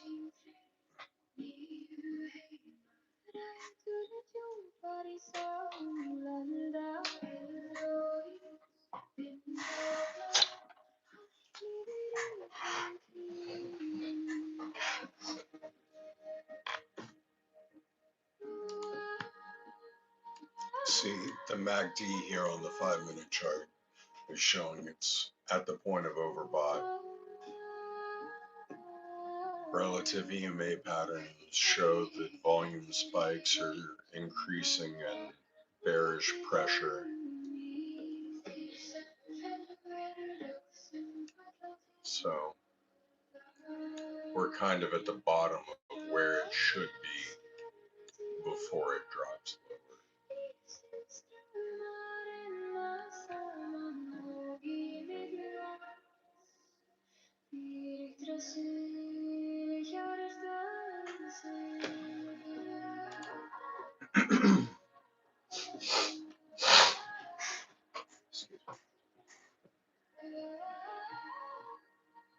Now, like I said, if it hits stop loss and profit, I'm not upset.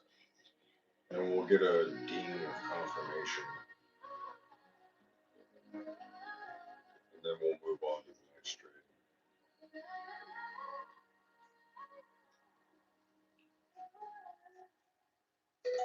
That's the one.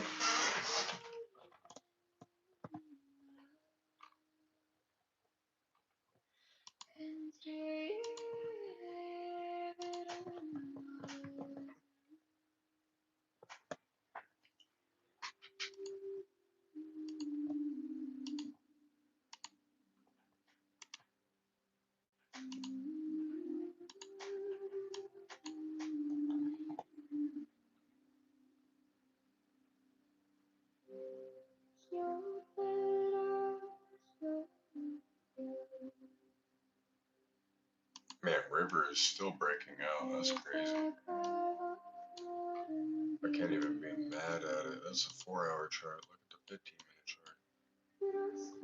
Actually, I'm gonna watch this for a second. Once this closes this 15-minute candle in the next 10 minutes, I'm gonna raise my stop loss up higher into profit. I want to monitor this breakout.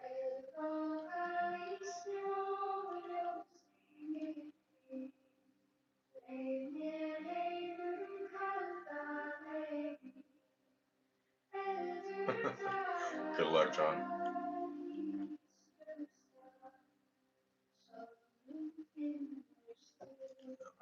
Move this stop loss halfway in between that candle, just to in case there's a massive sell-off from some whale. Oh no, it's gonna continue to break out. Look at that.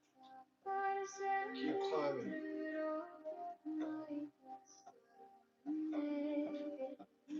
The little train that could. I think I can. I think I can.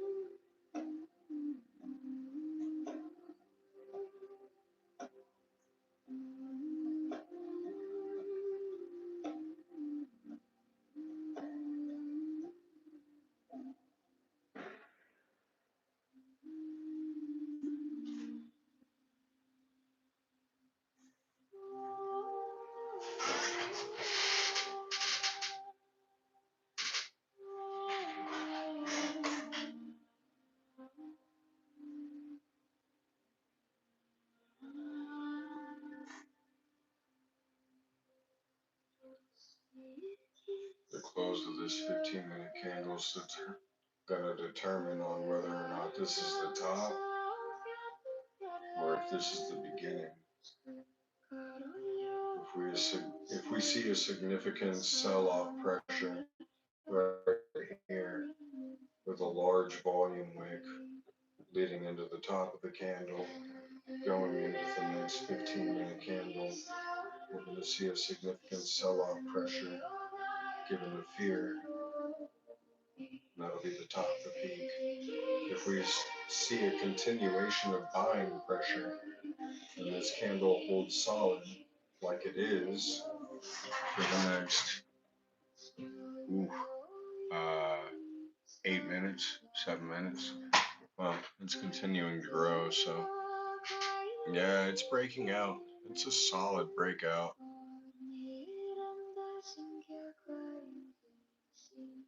But we got 7 more minutes before the end of the candle.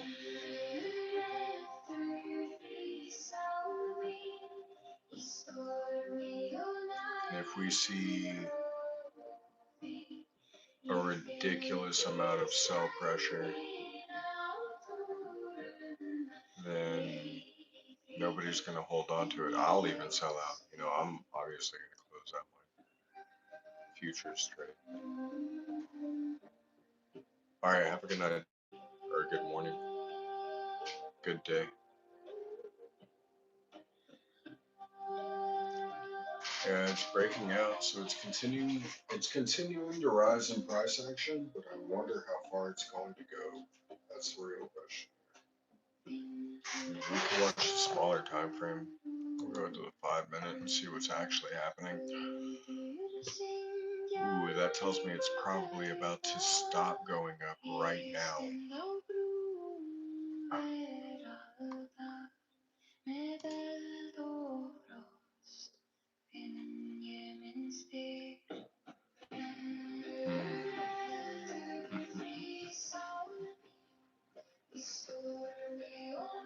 Are we watching, Jay? This is River. It's cryptocurrency. Yeah, I'm closing it. Taking my 78% profit. I'm happy with it.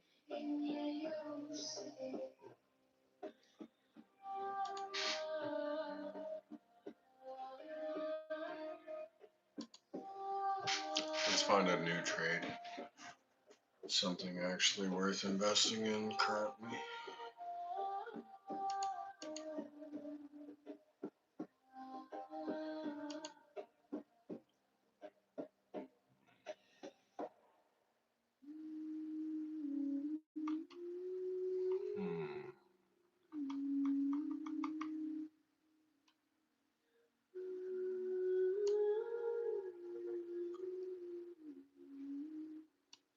Well, that's silly.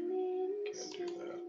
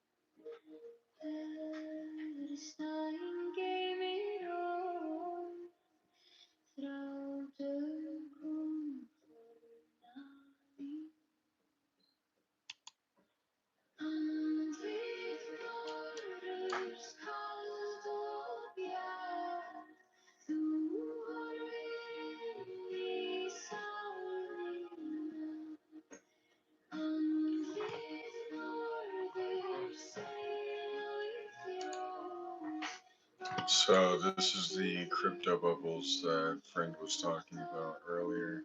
River currently being at the top is exactly what we just closed out of a long on, which makes sense considering it is absolutely at the top of RVB River. Not RVB, but River. It's absolutely at the top of some crazy but bullish maneuvering with no real connotation as to why. Now, If I were to be shorting this, I would wait for a 10-minute confirmation before I actually put anything into a short.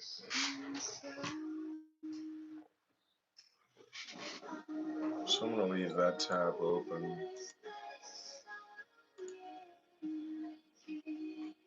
H, we've already moved past H as well. So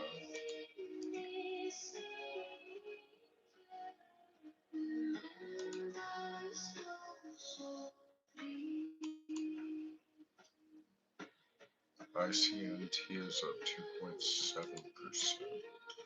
Interesting.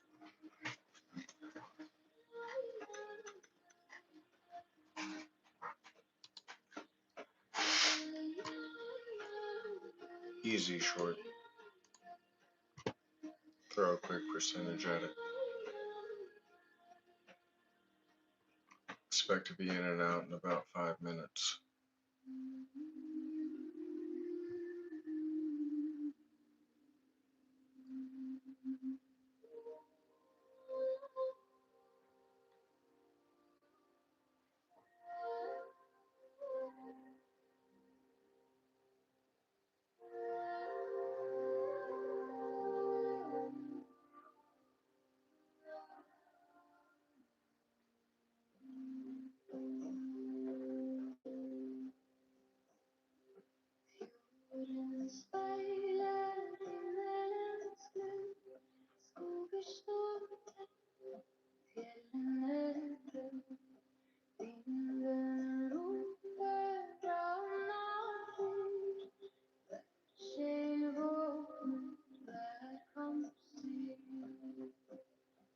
Just proposed. I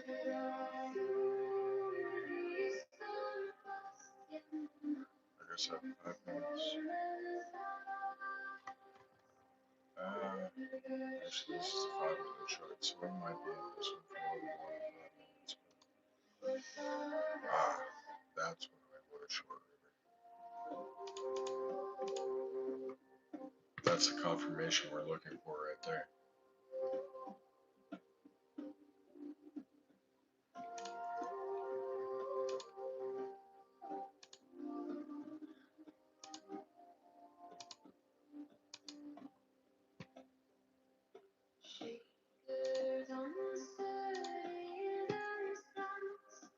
There we go.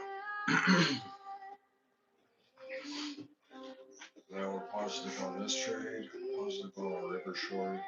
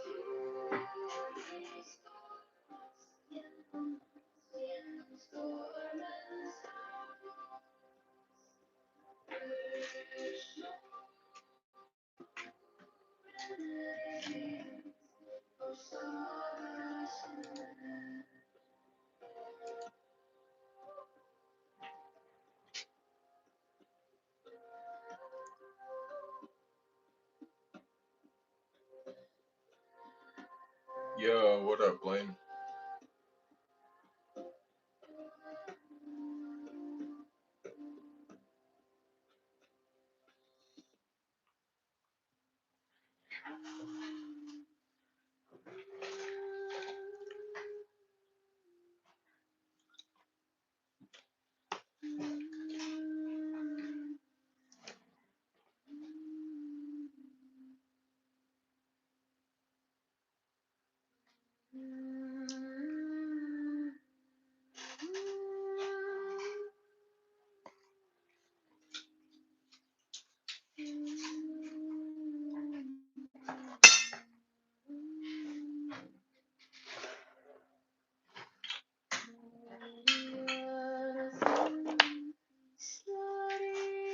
Right now I'm shorting River and ICNT and longing Bitcoin.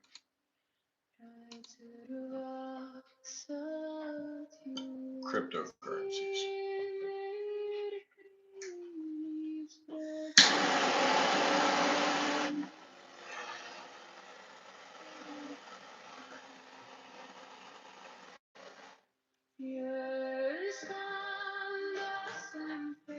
Yeah, well, Blank, grass is always greener on the other side. I'm single and live alone, so I make ghetto food every night.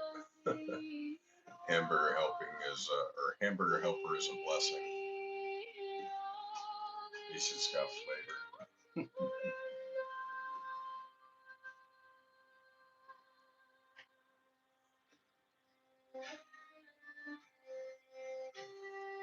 Unless it's steak or roast or mac and cheese. I don't know how to make it, probably. Ruffles cheese tortillas. Hey, that sounds like a solid, like, you're knocking out all food groups there. You got, your vegetables with the potato chips. You got your dairy with the cheese. You got your tortilla with the carbs.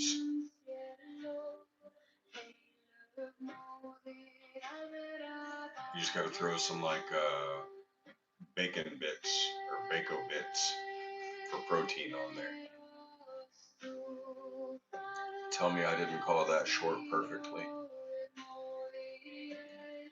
I'm gonna go ahead and close this one. Oh, fuck. Alright, well, we're closed. Alright, hold on. Ooh. Am I gonna get greedy and lose everything? Or is it gonna drop back down?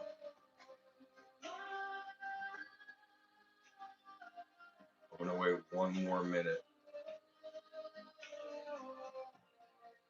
Because we're up substantially here on this short. Is it? Come on. Get greedy? No, that's how you lose it. No. Get greedy is how you lose everything. Ah, come on. We're obvious. It's going up.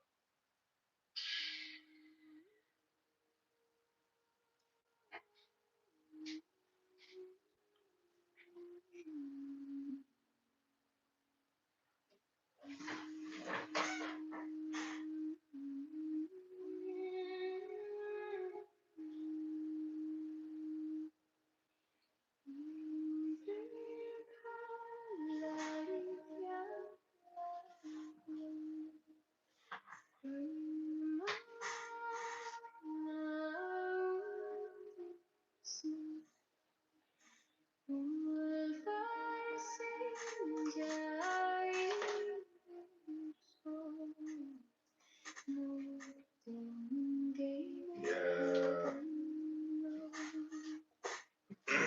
This is the 5-minute chart, so a lot of this data is kind of over amplified. I'm still positive 15% in my trade. So I'm kind of sitting on the brink of accepting what I've got versus seeing what happens. Alright, we got 3 more minutes till candle close. 2 more minutes and 30 seconds. It's climbing, I'm closing. Yep, fuck that. Taking my win.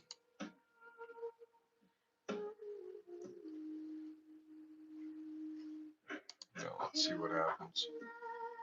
Just for shits and giggles. Of course it drops.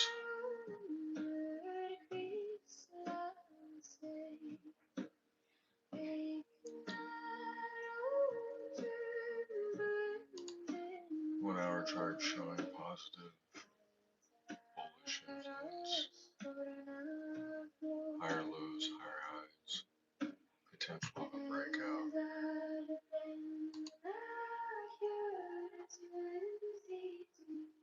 Lower time frame is showing overbought, oversold. essentially at the same time.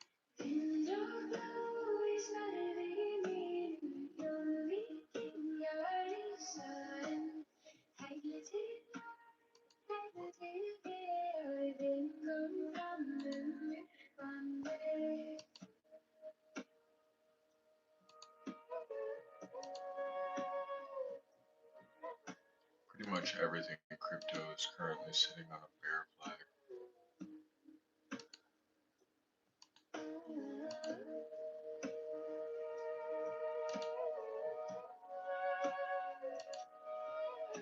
Essentially all the same charts. It's all following Bitcoin.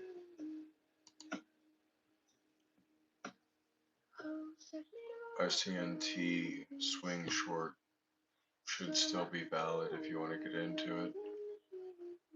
Only positive 0.3%.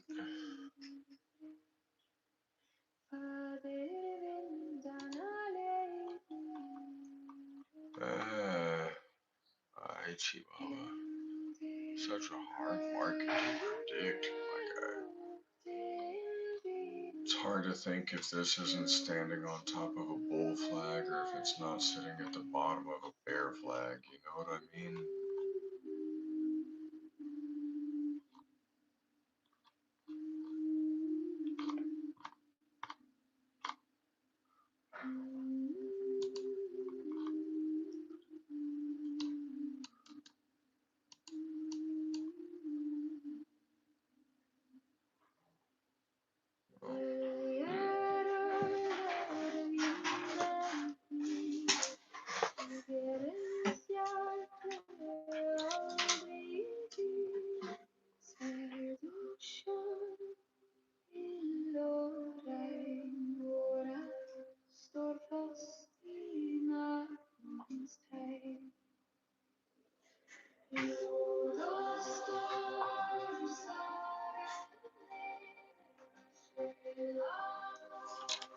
Let's see if we can't find something else to trade.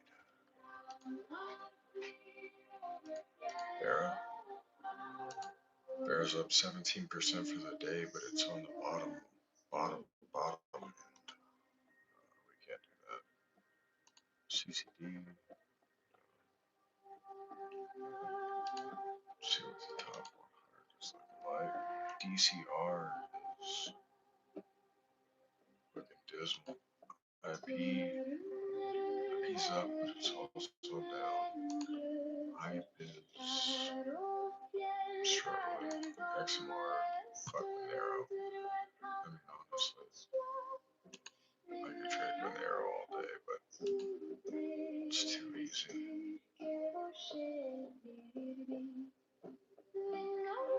Lit. Never paid attention to lit. What is lit?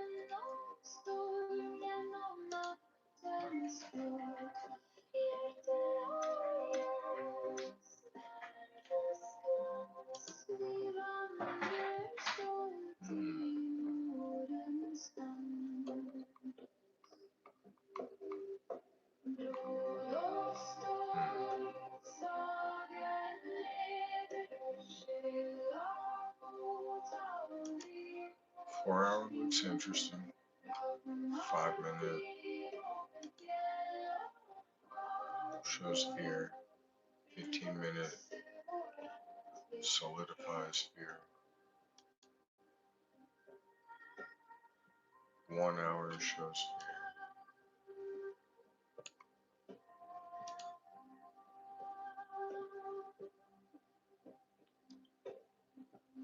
Hard to determine.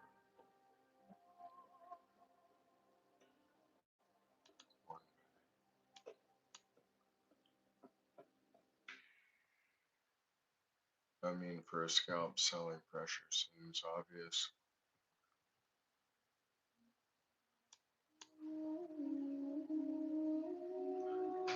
Alright, let's play the game.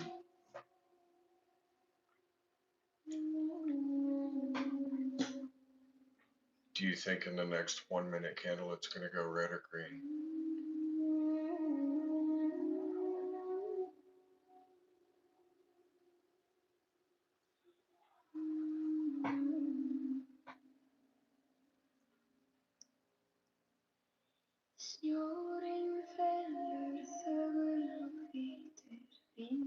says green. I believe it's going to go red, as we've seen a lower high from local high. We've seen a lower low. It's struggling. Bulls are trying to push price action higher. Bears are going to take over and push price action lower.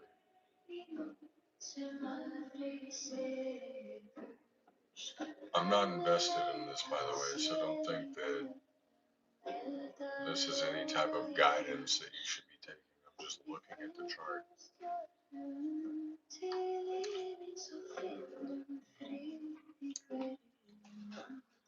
It's going to be red.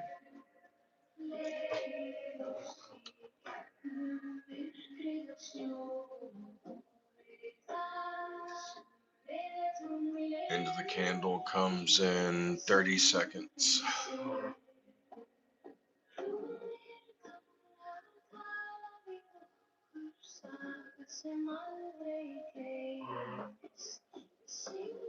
$15 seconds.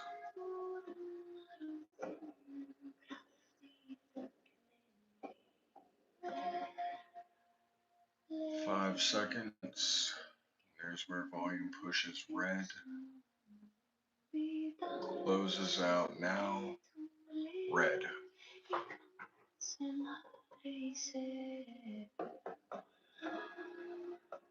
Oh, whoa. Okay. Yeah, there we go.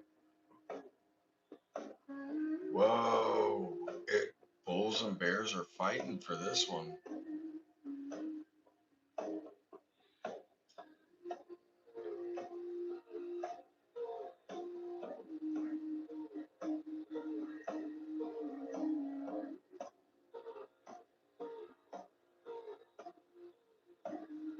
Now, if chart analysis holds true, we should see a heavy sell-off pressure here. Much larger red candle, just like that.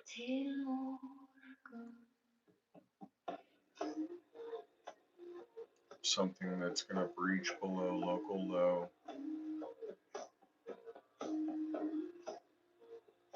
Oh.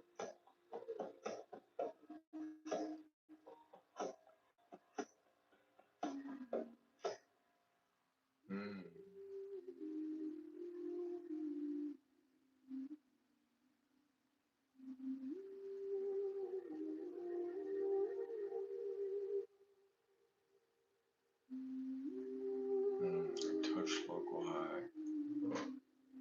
Let's see if it breaks above local high, it might push towards the top side and go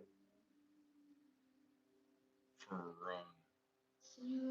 This is the 1 minute chart, so we're literally looking at, buy for buy, sell for sell.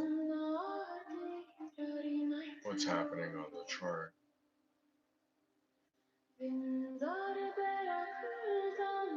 Like I said, obviously you can tell by no data, I'm not invested in this. We're just watching the chart. So it reached local high and then it sold off at a lot of volume.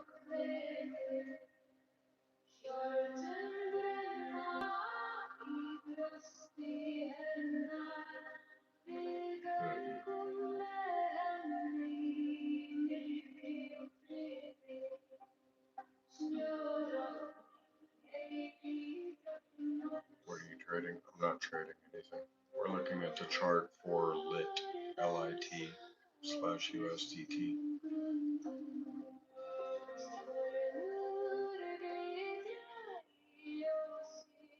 We're just watching, observing, monitoring.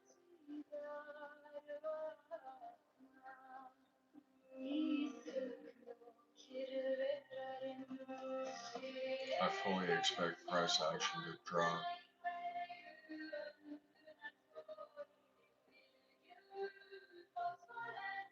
If not this minute, then next.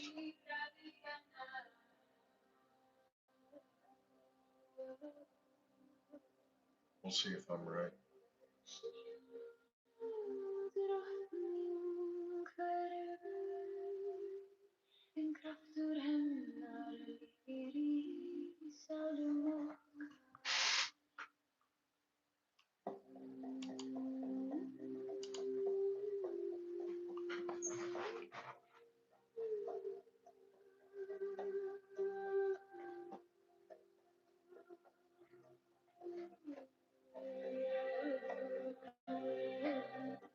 Now I'm trading LIT slash USDT and shorting it.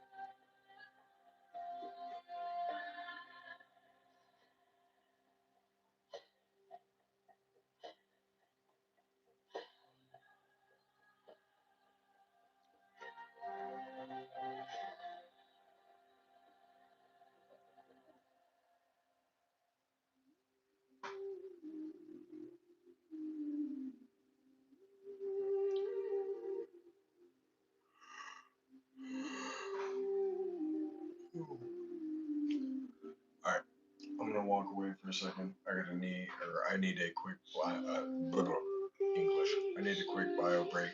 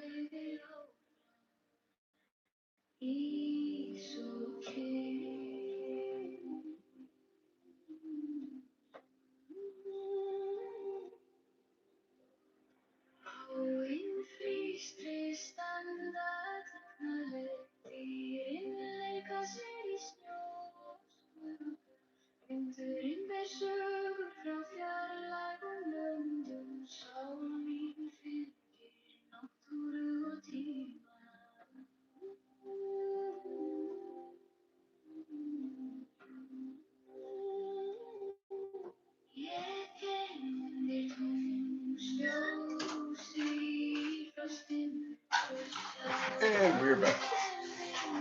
What are you trading right now? Currently LIT. And oh, we're negative now. Looks like it's breaking out, going above local high. If you do get above local high. Yeah.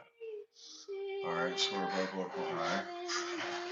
Trades at -4.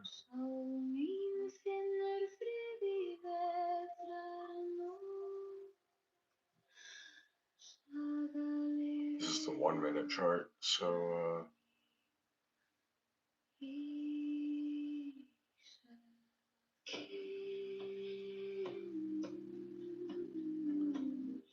not crazy levels of maneuvers yet. Now, if we see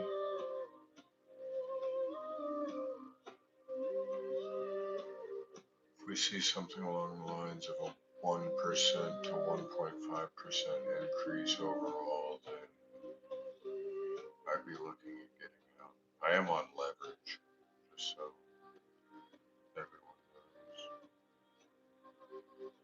But I do fully expect to see a drop in price action. See, ICMT, I'm still in this. Okay, yeah, we're up 1 point blah blah blah percent. Yeah, not terribly. It's definitely going to continue to drop in price action.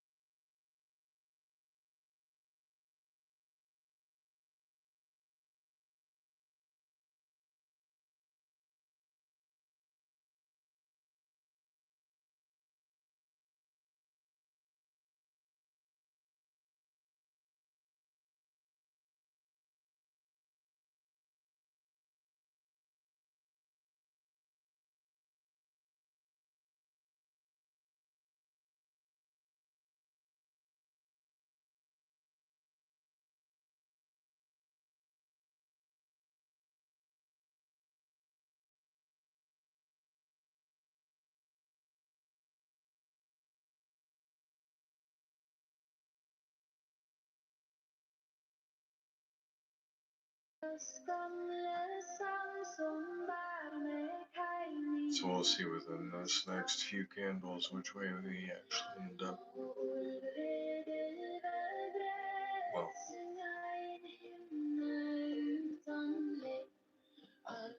I'm gonna let that one speak for itself.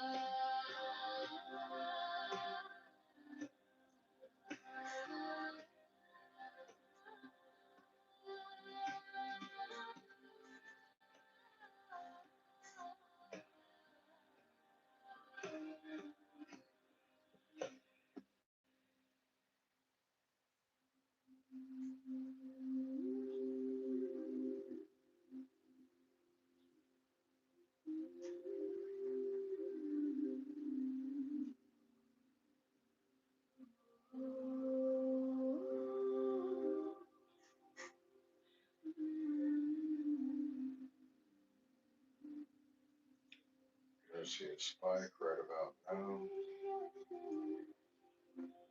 There's a drop right about now.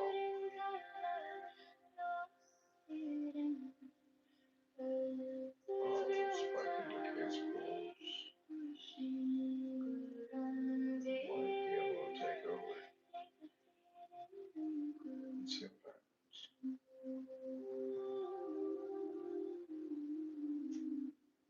I fully expect to see a drop in price action within the next 30 seconds.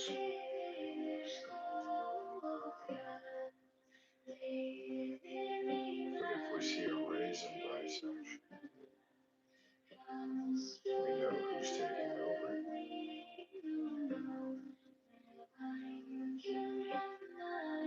See, market analysis is, and there we go, new candle. Market analysis is one or the other. And you don't have to worry about whether it is or it isn't because it either is or isn't. That's one thing that makes market analysis extremely simple is it's either up, down, yes, no, red, green, whichever way you want to look at it. Right now, what I'm seeing, we're going to see up, which means I'm in the negative. For only negative 0.5%, make that with that spike negative 1%. So if you're trying to get into trading, you have to, one, learn to accept your failures. Learn to accept when you're wrong. If you don't have the psychology to wake up and see that your portfolio is negative thousands of dollars because you made a mistake, then don't get into it. Don't even try to begin investing into something you don't actually understand without doing your own research and understanding what you have to understand. Now, this trade that I'm sitting in is negative 4.6%. I'm going to go ahead and close this out because I'm not willing to lose more than I have to on it. Mind you, ICNT positive 6.2%, so I'm going to go ahead and close that out. Profit that covered that loss that we just took with no issue. So let's find something else.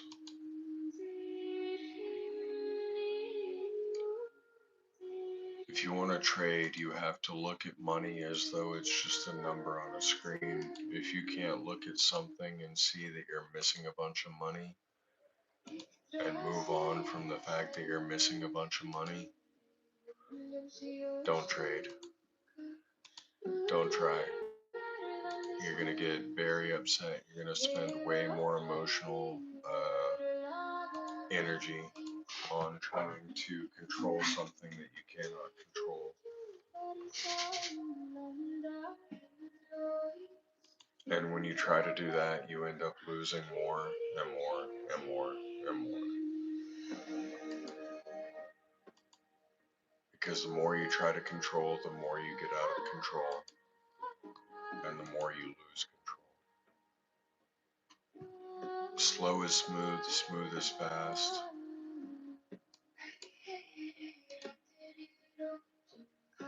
I'm shorting Link.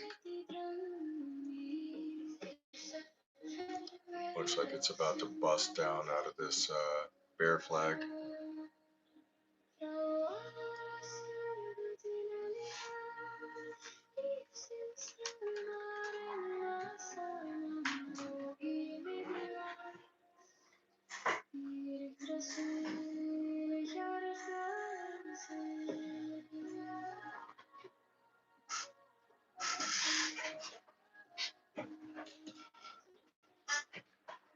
Still looks to be bearish, that's why I'm shorting.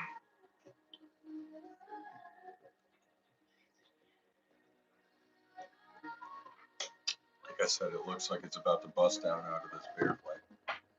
So it's sitting on the 4-hour chart in this bear flag position. Actually, I guess you could technically call that an inverse head and shoulders. But with that volume wick alone, that tells me that even with this, it's failed to create a cup and handle. So I'm fully expecting bearish maneuvers from here.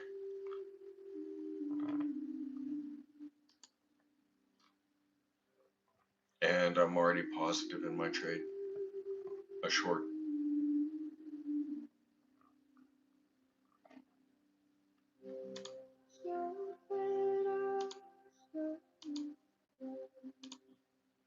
See if we can't find something else real quick. Ward.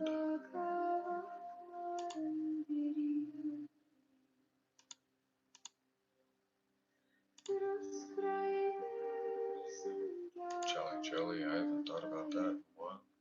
Oh my. Got like right at the top of everything. What's Jelly doing?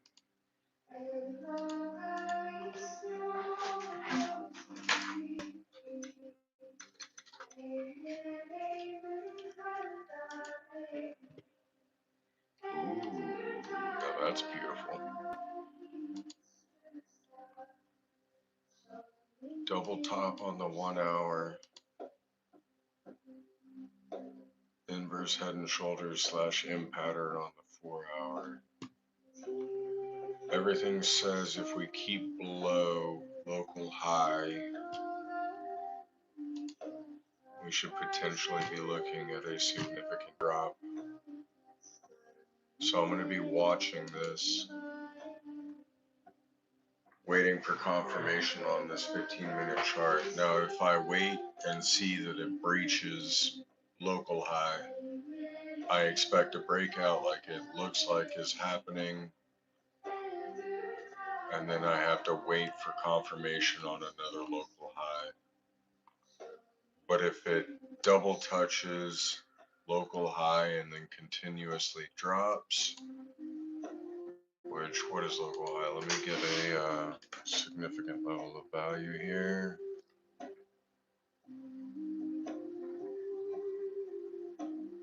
Alright. Looks like it's dropping now. 5-minute chart. Volumes leveling out. 15-minute chart. I'm not willing to trust it because it could still potentially break out. Good night, B. Wally.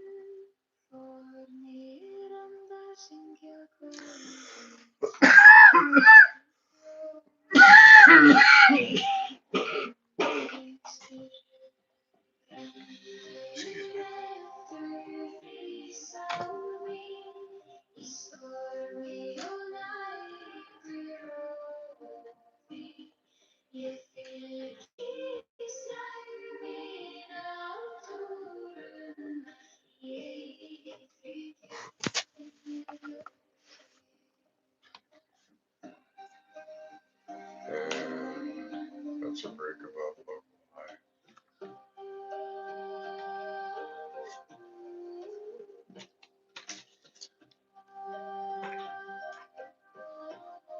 Shows bullish divergent. Whoa.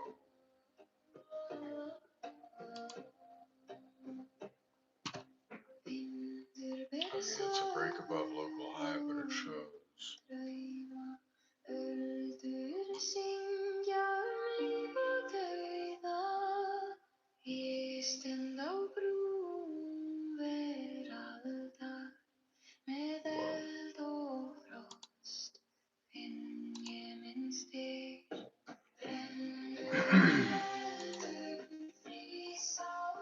Alright, I'm shorting Jelly Jelly.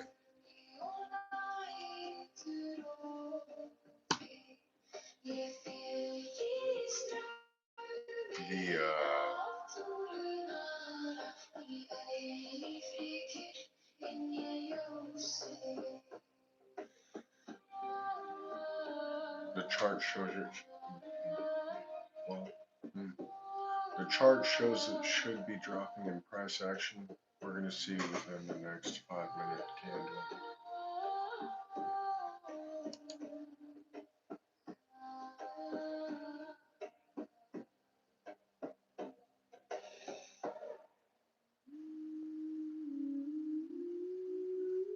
If I'm wrong, we potentially get out of break even. If not, then, negative 1 or 2 or 3%. Not a bad deal. Currently, we're positive in the trade. Everything chart-wise shows we should be going down. So, totally dependent on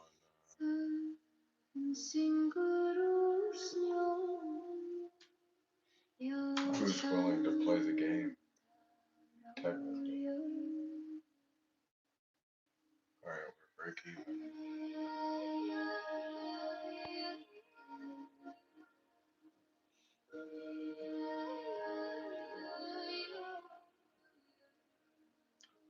Totally a risk of breaking out and understanding that risk.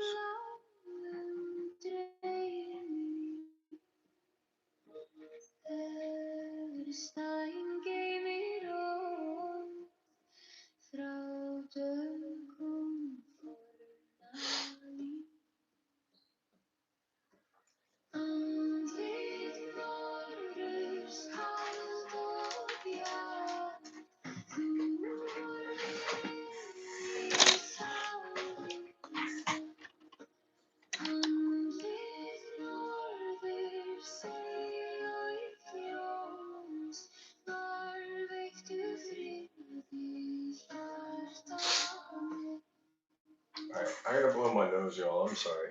Give me a second.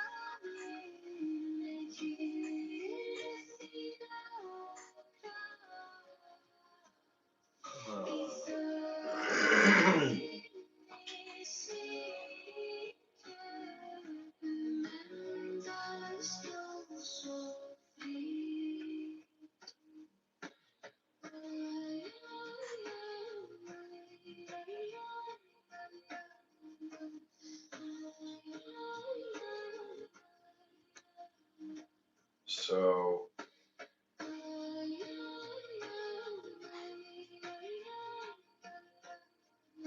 something that most people, I suppose, potentially wouldn't be able to see without studying multiple charts for a long time, would be exactly what these two candles just did. So this is the 5-minute chart. We saw a huge increase in volume, a huge increase in volume, a drop in volume, a large sell-off pressure, a doji candle created. Now we're looking at another increase in volume. Now the reason being, and I'm holding on to this trade. It's currently in the negative. Obviously, you can tell by the red line. It's really interesting to watch how the market maneuvers. Now, that breached local high, and it's going to go down. I'm not saying it's going to go down because I want it to go down. I'm saying it might go up.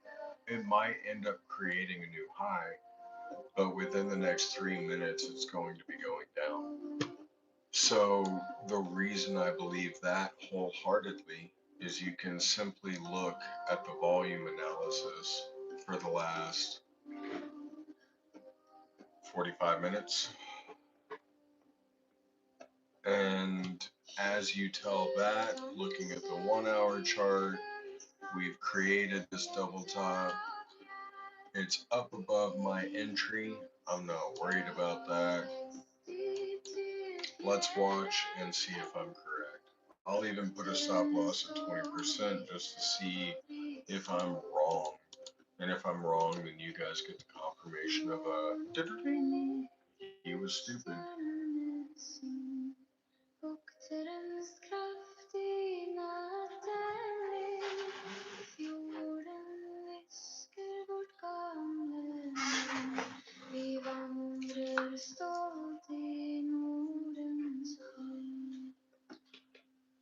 This candle's gonna drop red.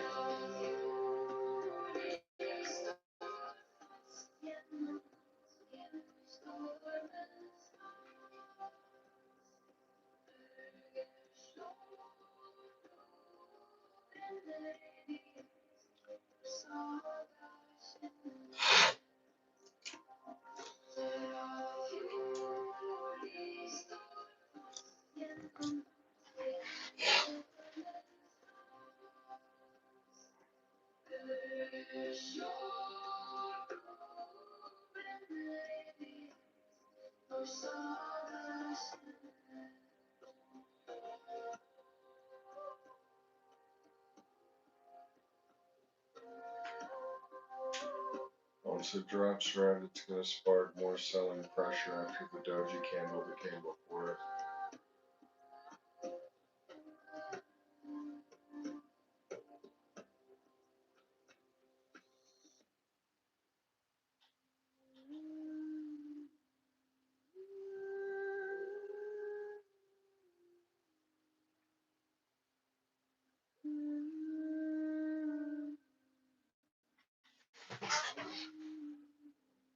We have 10 seconds left in this candle.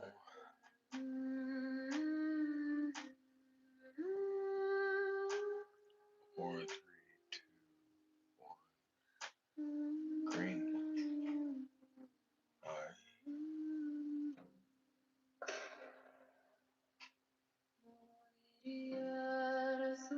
I was wrong. More buying pressure. Interesting.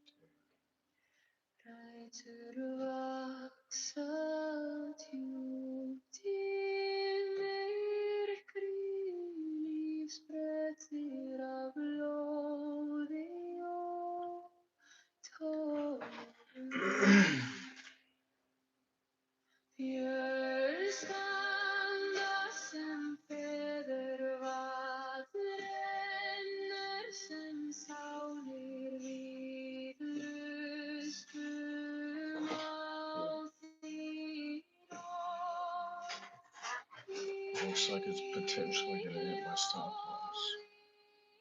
That's crazy. What's causing the buying pressure on Jelly Jelly? This liquidation event look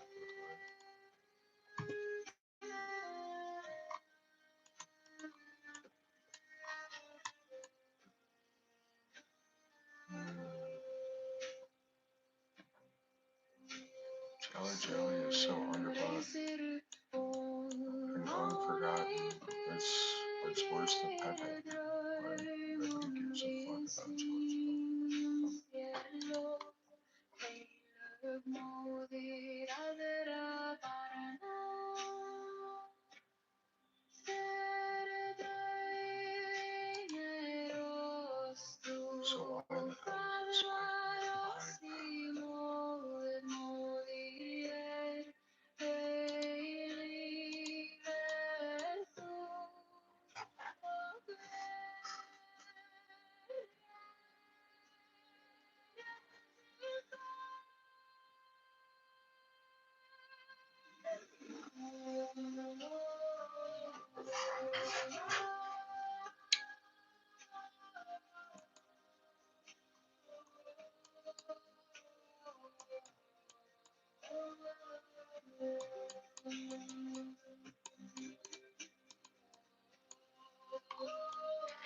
So why the hell is this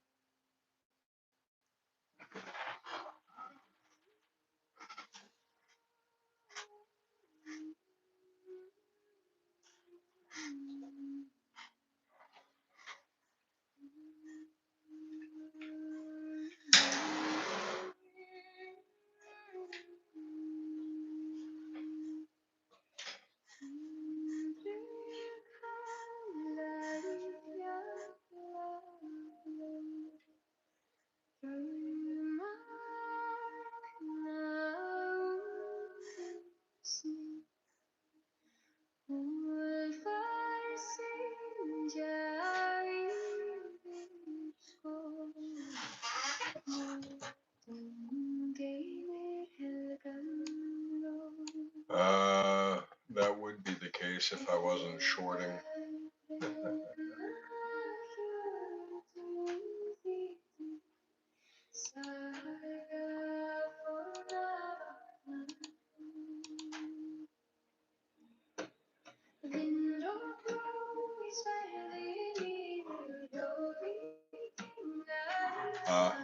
It's all good.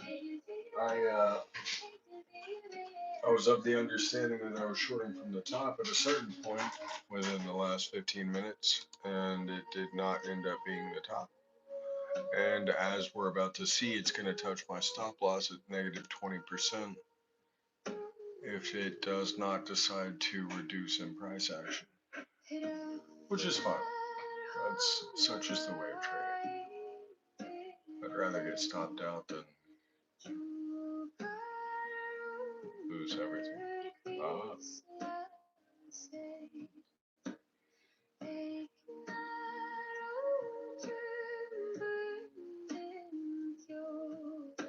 So my trading currently right now is Jelly Jelly. Definitely looks bearish. We're in the middle of a cup and handle, if not inverse head and shoulder M pattern.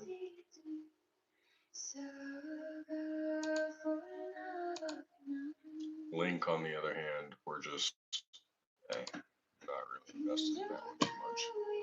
I could care less. But this one, we'll see what happens. I truly believe in my TA here.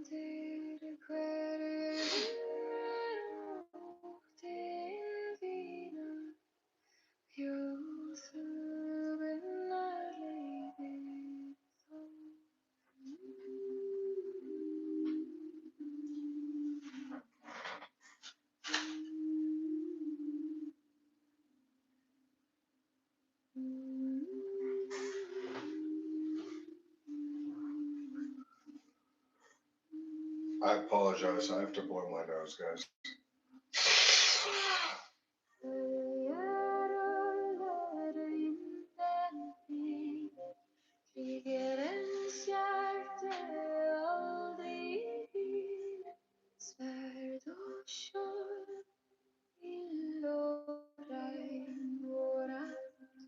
And there's the bearish pressure that I expected.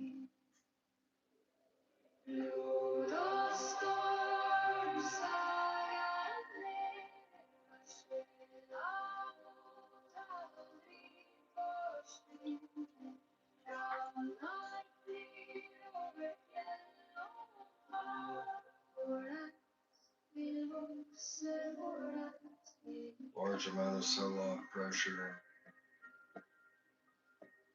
domino effects interfere.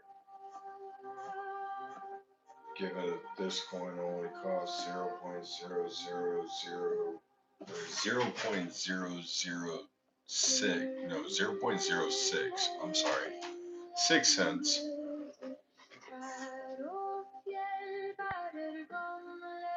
The larger people sell off, the smaller people get afraid that they're not going to make any profit anymore.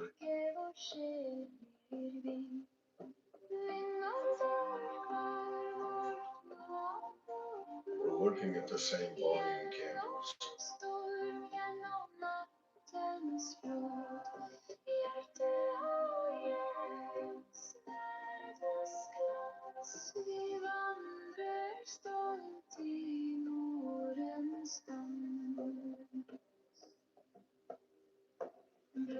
Or, I mean, trading is always a 50-50. You can see a drop in price action and then a large volume candle stick up.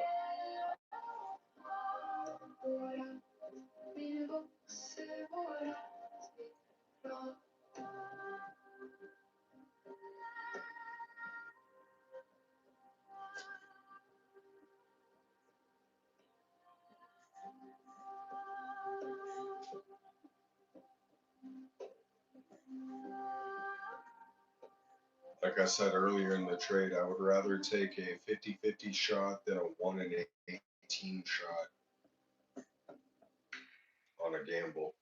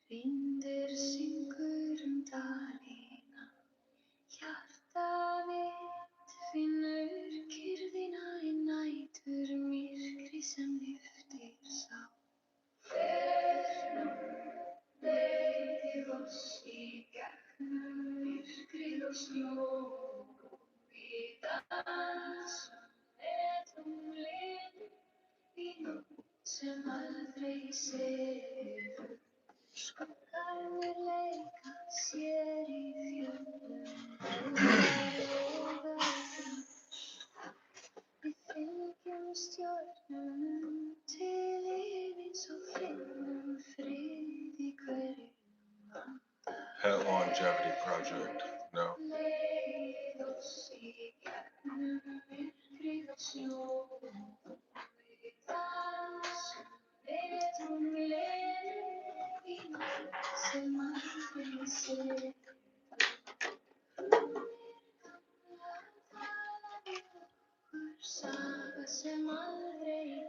Transferring stop loss into profit as we breach local low.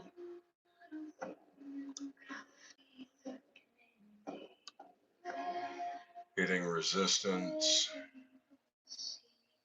right about now.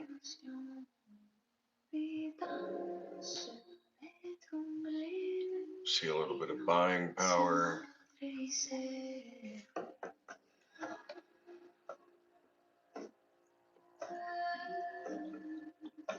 Risk-free trade with stop loss and profit at this point, though.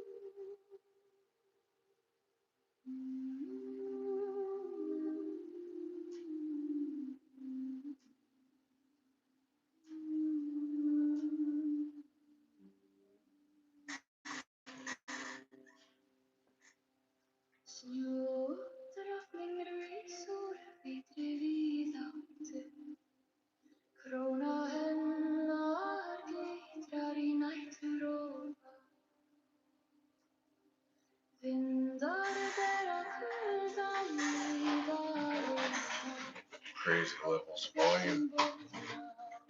The bulls on Jelly Jelly are not willing to relinquish their position.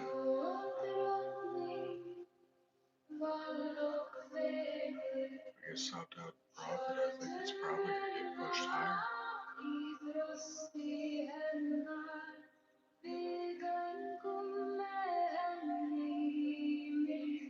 Right now.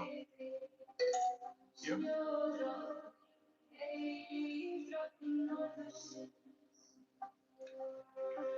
It's crazy.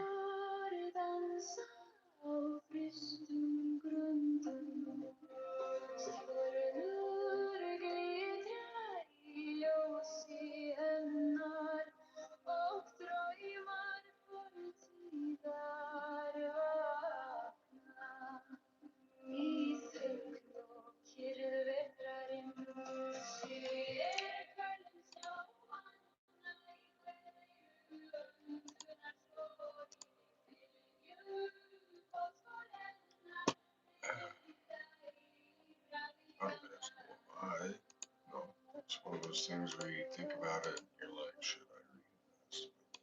Probably should. Clash. Absolutely, we're not bothering with that. Jelly Jelly, we've already touched that.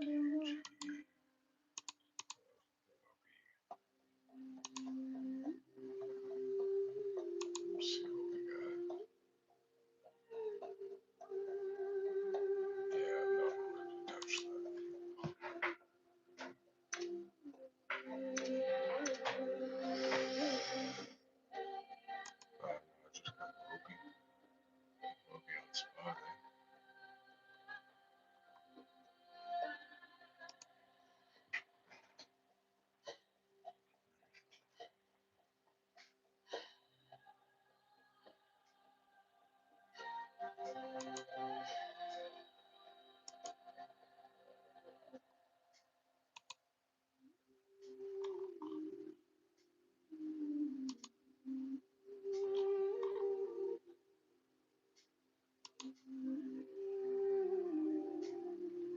Jesus.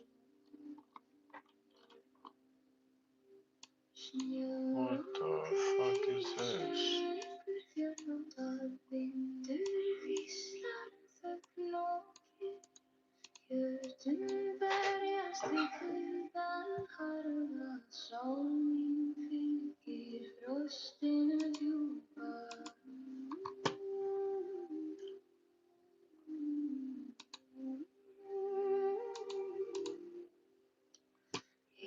Alright.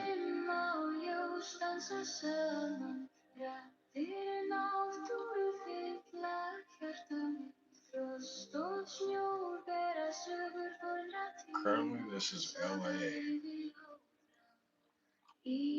Sitting at the top of a bull flag.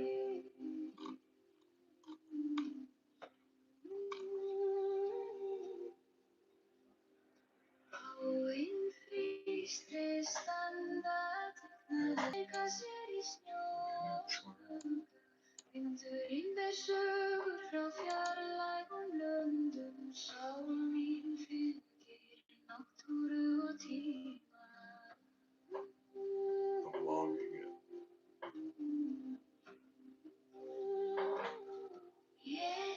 So this is where the real gamble comes in.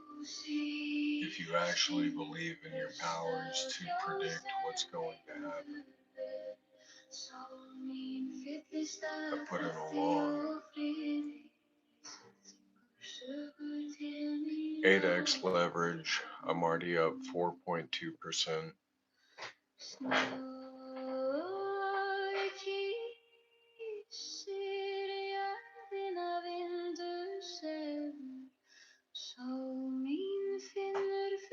I'll let you know what I close out at. This is the 1 minute chart, so this is essentially the epitome of what is a scalp. Probably about 5 minutes in this trade.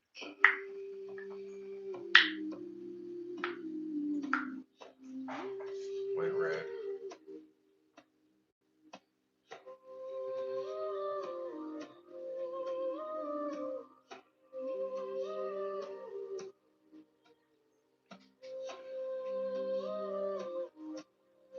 Negative 2%.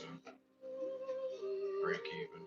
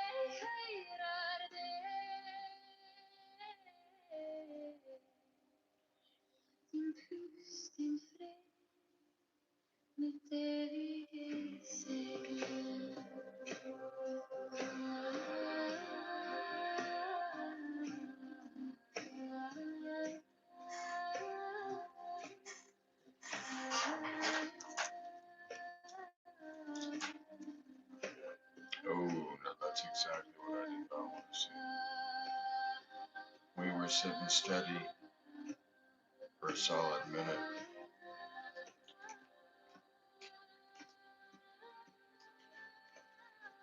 If we see a bounce back off this resistance, that's luck.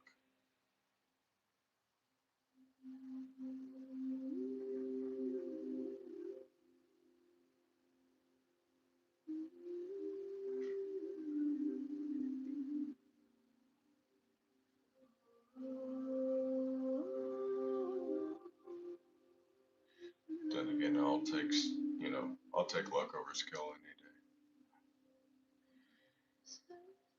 For what it's worth, at least.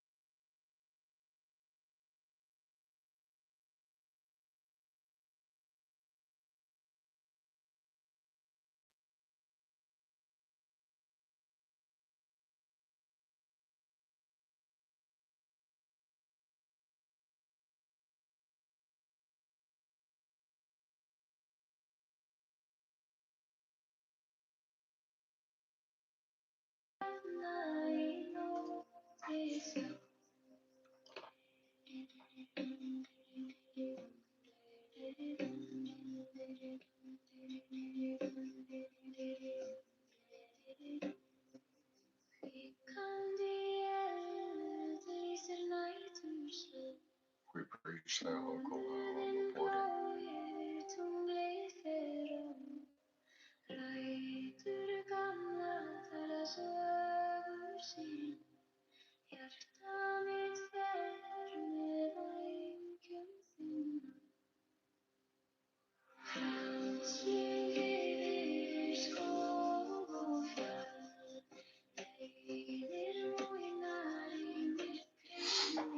Maybe a hard push though.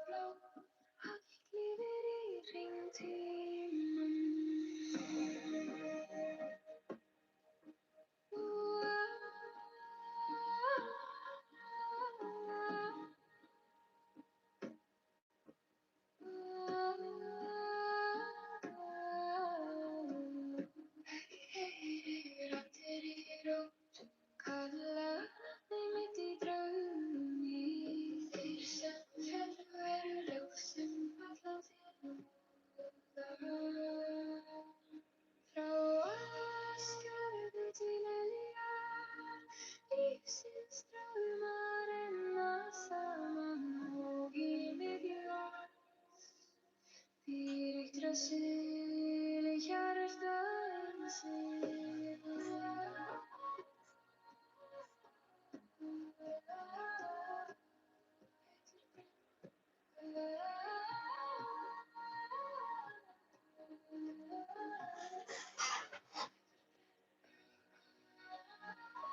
I watch anything else while watching the charts?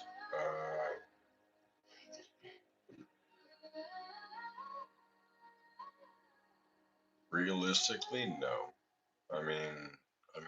I've got a TV over here to my left. I've got like an Xbox I could be playing games on or whatever. My desktop, I could sit here and play video games all day on my PC. But for the most part, I really don't entertain anything else other than the charts whenever I'm looking at the charts.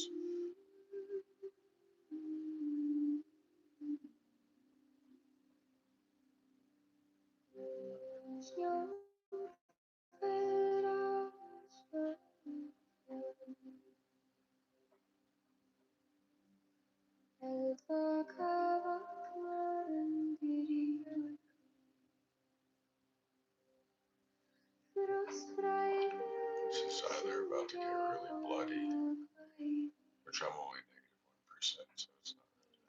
This is the 1 minute chart. Everything looks over exaggerated.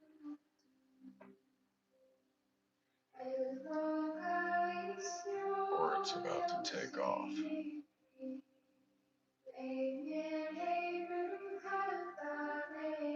Go one of two ways here, but I really truly believe it's going to go up.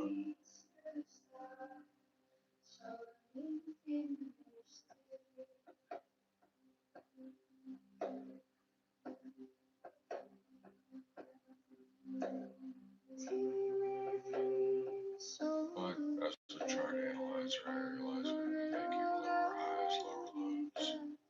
I truly do believe we bounced off recent support level.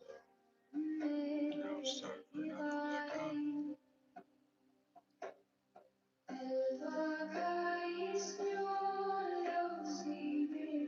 Let's see how this transpires over the next 4 minutes or so.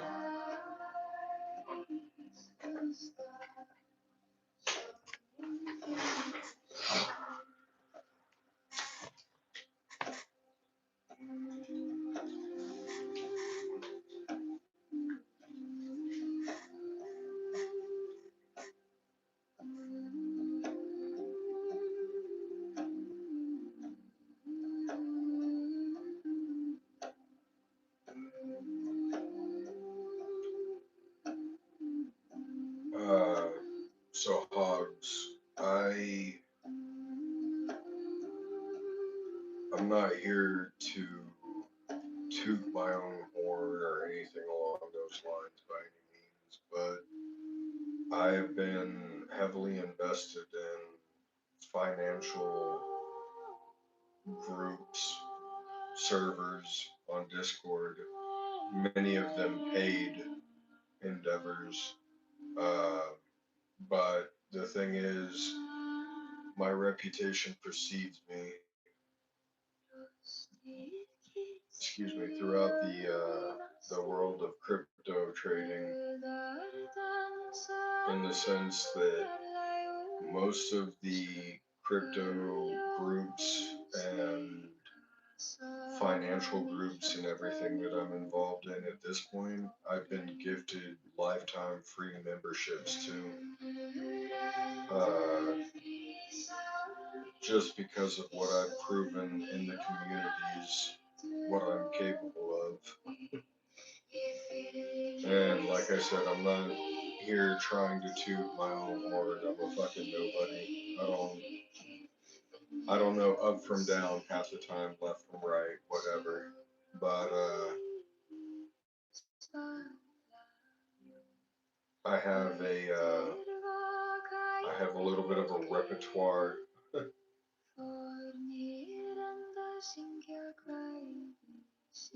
that coincides with my name.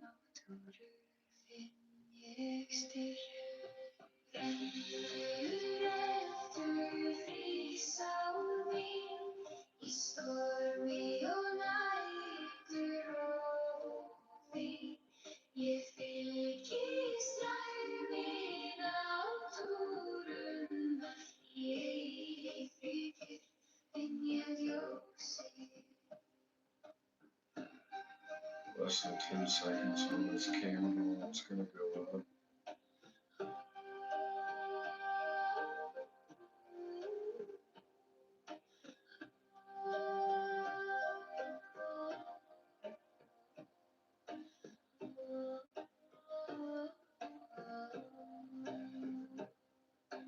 It's going to create another new local low on this 1 minute chart.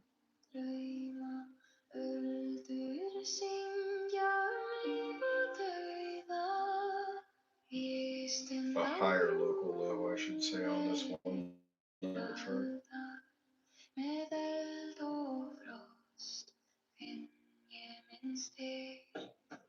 And we're in positive. It's breaking out above local high.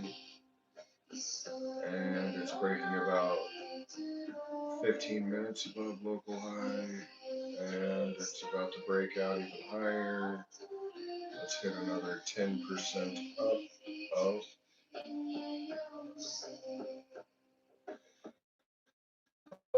Somebody had a stop loss in place. All right, hold on.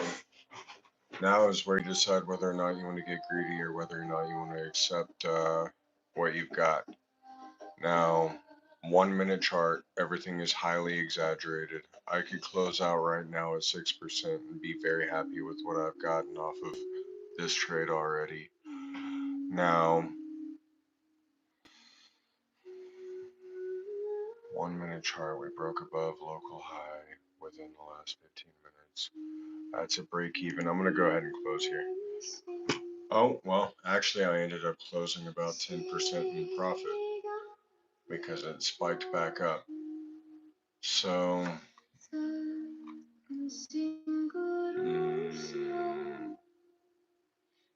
this long is still a very valid trade, but I'm not willing to enter it at the top of this. Definitely seems like you know what you're doing. These charts and these markets are hard to understand.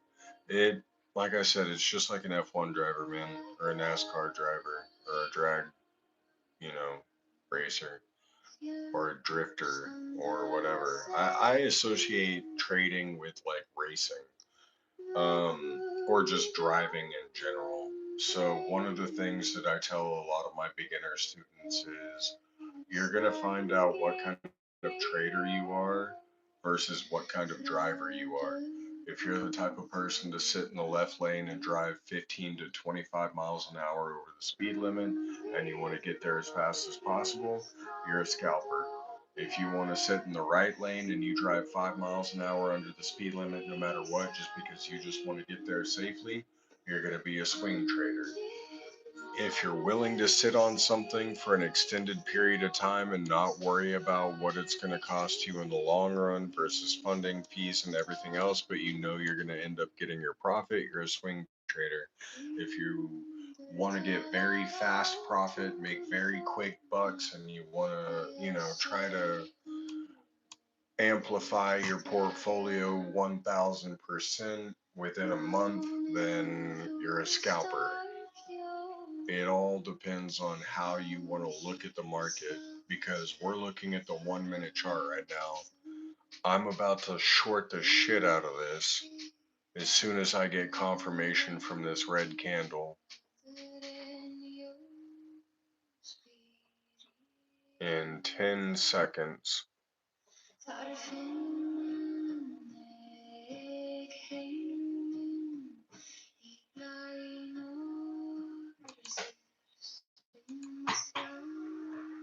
All right, just opened a short. I opened a short with about $1,700 worth of margin. And I'll be completely transparent. I'm at positive 50%. Nope, now we're in negative. If you want to be extremely fast, if you want to know what it means to make a lot of money extremely fast, scalping is the way to go. This right here is the 1 minute chart. I shorted this with $1,700 in margin.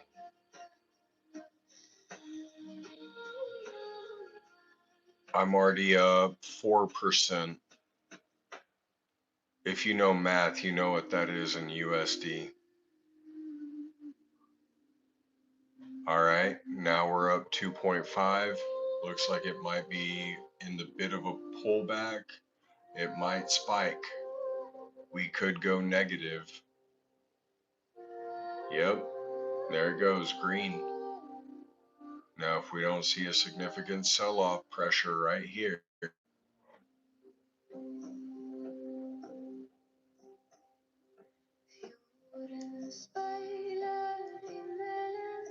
see, now this is what it means to be a true market predictor. Someone that can literally sit here and watch something and understand what the market's going to do before it does it. It's going to go up. I can tell by that spike right here at the 48-second mark on this minute candle that it's going to go up. It's going to hit my break-even mark right now.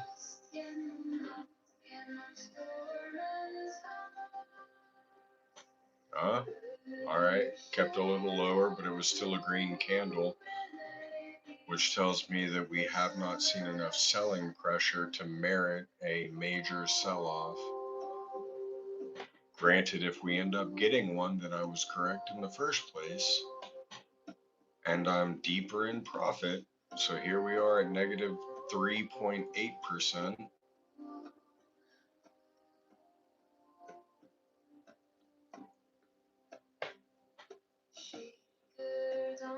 So with $1,700 margin at 8x leverage, you understand what it would mean to close a trade out at 10% leverage, or I mean a 10% gain.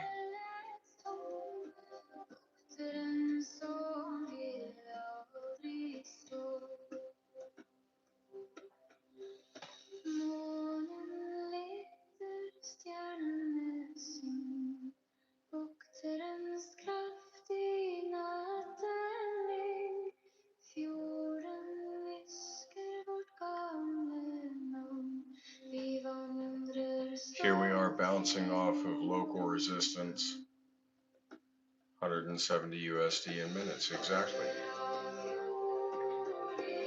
All right, so you know what it means.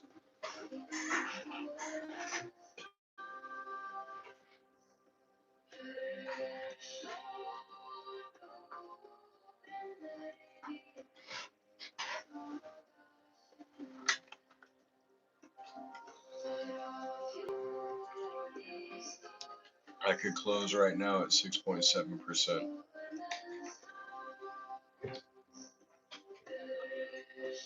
But I fully expect this to continue to drop.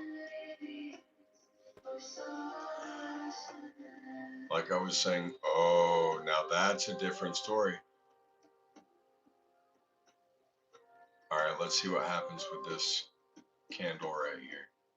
If this candle closes out green, we're closing all indefinitely. Mind you, we are still on the 1 minute chart, so this is absolutely what it means to scalp. You are in and out within 5 to 15 minutes. That is scalping. There we go.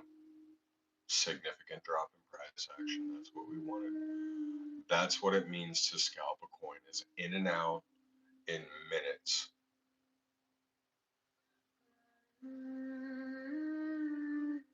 All right, we're looking at positive 8% currently. Excuse me, 10%. Oh. All right, so we did see a closeout in red, which is good. But what I see from this wick versus this wick is we closed out in green with a lower wicking volume than we closed out in red. So from there, what I can expect, if it didn't do that right there, would have been a higher spike towards the top side. But it dropped below that recent wick, and that tells me we're seeing more selling pressure. That means bears are in charge.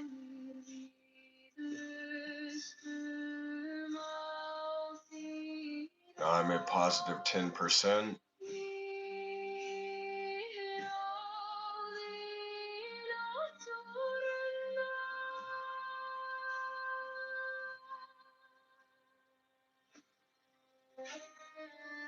I mean, that's real easy to accept for, man, there it goes again. You get into that realm of like, do I want to prosper in greed or do I want to just accept? Yeah, we're accepting that one.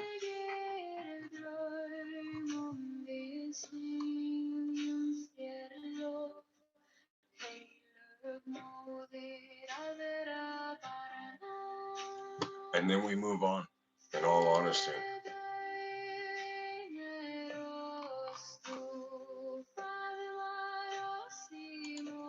For a scalp with that level of margin, absolutely great. You really can't argue with it.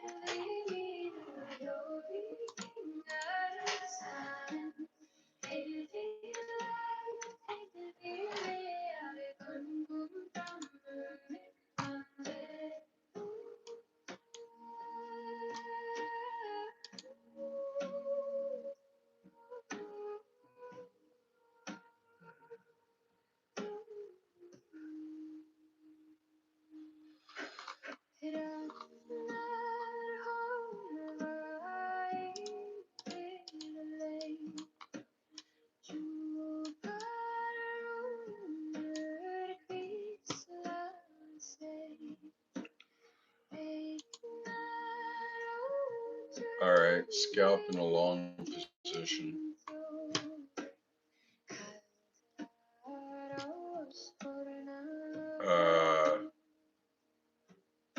Not actually giving a number for the amount of margin that I'm using at this point, but I'll say I'm using about 5% margin, which is minimal. So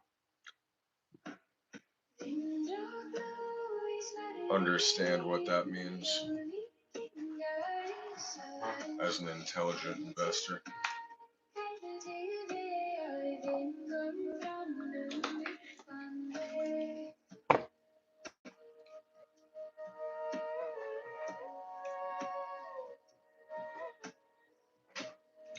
Bio break.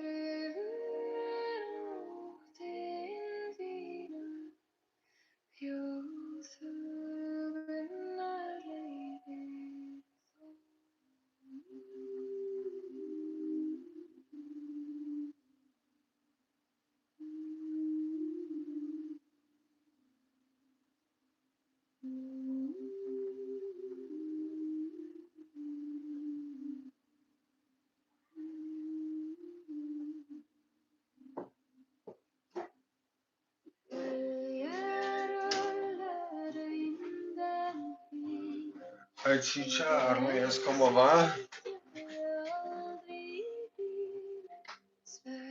Mamma miados.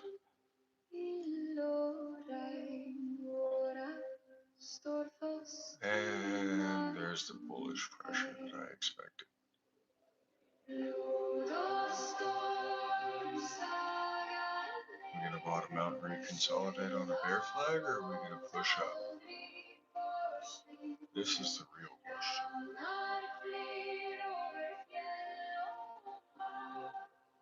Muy poquito, muy poquito, muy poquito.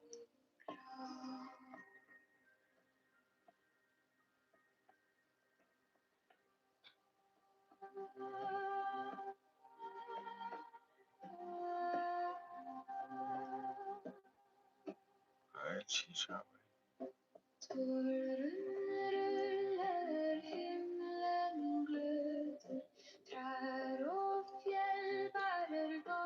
My understanding of Latin English is spread across Portuguese, Spanish. Um, I've got a lot of friends from Argentina. I've got a lot of friends from Brazil. I've got a lot of friends from Mexico. I've got a lot of friends from Texas. I live in Texas, 7 hours away from the border, so knowing Spanish is almost a necessity here.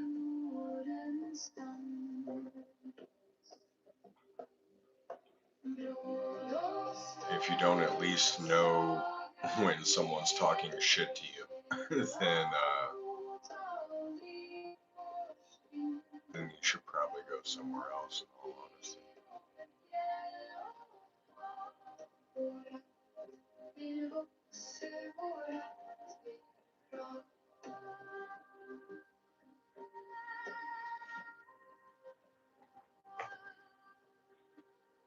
So I know Spanish, Portuguese, French, know a little bit of German.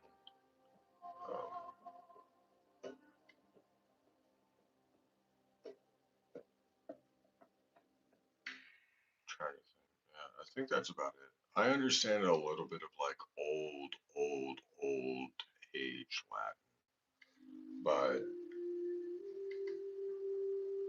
mainly just because of Harry Potter, in all honesty. Like Harry Potter spells are all based out of old language Latin. And damn, that is a lot of sell-out pressure that I did not want to see.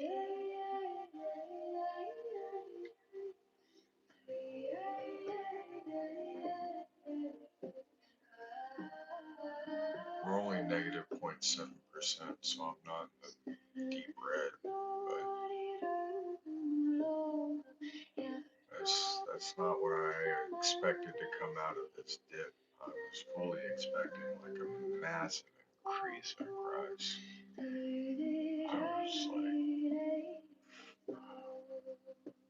like, let's see what happens with it. Oh, not willing to, not really willing to call this one a loss yet. For I fully expect that this could potentially continue to rise.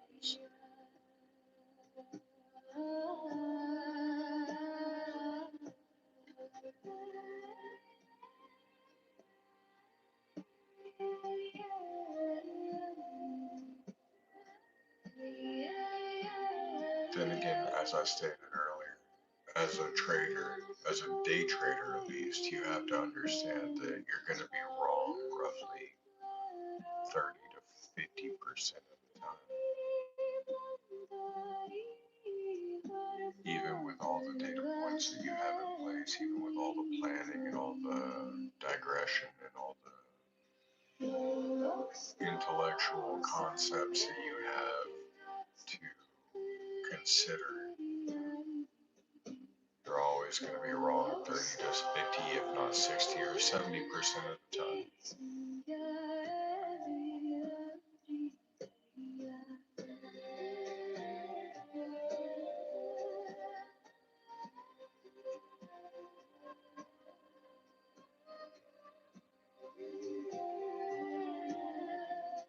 We're up right now 1.2%. Like I said, oh, now we're break even. Like I said, I put minimal margin in this, so even if we end up losing a little bit, it's nothing crazy. It's not like I put 1,700 in this. So. This isn't a scalp that I held real value in. This isn't something that I've done any form of chart analysis on or whatsoever. Thought of. I don't even know anything about this coin, so this is legitimately a gamble. If I just hit long, put a bit of money into it and hit long, and if it runs up, then it runs up. If it doesn't, then we lost a little bit. The main thing is if you're going to do this, make sure you always consolidate it to an isolated trade. Don't ever run a cross trade that you're running a gamble on. If you run a gamble on a cross trade, you lose everything in your portfolio, plus some, usually. But I'm basing solely off of the fact that we made a higher low, that we're going to break out from this bear flag maneuver into bullish maneuvers that's then going to continue upwards. And if I can get 50% out of this trade, then I'm looking at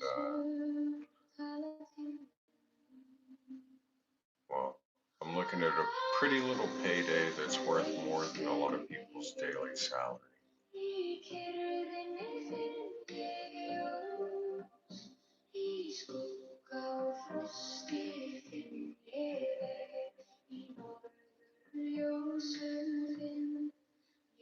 And if we drop negative 15% in price action, then I'll close out and lose, probably what enough people spend on their mortgage or car note. And that's just the way that things go.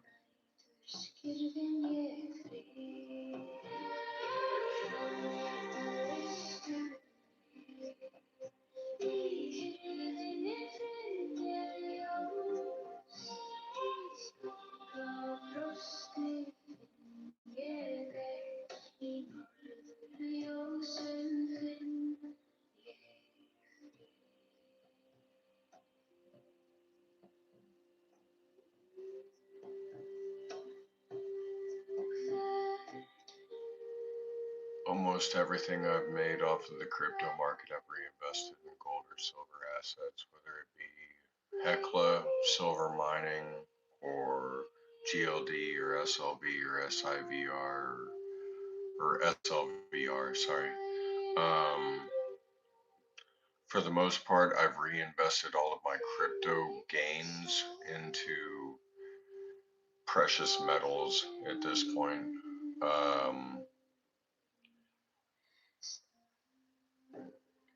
That's kind of what I went into the crypto market pursuing, was if I can win enough gambling more or less, that's exactly what you're doing investing in the crypto market. You're gambling. Let's be real. I was saying this earlier. You have to understand if you invest in the crypto market, you can wake up at any day, on any day, or in any day, or whenever, and see absolutely nothing in your account. Either you got scammed, either you got either you got liquidated, either you got whatever. Crypto is a gamble. So with my long-term capital gains over the last 5 years with crypto, I've reinvested in precious metals and I've started a business of numismatics and gold and silver bullion. I now own my own LLC with what I've made in profit. Uh, I own 3 websites. It, it's all reinvested back into my long-term game, idea set. So 5-year plan, I hopefully hope to have a brick and mortar gold and silver and local coin store.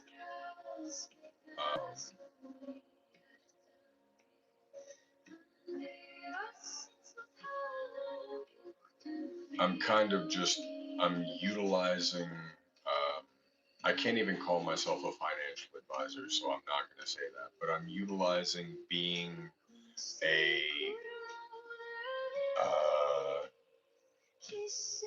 leg of information for people when it comes to financial advising topics to my advantage, right?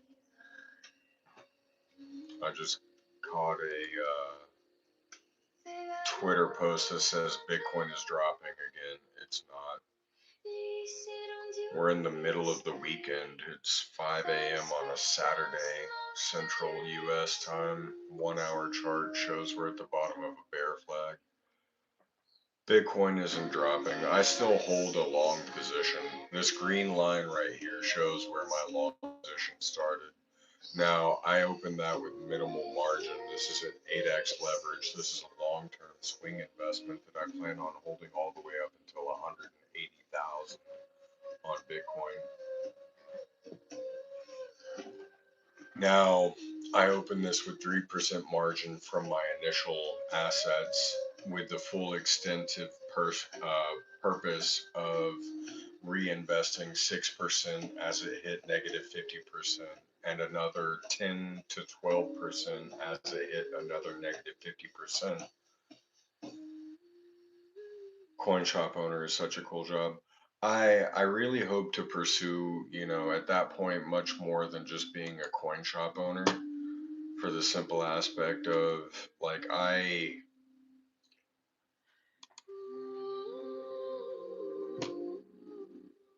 and man, it's so, you have to really understand, like, how hard it is to not sound like a pompous fucking douchebag when I try to say things like, I just really understand financial markets and investing and, like, just where you should be when you should be there. And like I said, it's almost impossible to not say that without sounding like the largest, most pompous douchebag, asshole, know-it-all, disgusting, deplorable human, whatever, you know. And I understand that, but I have proven time and time again that it really just simply delves into understanding the psychology behind where people want to invest their money in the moment.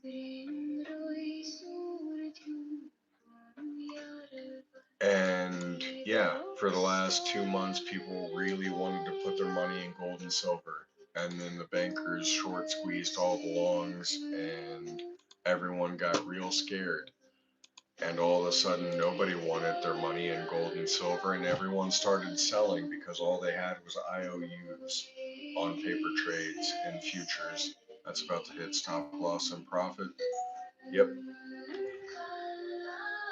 So, the best you can do, which I saw coming.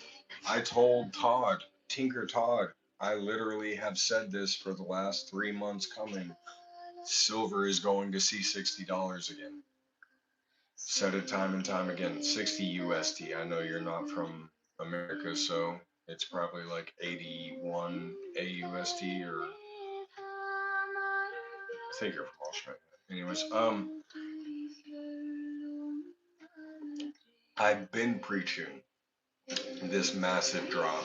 I've been saying that it's going to recorrect because it's as simple as physics. What goes up must come down.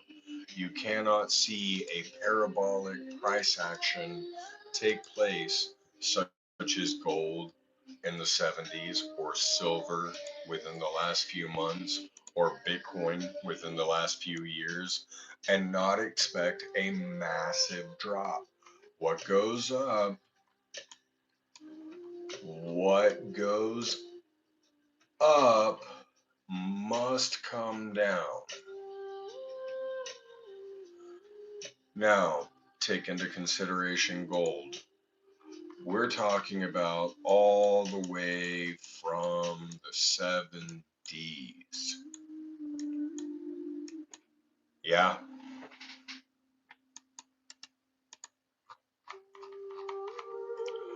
We have seen gold go parabolic time after time after time after breaking bear flag after bear flag, and just now have we seen an actual retracement in price action for gold where it broke local low.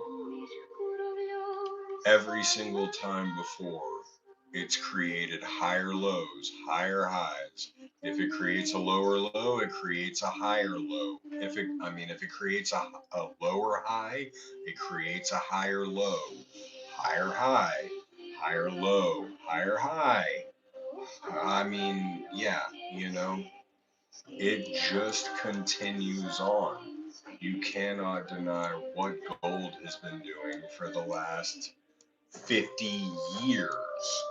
Now it's silver's turn. Now we're seeing silver go parabolic. Now we're seeing people fully understand what it means to invest in precious metals, considering the fiat dollar is diminishing in value on a daily basis. And everyone understands that even if you hold a fiat dollar in a freaking savings account with a 4% APR and everything going towards you, or a 401k, you fully understand that you're not making any money on it. There is nothing to be made by holding on to the fiat dollar. So what is everyone doing? They're heavily investing in hard assets. They're heavily investing in hard assets such as platinum, palladium, gold, silver, copper, and the stock market. Now, everything is falling. All markets are crashing. All markets are crashing while everyone's investing. What does that prove to us? Gold hardly fell, you think? Really? You think gold hitting $5,600 an ounce and then dropping all the way back down to $4,800 an ounce, $800? That's roughly a 14% loss. There was roughly $4 trillion liquidated off the gold futures market. Not last Friday, but the Friday before last. 3 trillion liquidated off the silvers market. Overall, 10 trillion liquidated off precious metals. Do you realize that 10 trillion is over 5 times what the overall crypto market assets actually employs?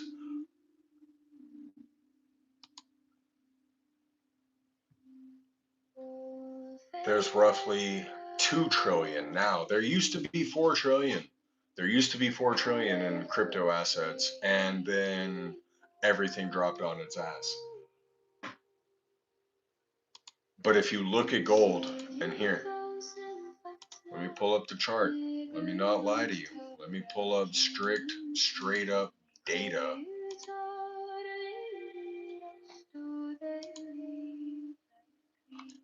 You want to look at gold and say it didn't drop? That's the 4-hour chart.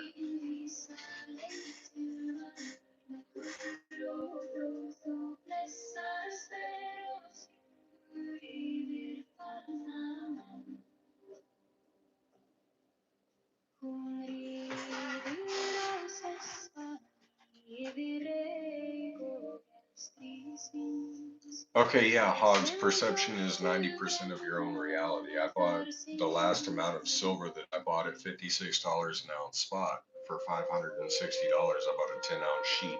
So if you bought silver way below where it bottomed out, then of course you're going to sit there and think that it didn't do anything. But for the people that literally just started buying in it, I don't even know what it would be AUD, but for the people that just bought in at $4,500 an ounce and then saw it go all the way up to $5,500 an ounce and we're thinking, oh my God, this is going to be a great payday, just to watch it go all the way back down to $4,600 an ounce, or actually, I'm sorry, let me get my numbers correct, 4,372 at the bottom of this wick right here, an ounce. Then you're thinking to yourself, well, shit, I just bought into a losing endeavor. Now we're sitting at the bottom of a bear flag. We've seen a reconsolidation. We're now looking at a lower high, lower low.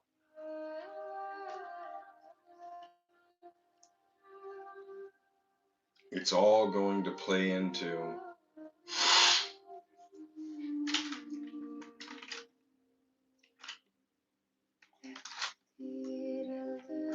well, it's going to do the best it can. I'll give it that.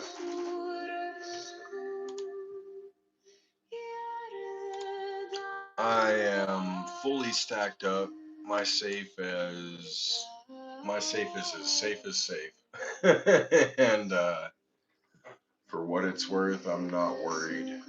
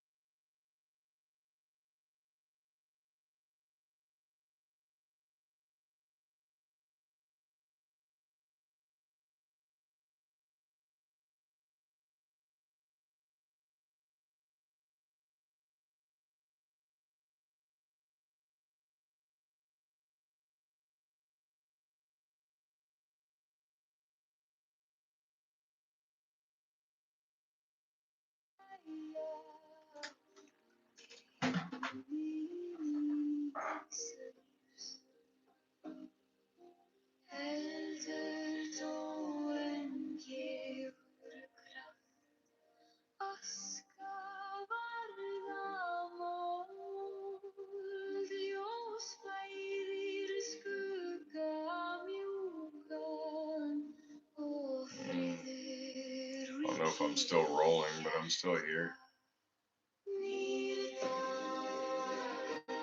Probably time for a safety meeting, in all honesty.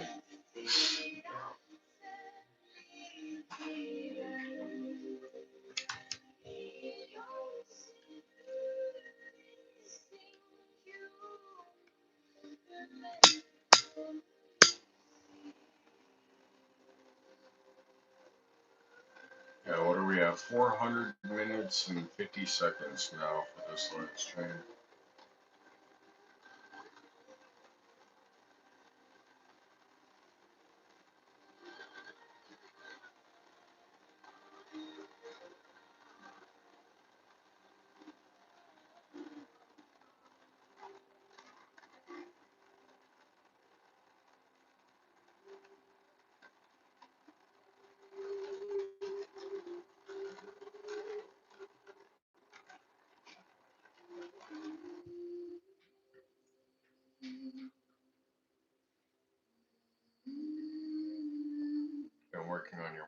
out to your camping and kayak trip. Nice. What do you got, like an Airstream or?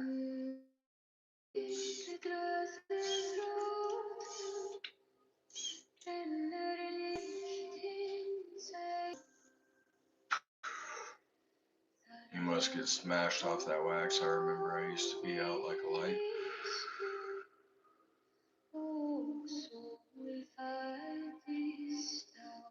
No.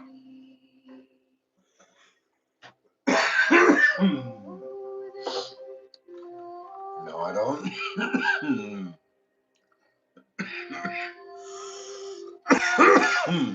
I don't get smashed off any THC product anymore. My tolerance is too high. And I say that with sadness in my voice. Not trying to outpiss anyone or outshine anyone or say I'm stronger, better, or whatever. But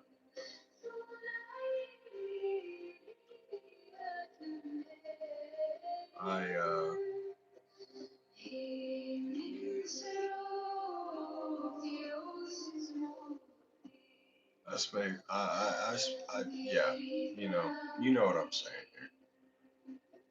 I'm not here to try to be better than anyone, man. I fucking just exist.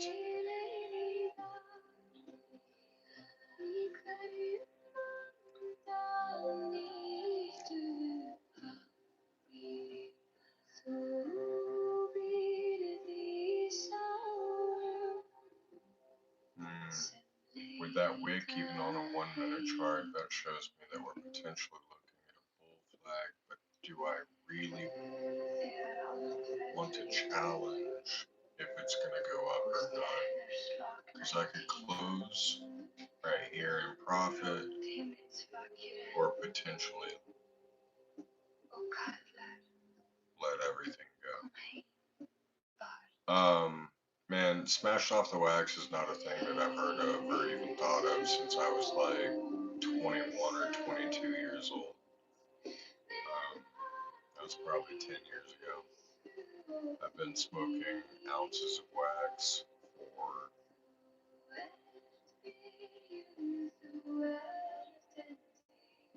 about 13 years at this point.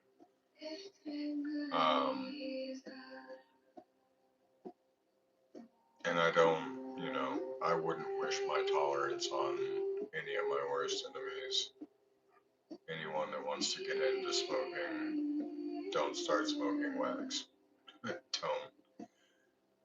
Don't even entertain the idea of concentrates, dab pens, or anything of the sort, because all it's going to do is increase your tolerance. And if you want to spend a shit ton of money on something you shouldn't, do it.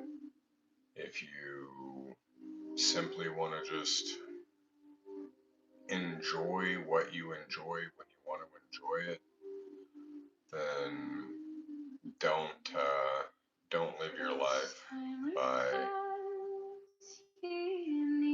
striking a match or a propane torch or whatever.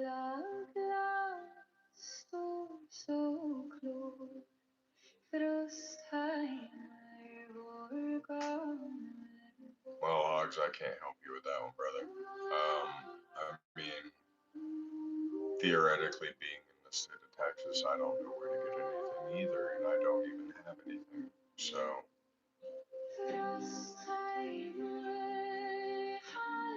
it's not like it's a 45-minute drive north from me all the way into Oklahoma with a friend that has a medical card or anything. Feds, fuck you. Allegations aside. No contest.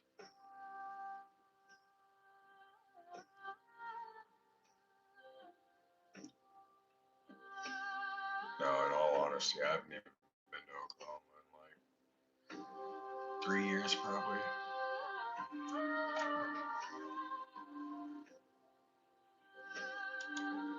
Putting stop loss at break even.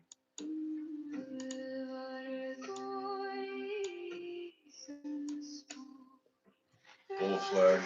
Let's see if it takes off.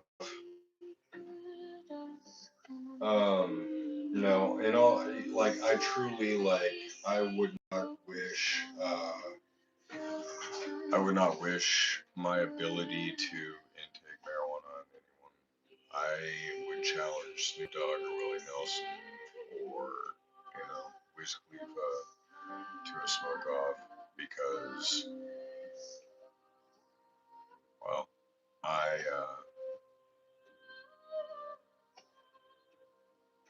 really just don't stop, honestly. It's used to only have it every now and then. Besides that, just smoke joints. Now you don't smoke anymore, mainly because you don't know where to get it. I could rustle up some, but too lazy. Just get it medical. It comes in the mail.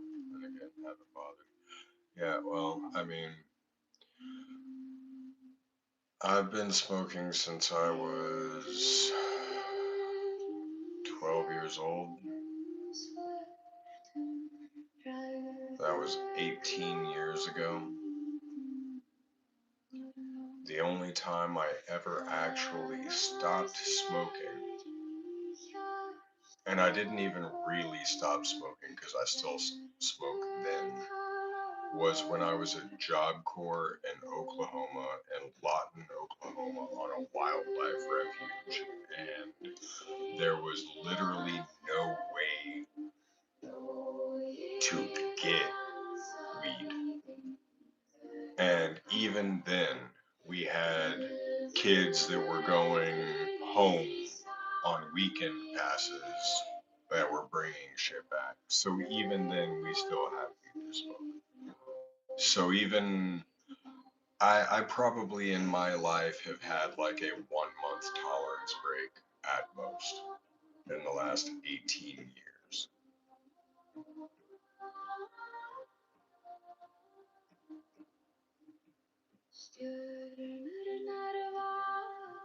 And that was just to pass a drug test for the army.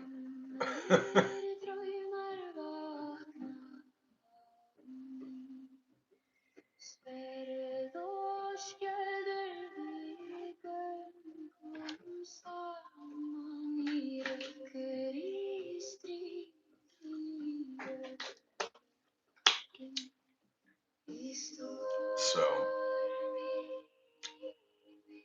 as I said multiple times before, I would not wish my tolerance on my worst enemy. You know, this isn't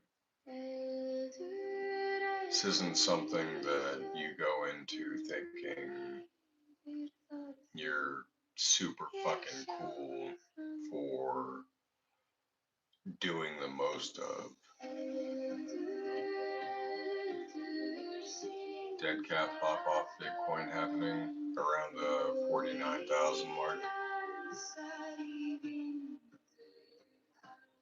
That's when a lot of the ETFs are going to get liquidated.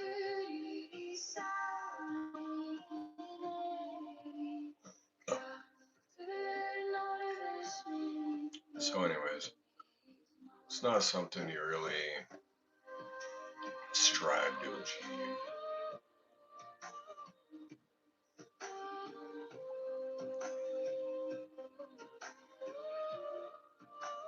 Yeah, 40K is like, not gonna lie, 40K is like reaching, but 46, 48, ideally 49K is gonna be the break off point. But we're not gonna see that for another like 2 months, roughly, to be realistic.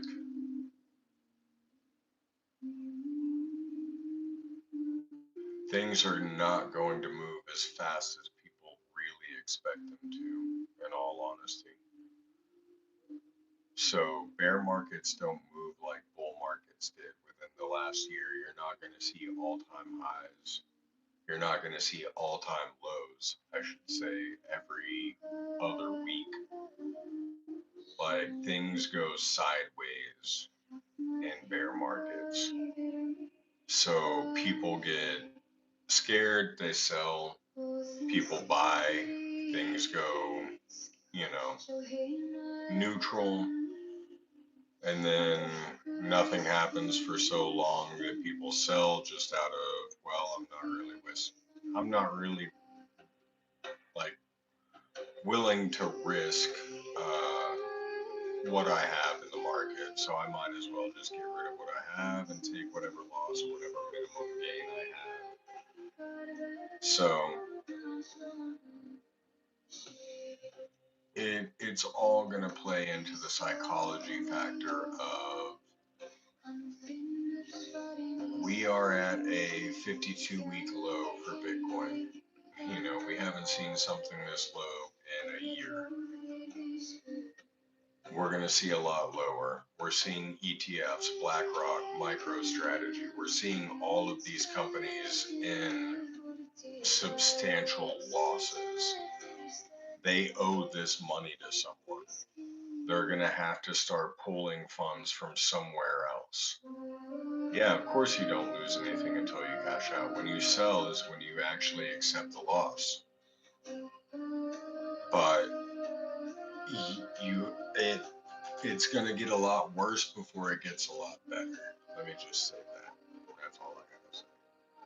And this is long, so I'm already stop loss at break even and in profit. Now, I own a lot of crypto in a cold wallet that absolutely no one can access whatsoever unless they torture me forever and I still won't say shit. Absolutely. So people don't understand that Bitcoin was designed to prevent exactly what Michael Saylor and BlackRock were trying to do. Bitcoin, designed by Satoshi, was designed every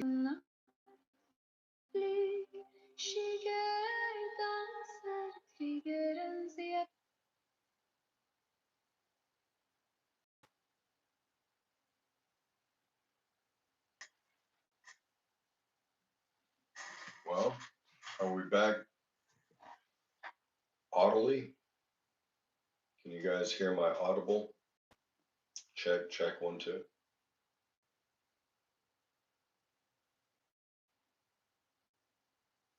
Yeah, I know. Probably somebody that doesn't want me to relinquish the information.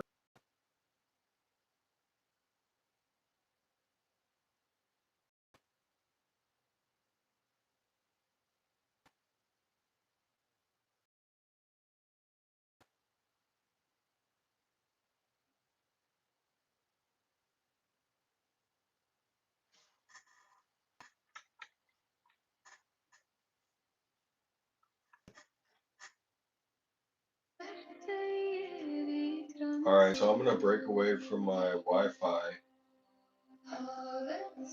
and use my 5G. It's interesting how when you start talking about things that certain entities don't want you to talk about, things happen. I don't know. I'm a conspiracy theorist. Whatever.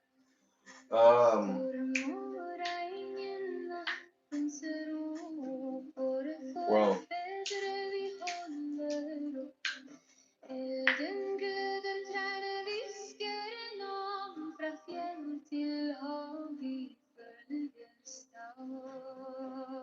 man.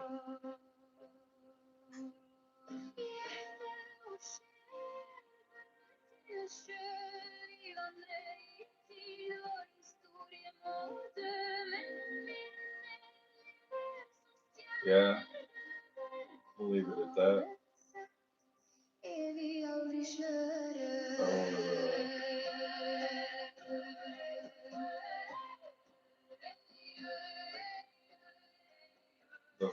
frogs are gay. The fluoride in the water is turning the frogs gay. Yeah, I know about Alex Jones. I don't listen to anything he says. Um,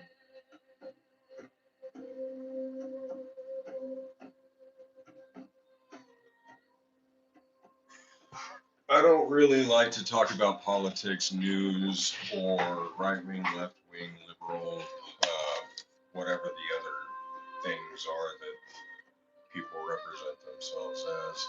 I look at charts. I don't give a fuck about any type of news action. I don't give a fuck about anything that anyone else is saying. I look at the candlesticks, I look at the data, I look at the information that's presented to me, and I base my predictions off of that. So we're not going to get into politics. We're not going to talk about anything politic-wise. We're not going to talk about anything politic-wise.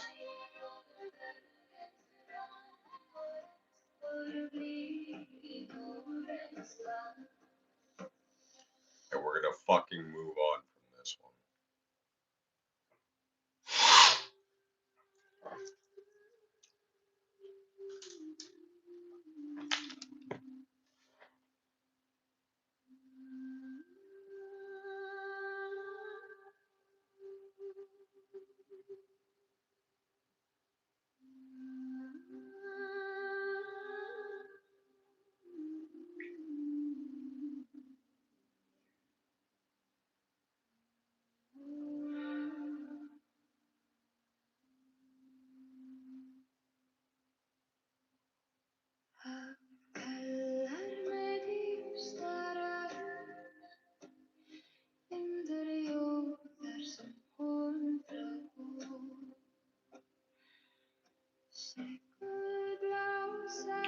Ten to 15 years was Bitcoin.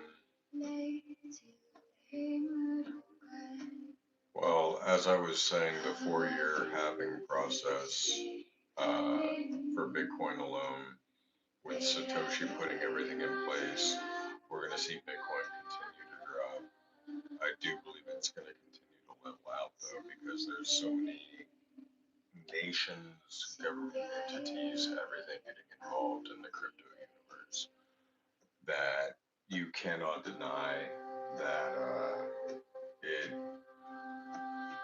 there's too much buying power for it to go back to like $10,000, right? It's not going anywhere below 40 grand. That's obvious. I'm not answering any of your questions. So with that being said, I fully believe that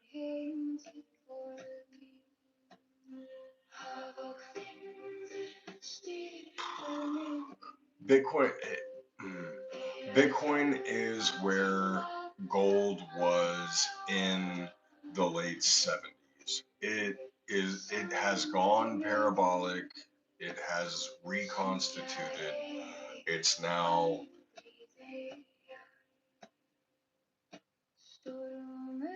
seen a significant pullback and wiped out liquidation on lower levels.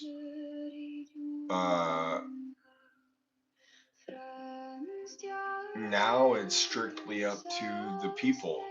Now, this is kind of what Satoshi was expecting to happen with Bitcoin, in the sense that the man knew it was going to blow up at one point.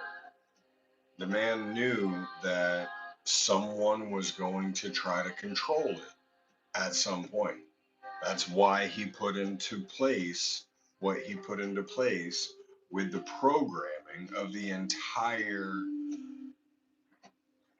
cryptography of the currency. And what he did long ago, back in 2008, 2007, has continued to prevail. Now we're at break even. No, actually, I'm sorry. We're nowhere near break even. In fact, I should probably raise my stop loss into profit. There we go. Anyways, so it's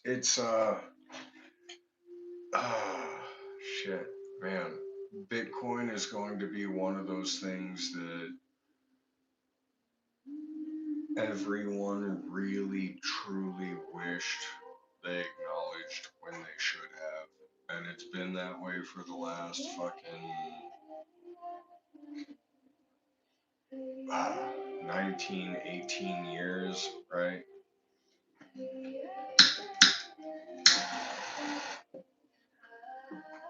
And even though I don't agree with Michael Saylor, and I don't agree with BlackRock, and I don't agree with JP Morgan, I don't think that Bitcoin's gonna see, $1 million a fucking coin.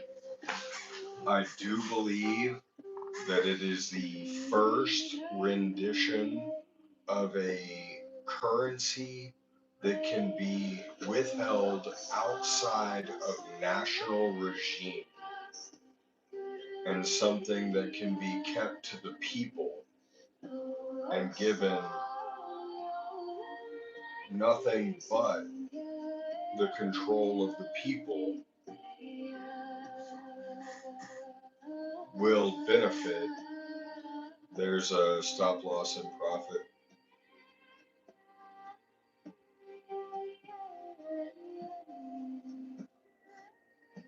Now, what do I think will become the world currency?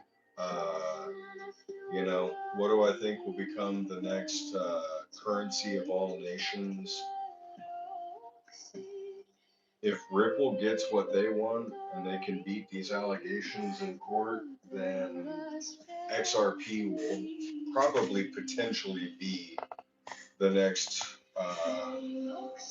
USD.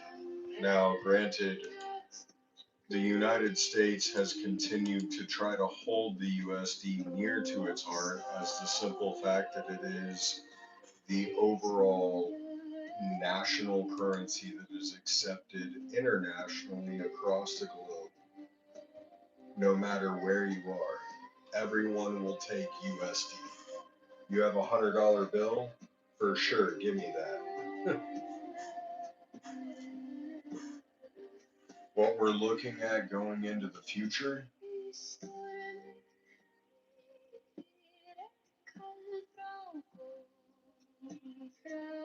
well, it's hard to really determine, but everything points to a digitally backed asset, cryptocurrency, if you will, monitored by any one government and or nation put into place, and or all governments and or nations put into place. So this is the main thing. If you try to purchase some sort of illegal substance for whatever reason, feds, if you're listening to me, this is hypothetical, they will be able to track every single purchase that you make with every single digital cryptocurrency or digital asset that you have.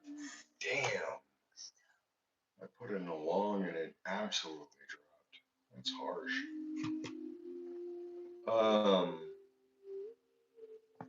So it's all going to it's all going to continue to lead back to they want to control every aspect of what you spend your money on.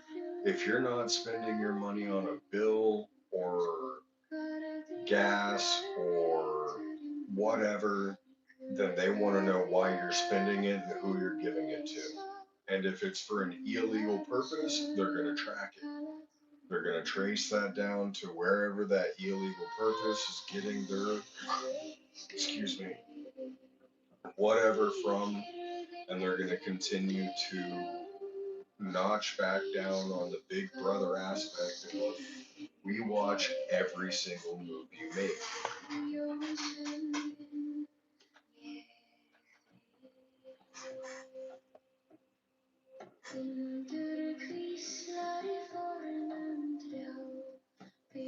That drops below local low on boarding. I really thought it was going to go up, damn. I'm willing to accept that. Move on to the next one.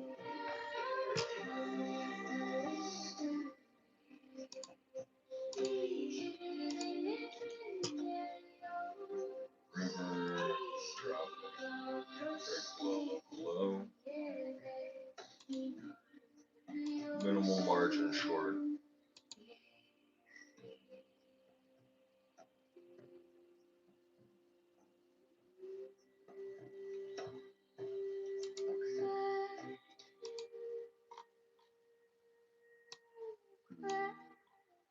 We'll see how this plays out.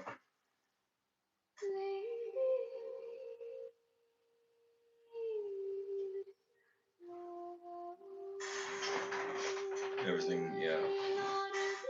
Well, the thing is, once they nix the fiat dollar, once they nix paper currency, then they're capable of tracking every single transaction that happens, where it goes, who it goes to, when it goes to.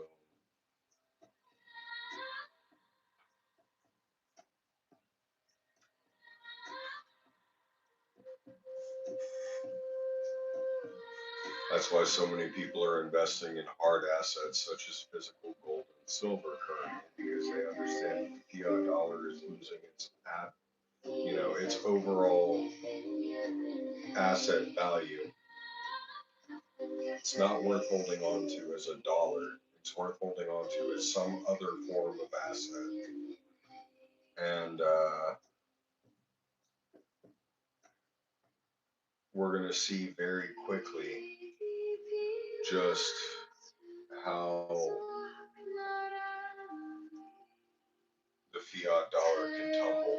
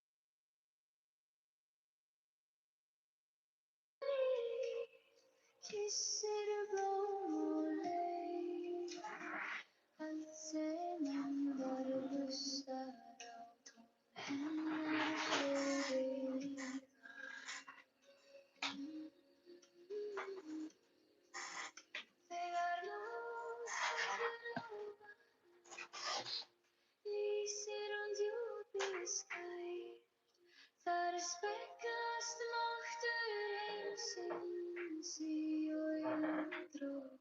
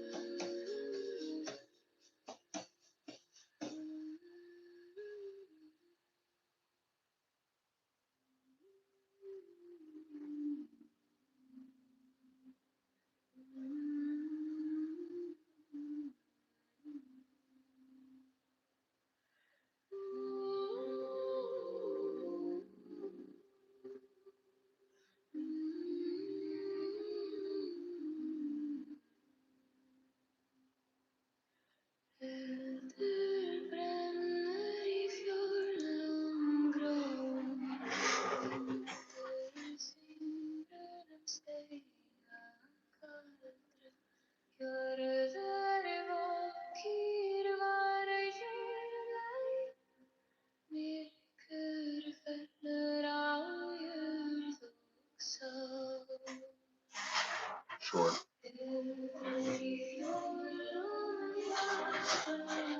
We're 2.5% in profit. This is the 1 minute chart, so everything looks a little more highly exaggerated than it actually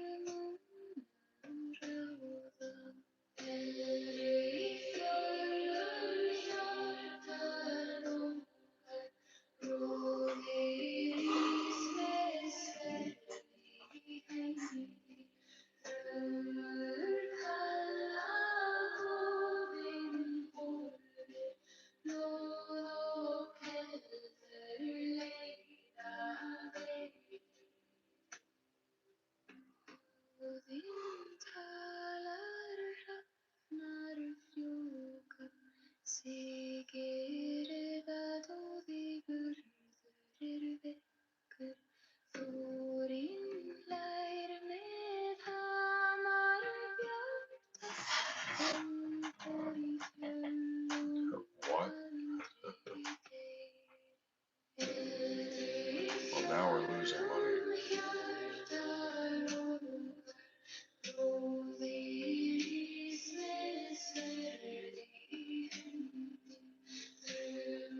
Like I said, when I opened the trade, though, minimal margin, so we're at negative 2%. It's very, very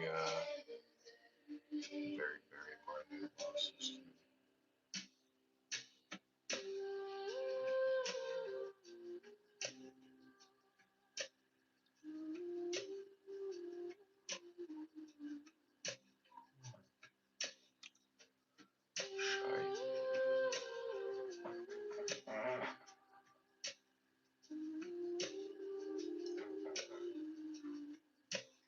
There we go.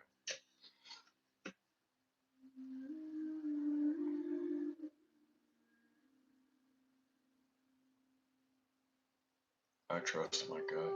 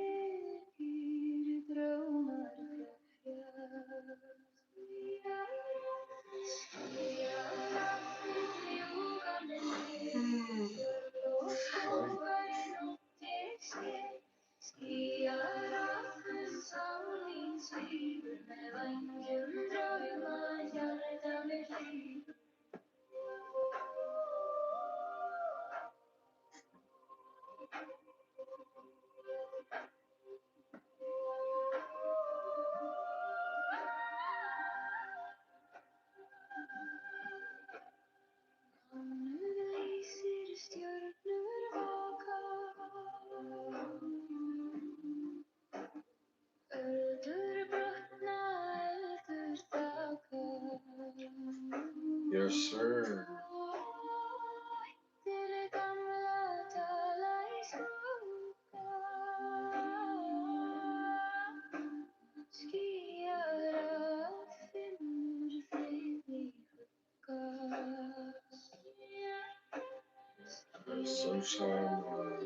Sunshine will be breaking horizon roughly 45 minutes from now. There's that drop that I was expecting.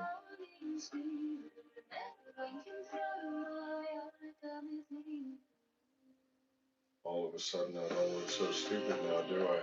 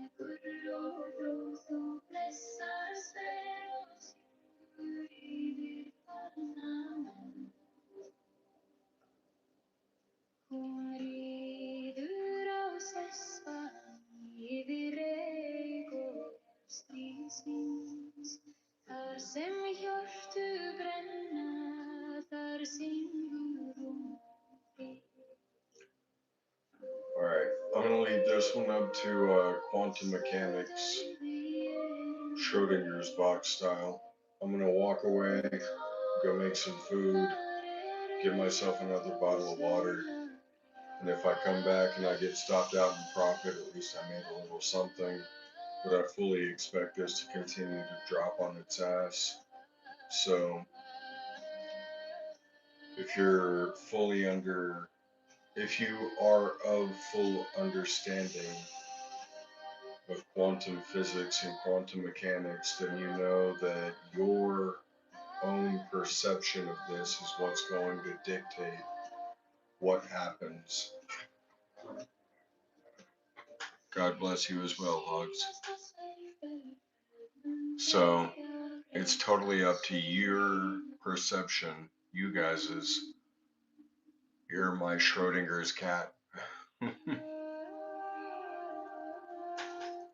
As I step away and implement quantum physics into what could happen.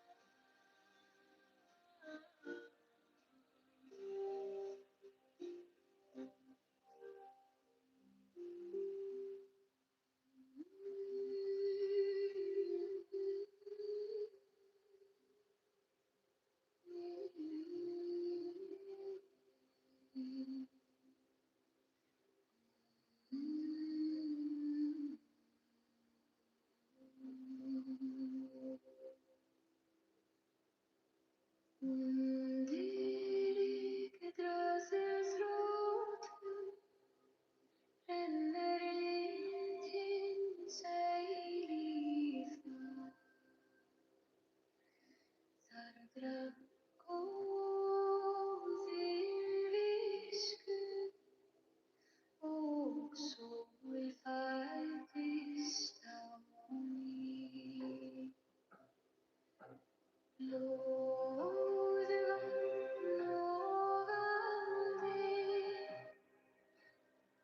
blandast í ský. Eldur syngur í hjörtum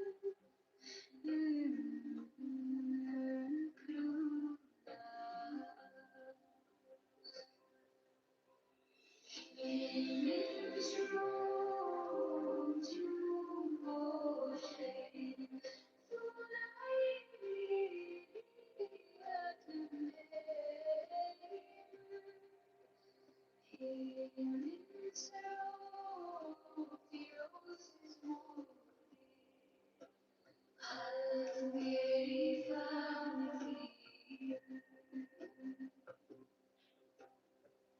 Í hverri drópu spegil eilífðar, í hverjum anda nýttu pappír. Þú býrð í sálum sem leita heim í ljós. Þegar allt fellur í dufl og stjörnur slokkna í tíma,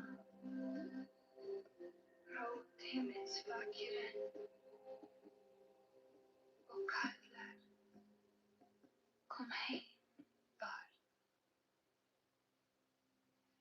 Himins ró blessa með vatni, visku og fríðar. Þú ert byrjun, þú ert ending, þú ert drengur nýðar.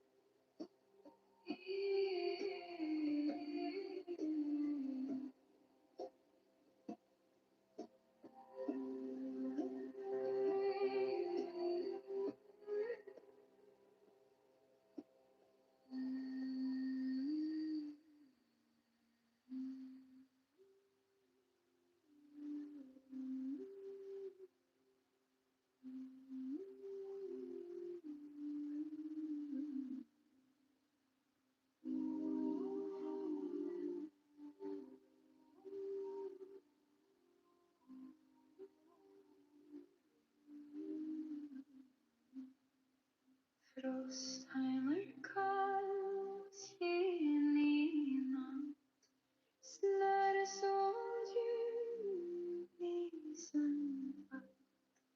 Félag last og sóklór, frosthæmur vorgangur vor.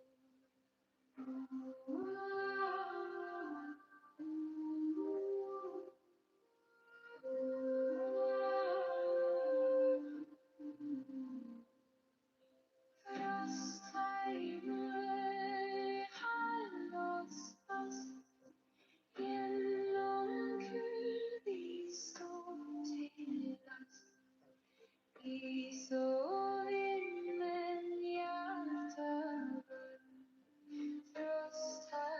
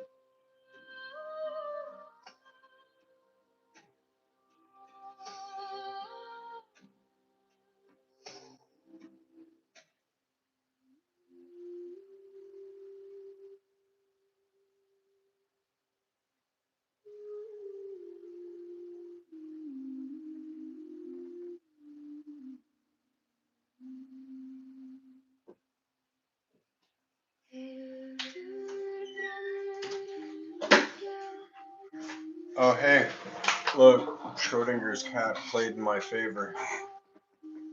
Quantum mechanics proved that even if you don't look at it, sometimes it goes your way.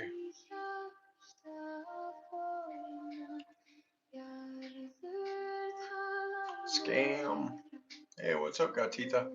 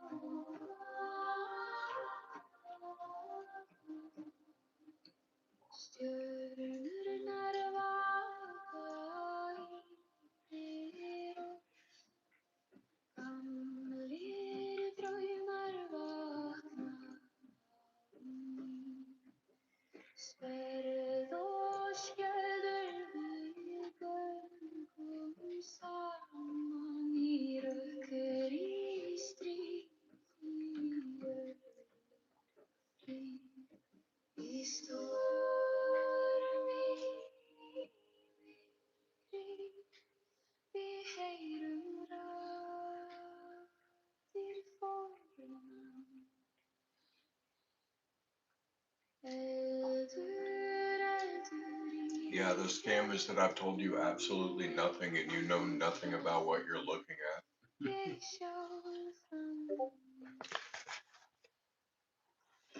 That's the scam.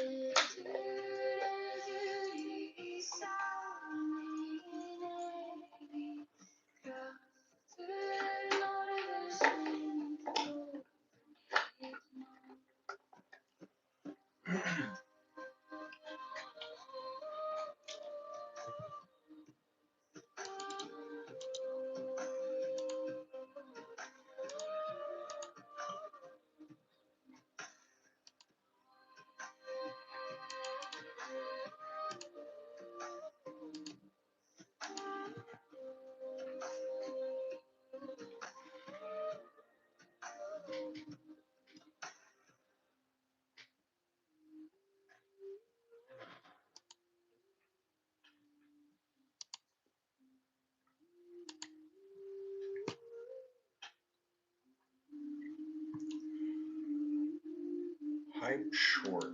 No.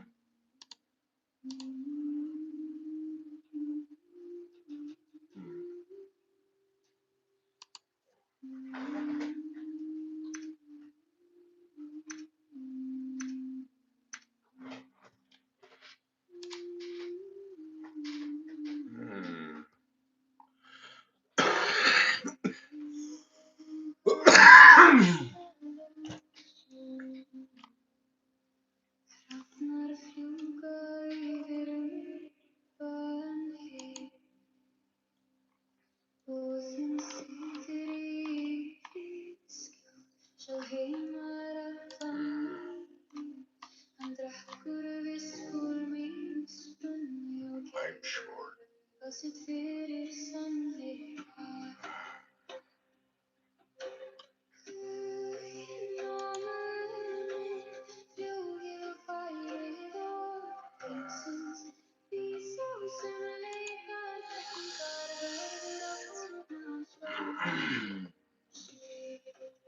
Oh, hype short. Well, I'll come back to that aspect.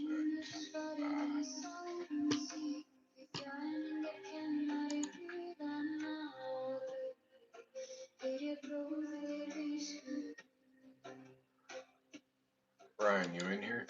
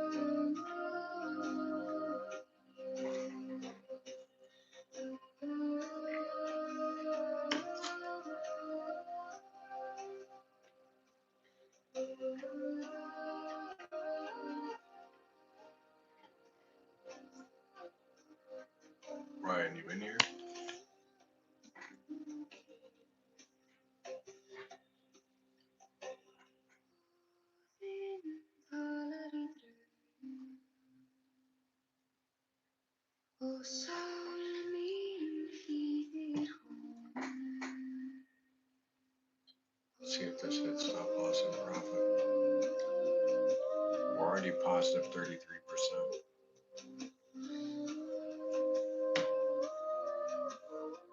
I have my stop loss at positive 25%.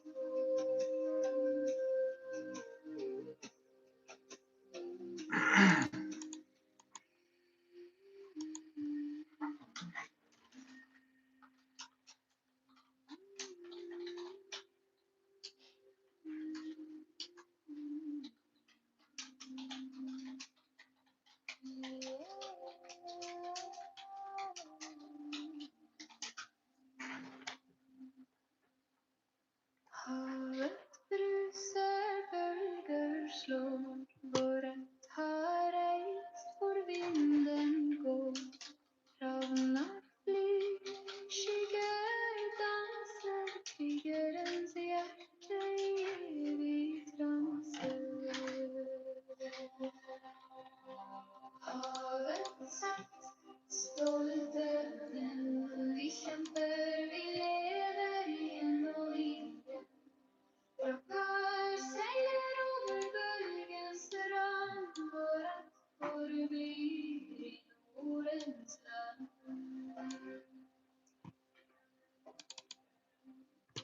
Storm og regn i nattens ro, våre forfedre vi holder opp.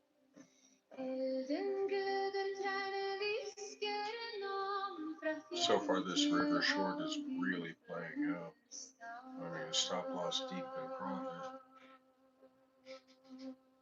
Hjerte og sjel vi vandrer i tid og historien måtte, men I'd short havet sett evig aldri skjøre.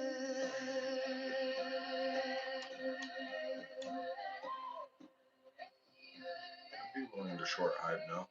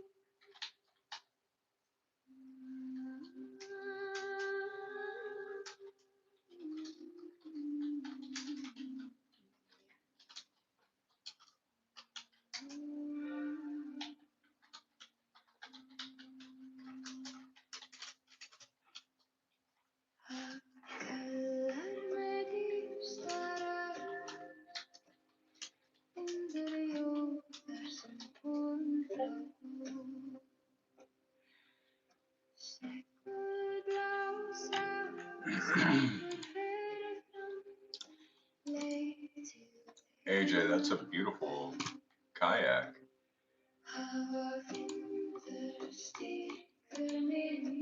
Alongside your beautiful motorcycle, of course.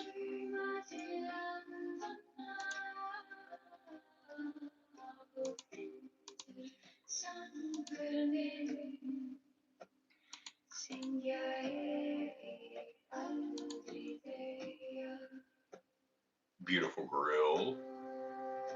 alongside the kayak. Is that built into the freaking kayak trailer?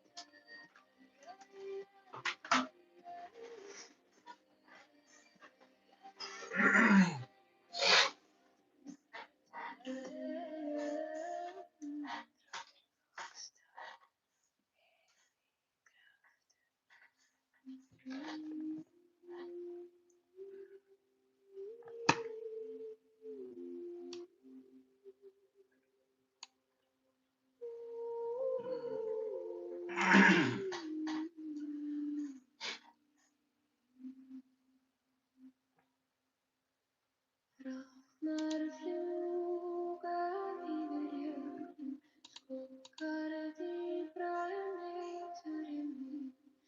Hugarfjara finn ég svo gamlar sögur tala til Hjartað leystu mig, í kyrrðinni finn ég ljós, í skugga og frosti finn ég leið, í norðurljósum vinn ég.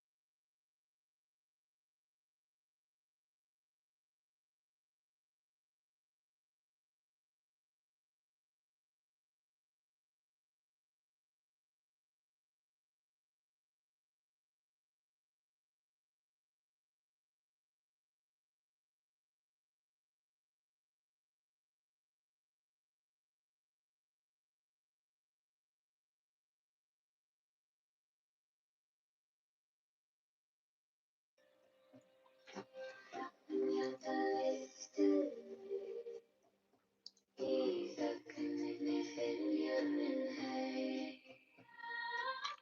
Hjartað leystu mig, í þögninni finn ég minn heim.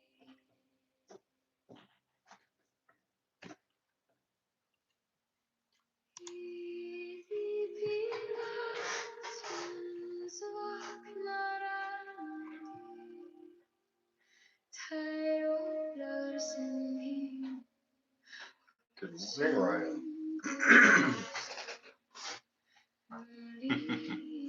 I like your new username.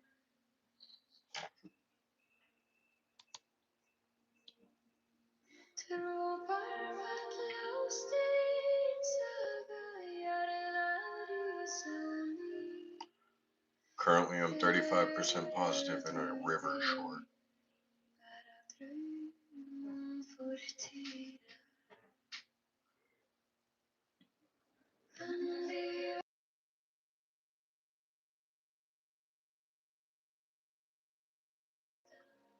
God love the shitcoins.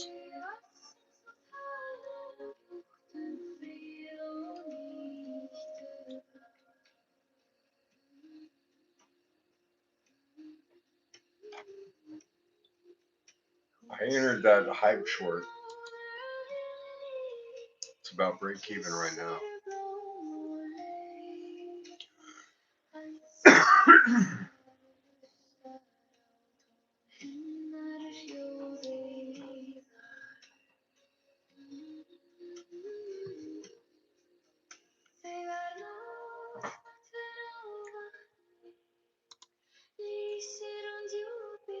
Oh, that's silver. I was looking at that earlier for someone else.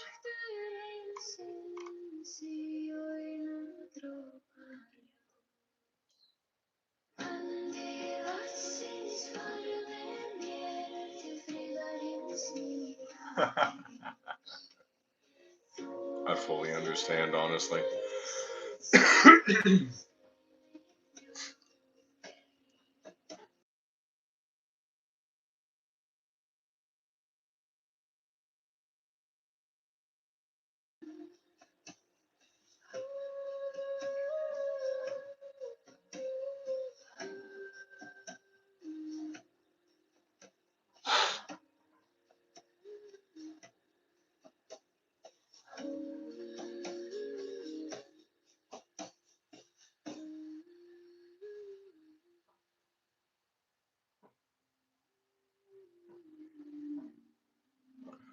Alright.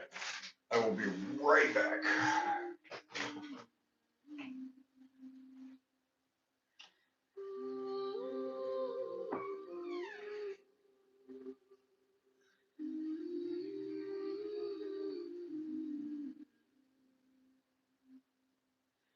Eldur brennur í fjörðum gráum, vindur syngur steina kaldra, hjörður vakir var jörðæ, myrkur fellur á jörð og sál. Eldur í fjörðum hjartar ungar, bróðir ís með sverð í hendi, þrumur kalla góðin horfir, blóð og eldur leiða veginn. Félin syngja fjörður bresta, móðirin rauð úr djúpum jarðar, líður og stormur berja baki, múlur og styrkur mun ráða.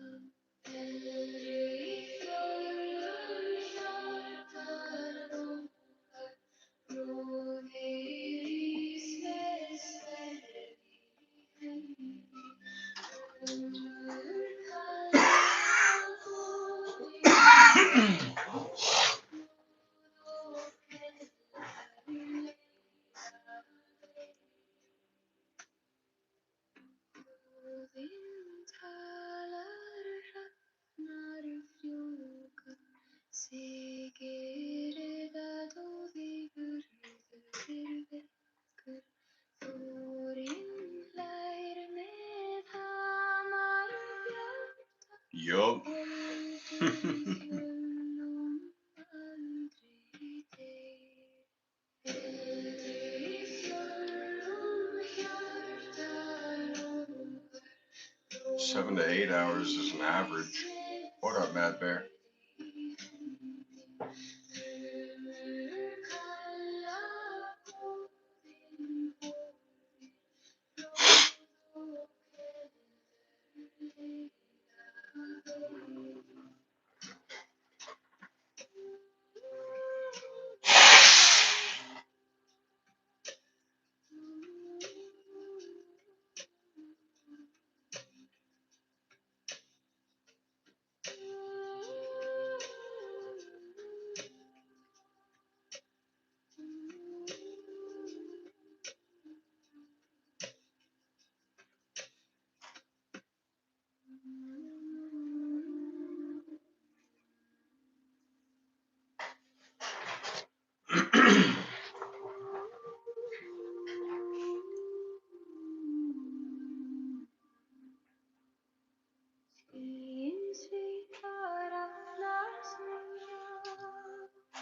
See if I'm actually worth a fuck. Because in about 5, 4, 3, 2, 1, you should see a breach below local low. Oh, fuck, it's right below local low. Now, break.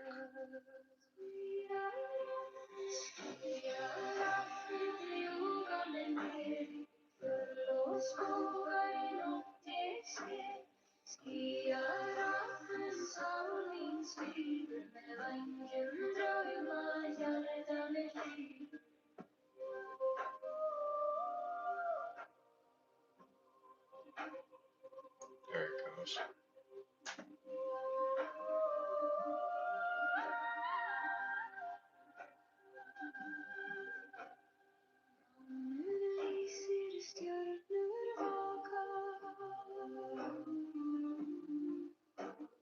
Eldur brotna, eldur þakka,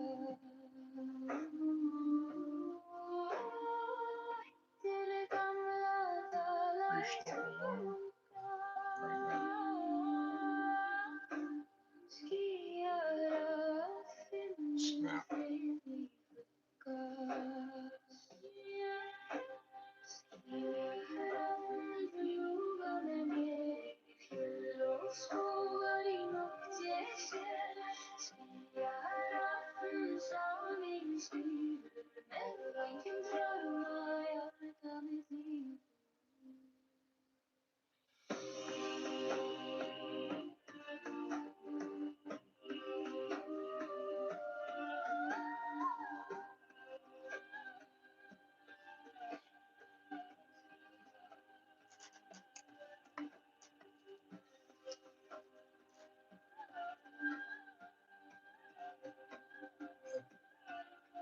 Well,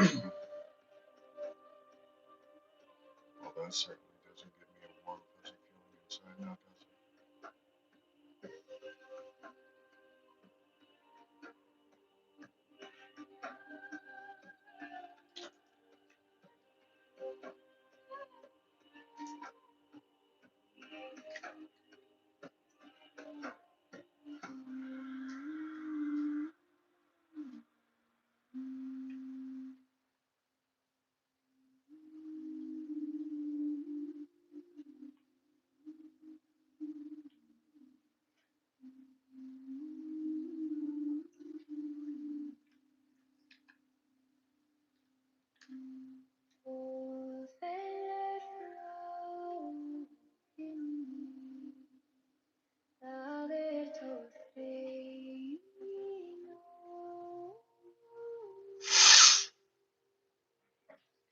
Hún segir þá sem falla með gulltár á kinnum sínum. Hverju tárin ást og þeim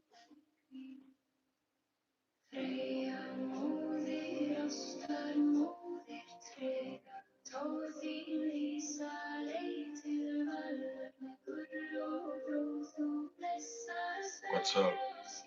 sigur yfir fallna menn. Hún ríður á sessan yfir reyk og stríðsins. Þar sem hjörtu brenna, þar syngur hún frið. Ást og dauði eru ein. Þar eru ljós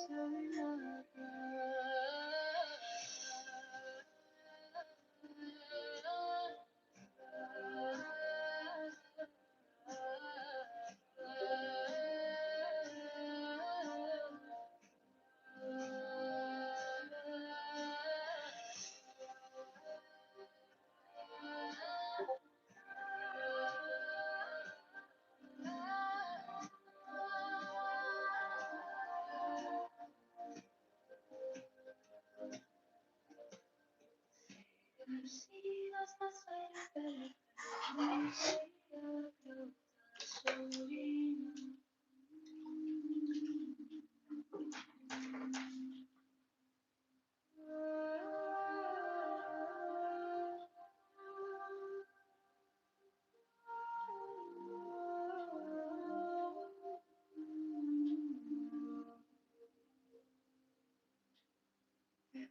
Dýraldur og myrkrið, rúís ljós úr ösku. Andar aftur, nýr dagur fæðist. Fugl syngur í ró, vatn speglar himin bláan. Þögn breytist í tón, hjarta heimsins slær. Nýr dagur rís úr rústum gamla heims. Nýr dagur Deep in profit. Stop loss is deep in profit.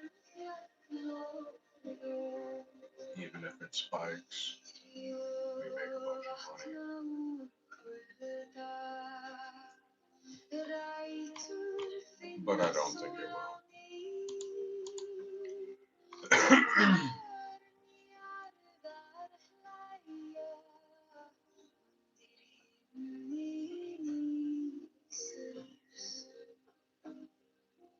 Heldur þú en ég kraft, aska varða mold, ljós fæðir skugga mjúkt.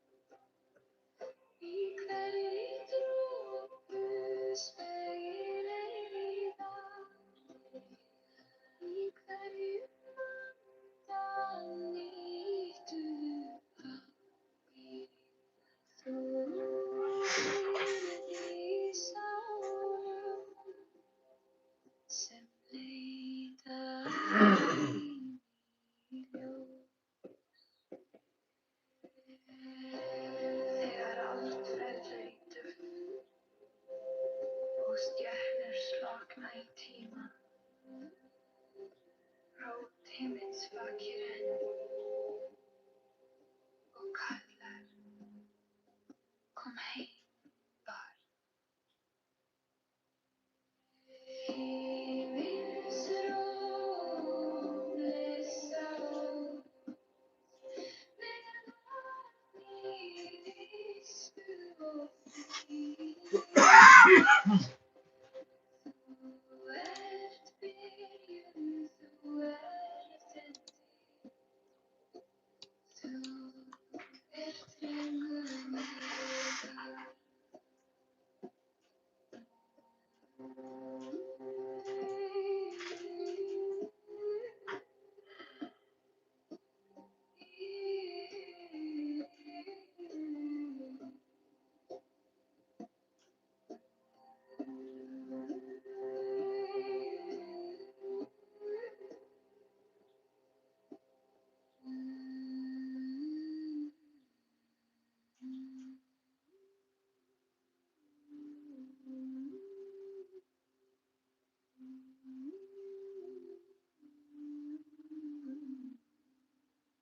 Good old river.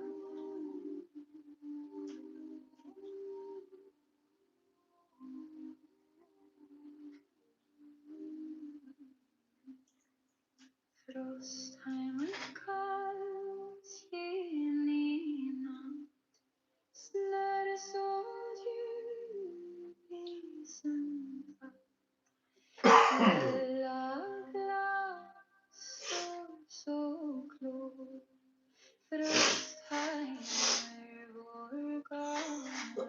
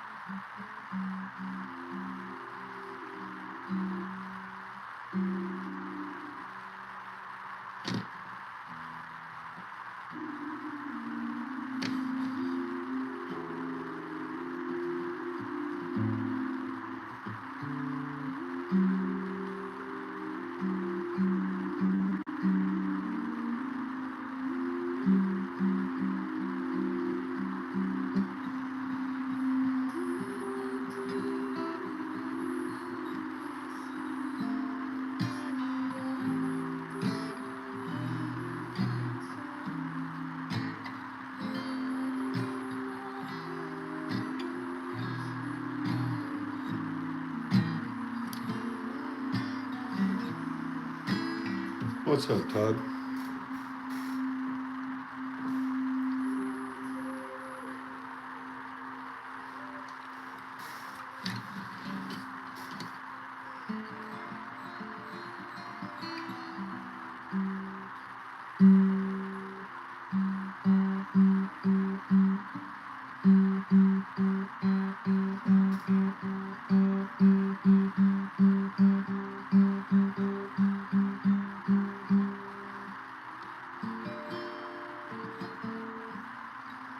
Pretty good. How are you?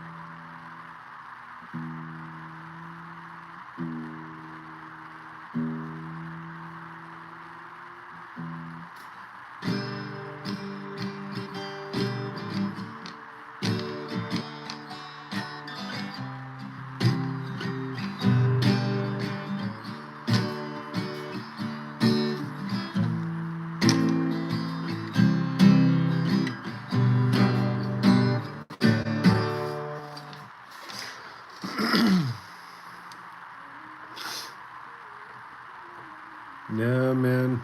Mr. Beast is pretty known for giving away a bunch of crazy shit.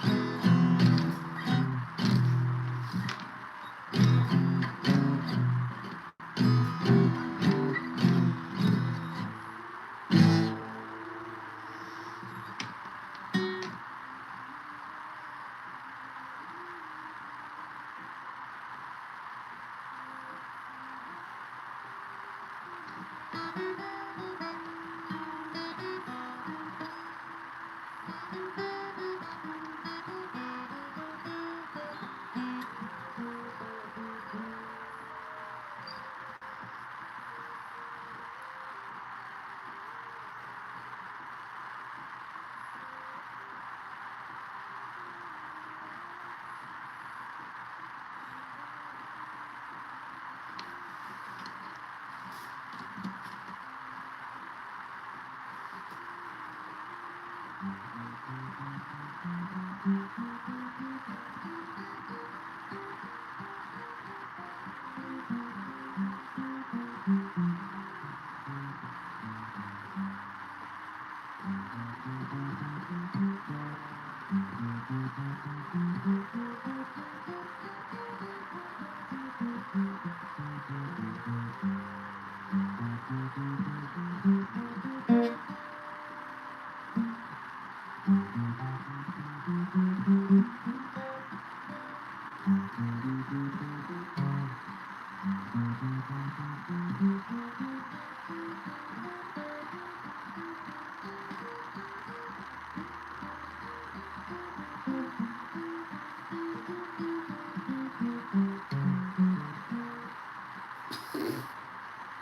butchered that story,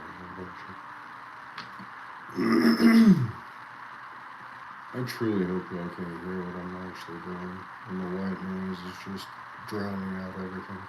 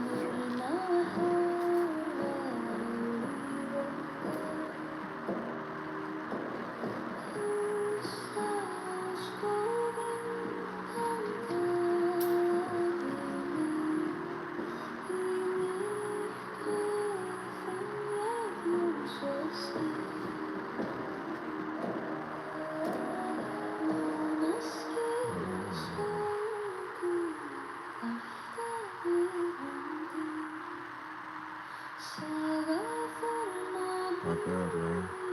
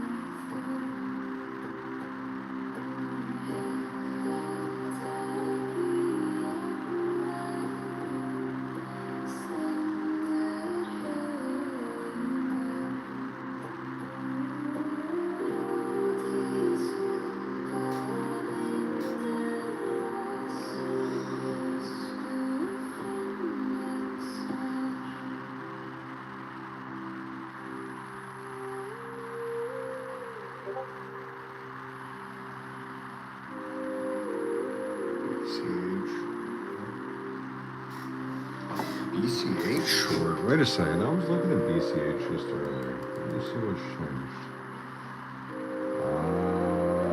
Ooh. Brother. Brethren.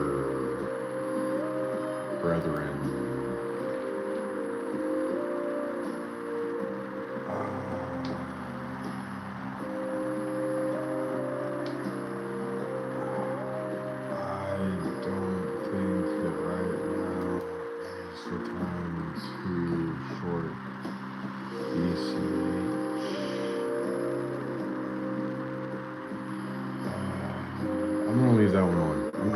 I can't, I'm just not gonna say anything.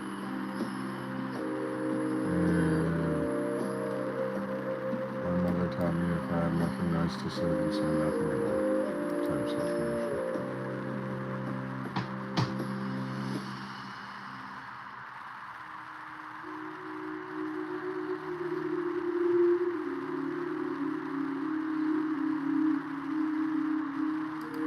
Actually gonna close out that hype short as well. Definitely looking at holding on to this river short. We are treacherously trekking through the bottom of a bear flag. So, for everything it's worth,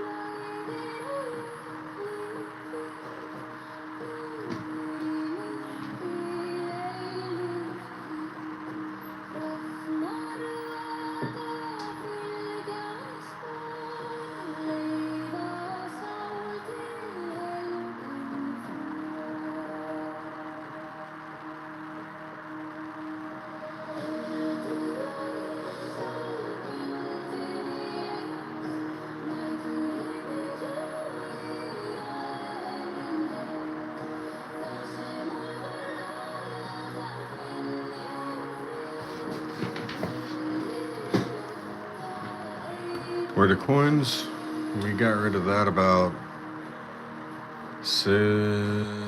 5 hours ago. At a certain point, I get tired of looking at coins. I like looking at charts more.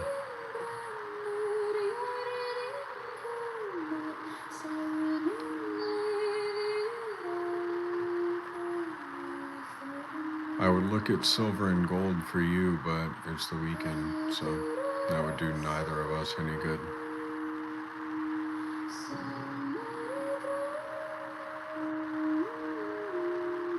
Yeah, I saw he was doing one of them. Isn't, Da Baby or, no, someone else is doing the other halftime show, right?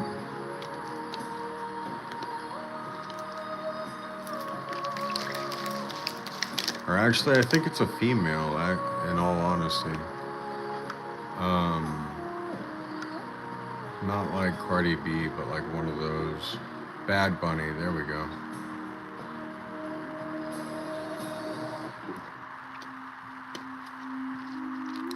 They boycotted Kid Rock. Oh, Bad Bunny's a dude? Alright, shows how much I know. Anyways.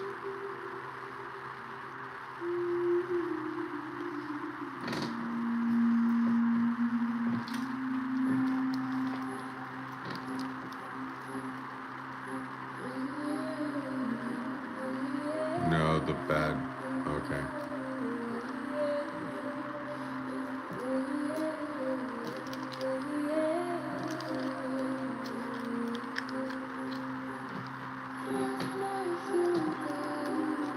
If that's what you believe, bro.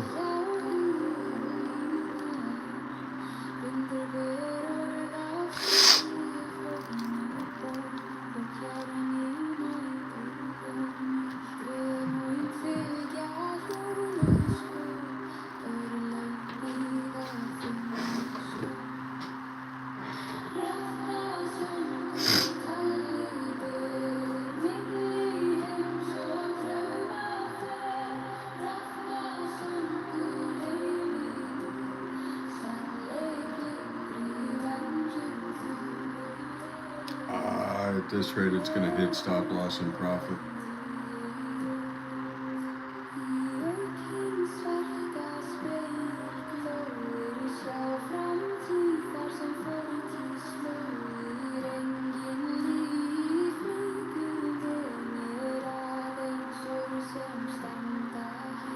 Yeah, I don't know anything about the halftime show or even the Super Bowl. In all honesty, I don't even know what two teams are playing. I really don't follow sports whatsoever.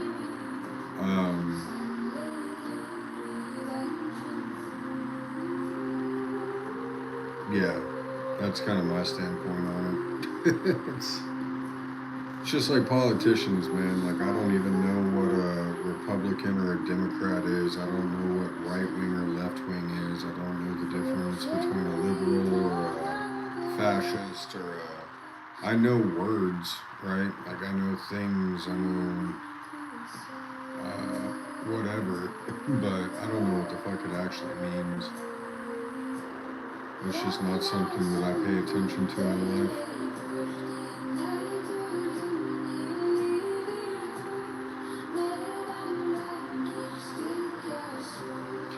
And if this ends up hitting stop loss and profit, I'm ending the stream. Alrighty, everybody. That's gonna be the end of this one. I think we hit like 8 hours, right? No, 535 minutes, something along those lines. Close to. Well, truly appreciate you all hanging out with me. Catch you in the next one. Love you all. Peace.